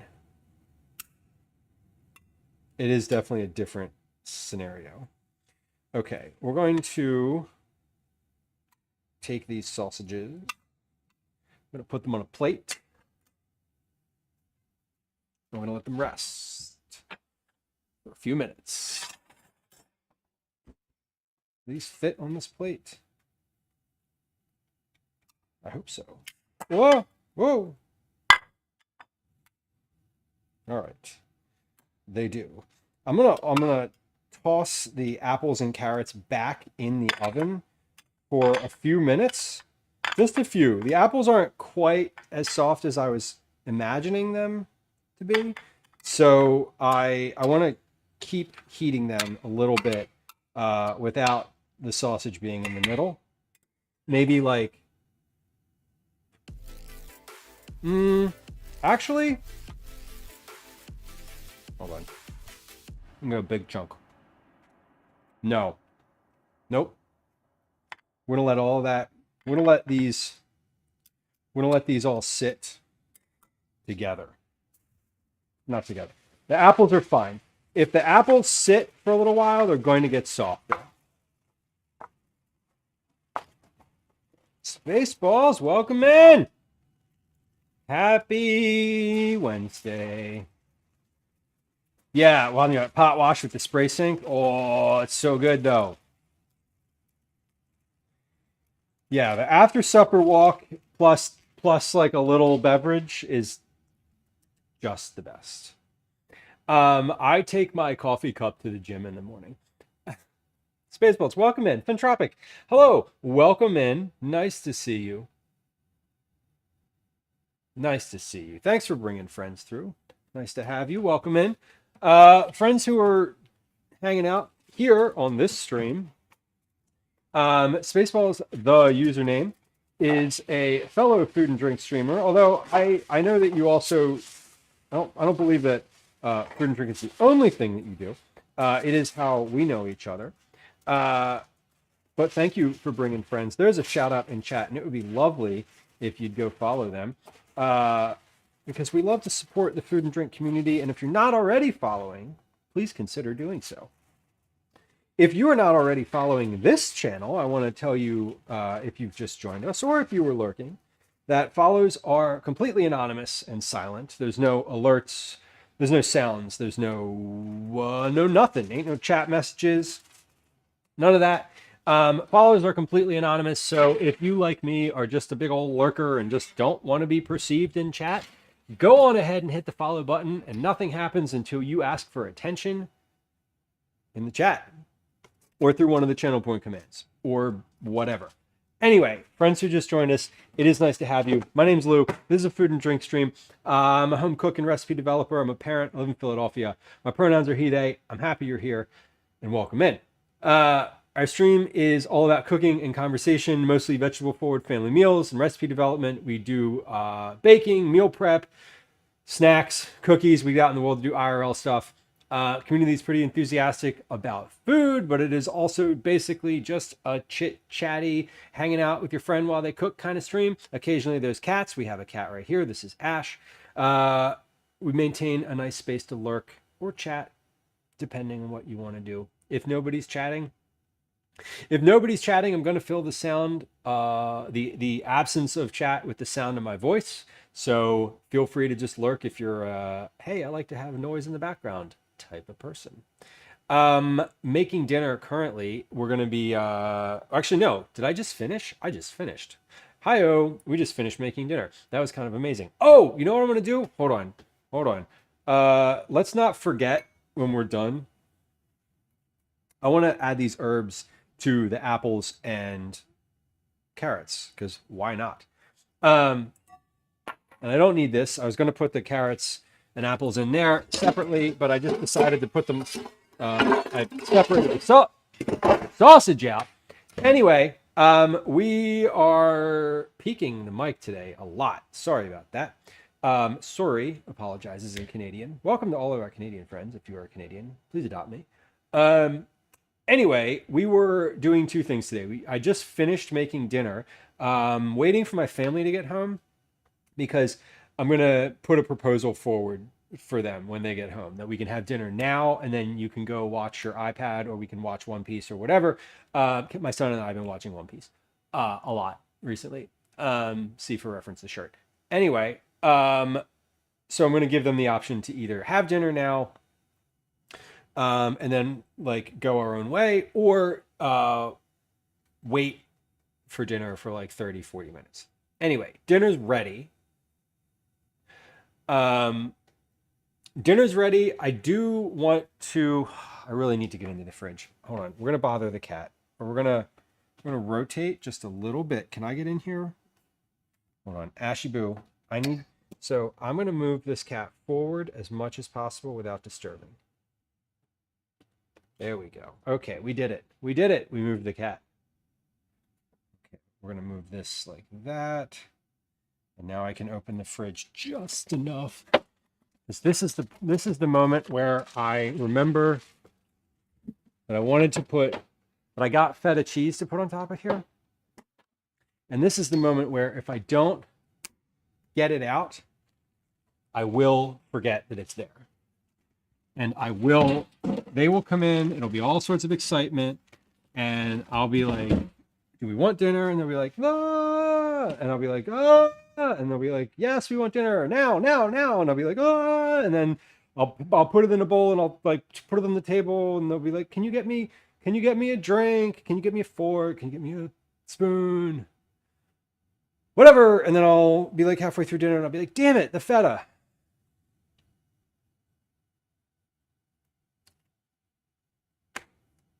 So we're gonna get it out now. Cool. Yes, the timeout is funny. The timeout is, I think, the right amount of time. If anyone of you in Gwen's background can find a Canadian, you can basically apply.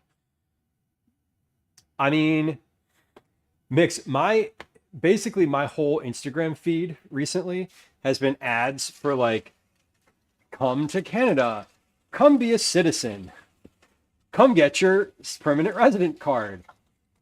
You can do it. And I'm always like, I don't trust the ads on Instagram, if I'm being honest. I just don't. Like, I don't. But my buddy James, who has been on stream with us before, is formally a citizen now. He's full in. He's never coming back. Which, like, good. Stay gone. I love it up there. I need to go back to Canada soon. I feel it. I feel like every once in a while, like at least once or twice a year, I need a dose of like, not even Canada, anywhere. Just like I've just been to Toronto and it's like, this is really nice. Yeah, mix, exactly. And I know that it's that, but I always consider that it's like grifter shit too. You know what I mean? Like that it's just someone trying to get your money or like whatever. It's an Instagram ad, so I'm skeptical, full stop. And will never not be skeptical. It's just how it is.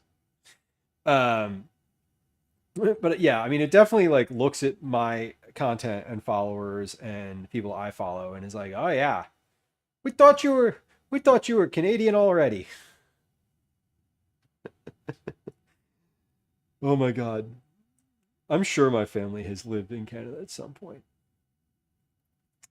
I don't know who, but someone probably Everyone knows someone who like lived in upstate New York, which is basically very similar. All right, that feta is crumbled, and we're good. I'm ready. I'm ready to serve dinner now. That's where I'm at. I could, you know what? I'm not ready to serve dinner because what's going to happen is my family's going to be like, "We're ready. Let's do it."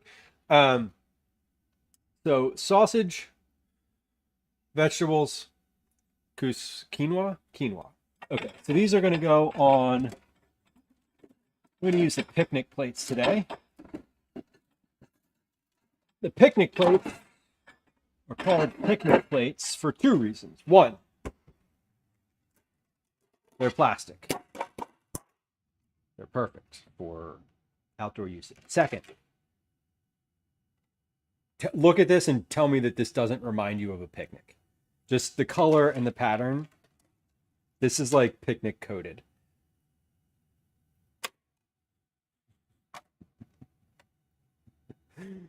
Default back.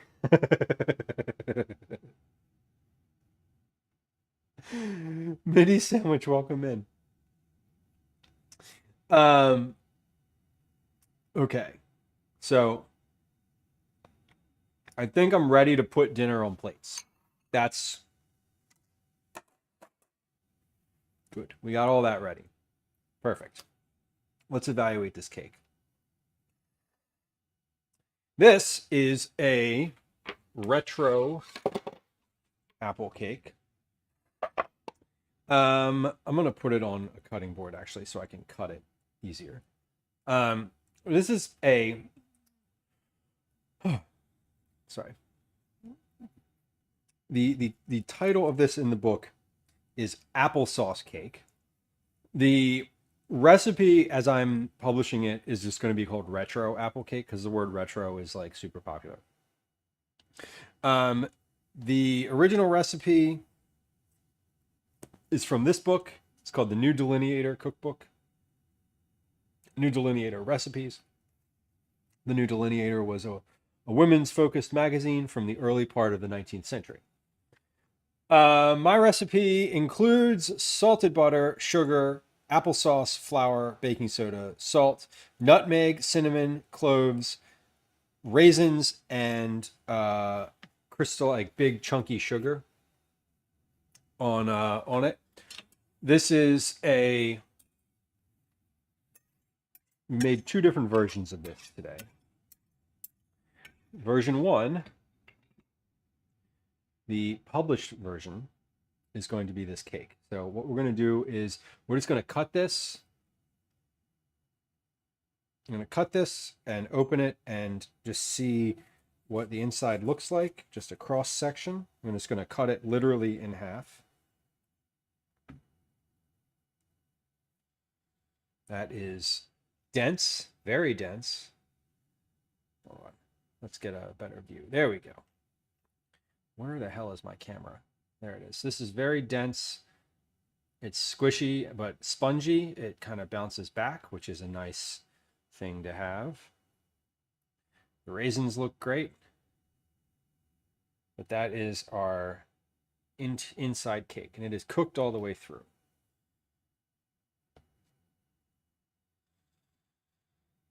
So let's take a photo of that. So I'm going to take a photo of that on the white plate because the background is better looking. It's a bit more of a contrast than on this brown cutting board.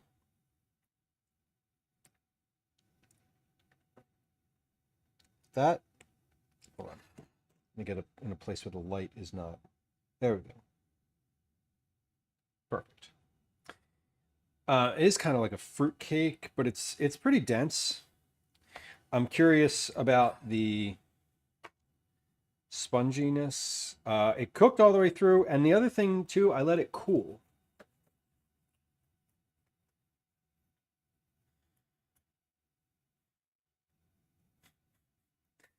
Oh my God. Justin Bieber. I remember when he was but a wee lad. The thing with cake And cooling it is it like if you don't, it's like bread. If you don't let it cool all the way, it does change the texture and flavor of the thing pretty directly. If the steam doesn't stay inside, it like doesn't work as well.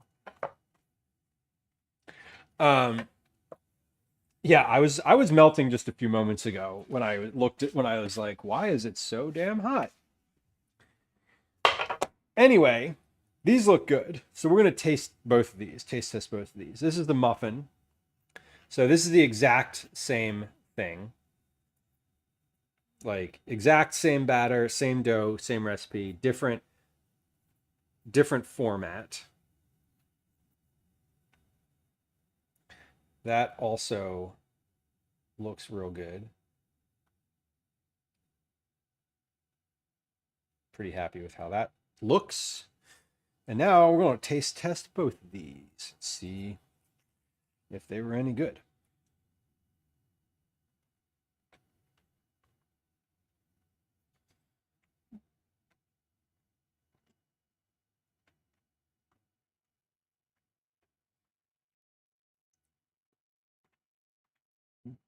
I really love the texture of that. The raisins are well distributed. I'm getting more tartness from raisin than sweetness from applesauce.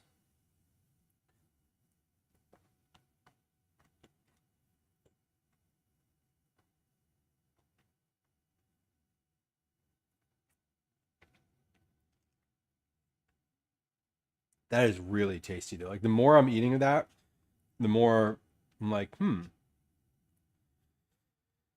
I feel like a little bit more salt. So what do I want in here? More salt. Like a little, I use 1/8 of a teaspoon of salt. I'm going to bump that to 1/4.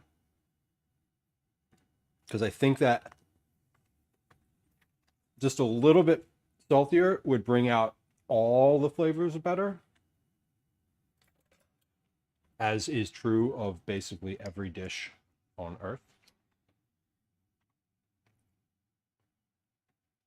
1/8 to 1/4 teaspoon salt. And I almost want to add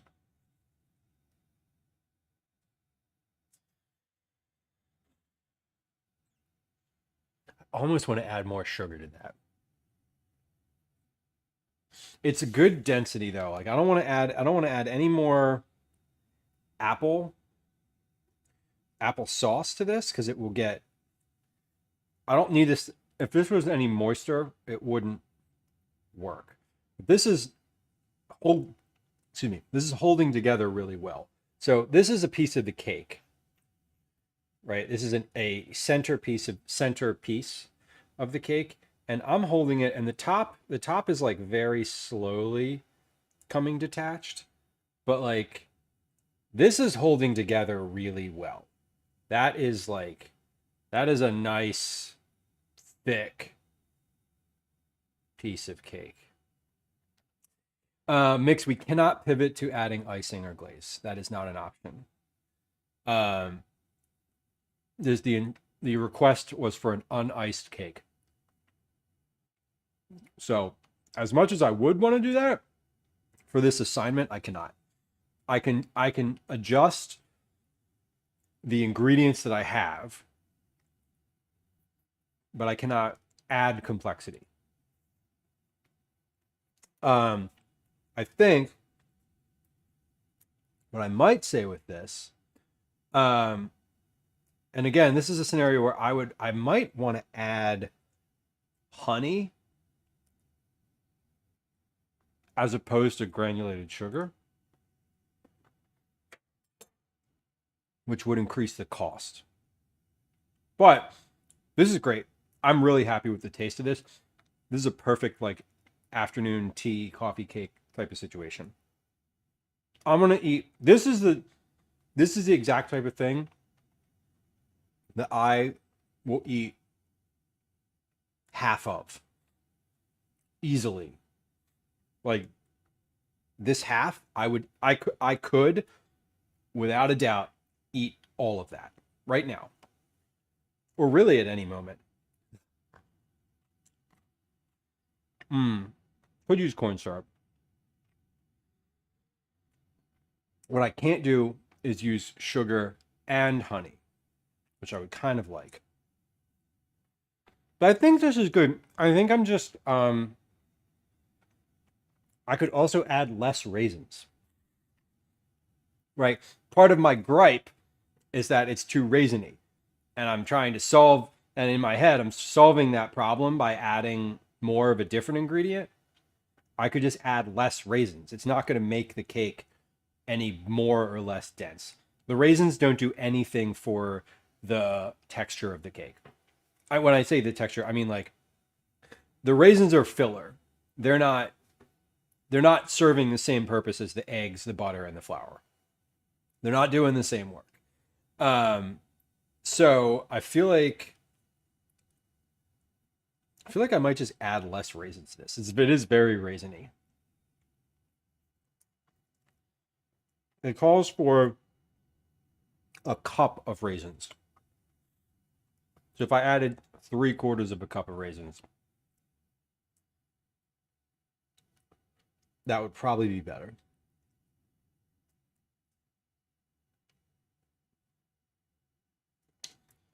I was just sitting here like, how come Glenn and Calvin aren't home? I bet you any amount that they stopped somewhere to buy Pop Rocks. And could soak the raisins. That might be delicious. Then there would be like raisins and rum raisin ice cream, which are some of my favorite things. Rum raisin ice cream is so also extremely antiquated in terms of its place in the canon. Okay. Cool. This is really good. I'm very happy with this. I am very happy with how this turned out. I will also say it needs more sugar on top. It needs more crystallized, like what did I add? I added about a teaspoon of sugar. I'm gonna double that.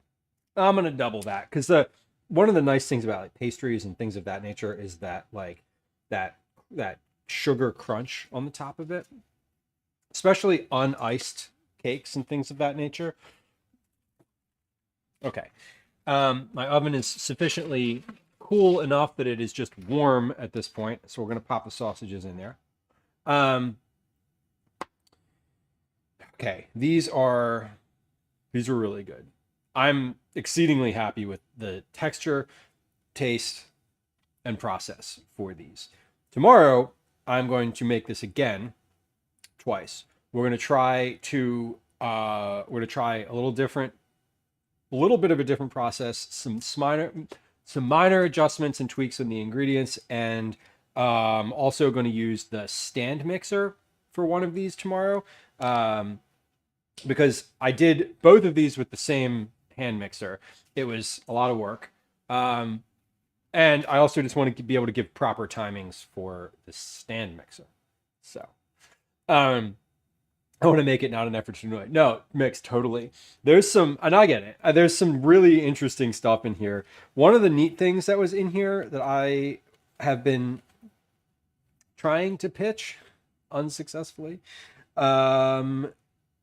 was, let's see if I can find it. These are all cold salads: fish salad, chicken salad, French dressing, shrimp salad, sardine salad.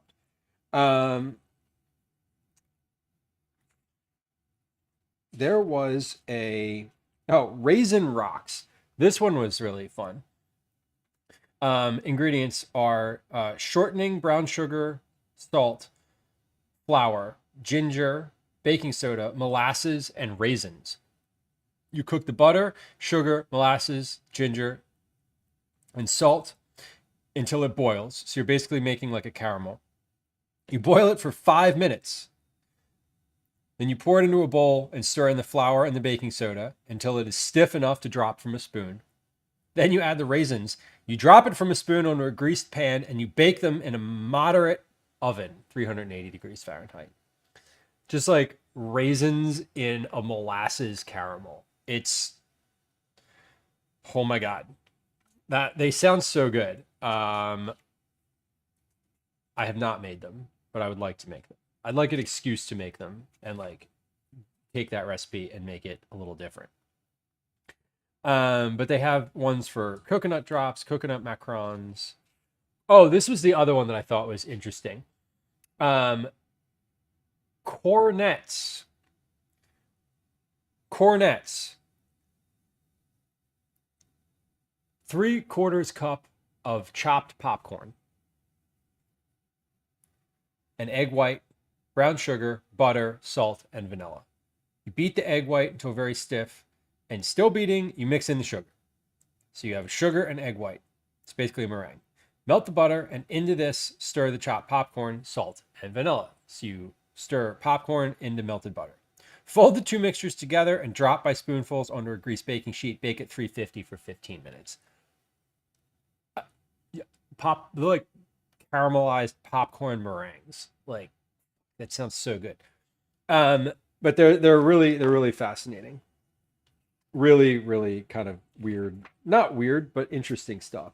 Those are the two that I've been like, I want to make these. I like need to make these, but I haven't made them personally yet. I'm trying to make them. I'm trying to like, there's a bunch of places that I talk to that do like retro style recipes. And so I've been pitching them, but unsuccessfully. I see you. I just took some photos of them. If you send me a message in Discord, I will respond to it with that. So yeah, the answer is yes, and please remind me via a message. Okay. So I don't know where my family is. I thought they would be home by now. They're not. So we are just about wrapped up here. I'm not going to plate up dinner because I don't know where they are. Currently they are, where are they?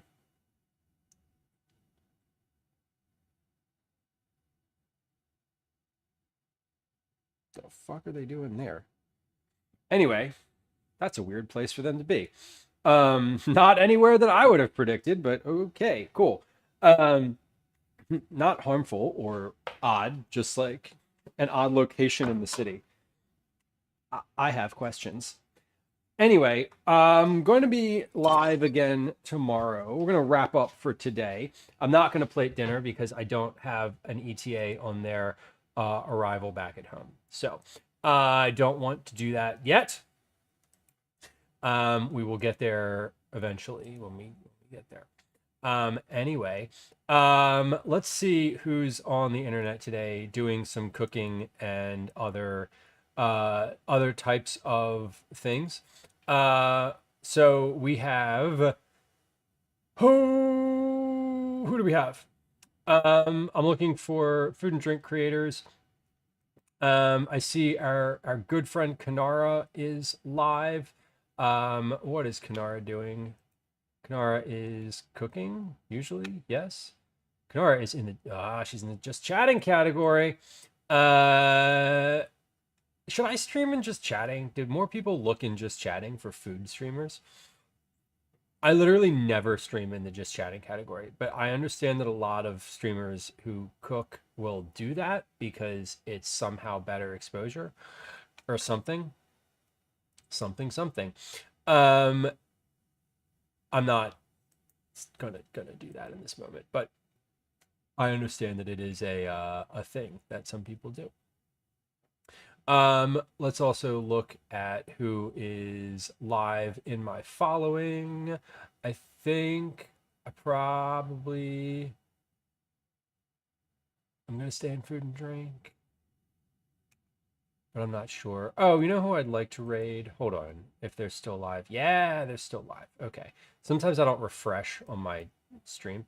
You know who I'd like to raid? Who I don't know if we've ever raided, but who has raided here before. So I think we're gonna do that. One of my favorite little hanging out and lurking streams. I do think that's where we're gonna go. Give it a try sometime and see if you notice any difference. Fair. You know, giving it a try and just seeing what happens is like the best advice, honestly. Like genuinely good advice. I would love to go raid Diana the dog groomer. Dian. Diana the dog groomer. There she is. Amazing. Fantastic. Diana is currently bathing her personal dogs, Ophelia and Kane. Diana is a friend of the stream. Has raided here plenty of times, several times. Oh, plenty, maybe plenty is a bit generous. I don't know about Goodbye. Several, at least. Anyway, I do see Darth on. We love Darth. We love Darth for Baca as well. Friends who are hanging out on YouTube, thank you for joining us today. I appreciate you. If you are inclined to come back, we'll be back tomorrow. There's a schedule available for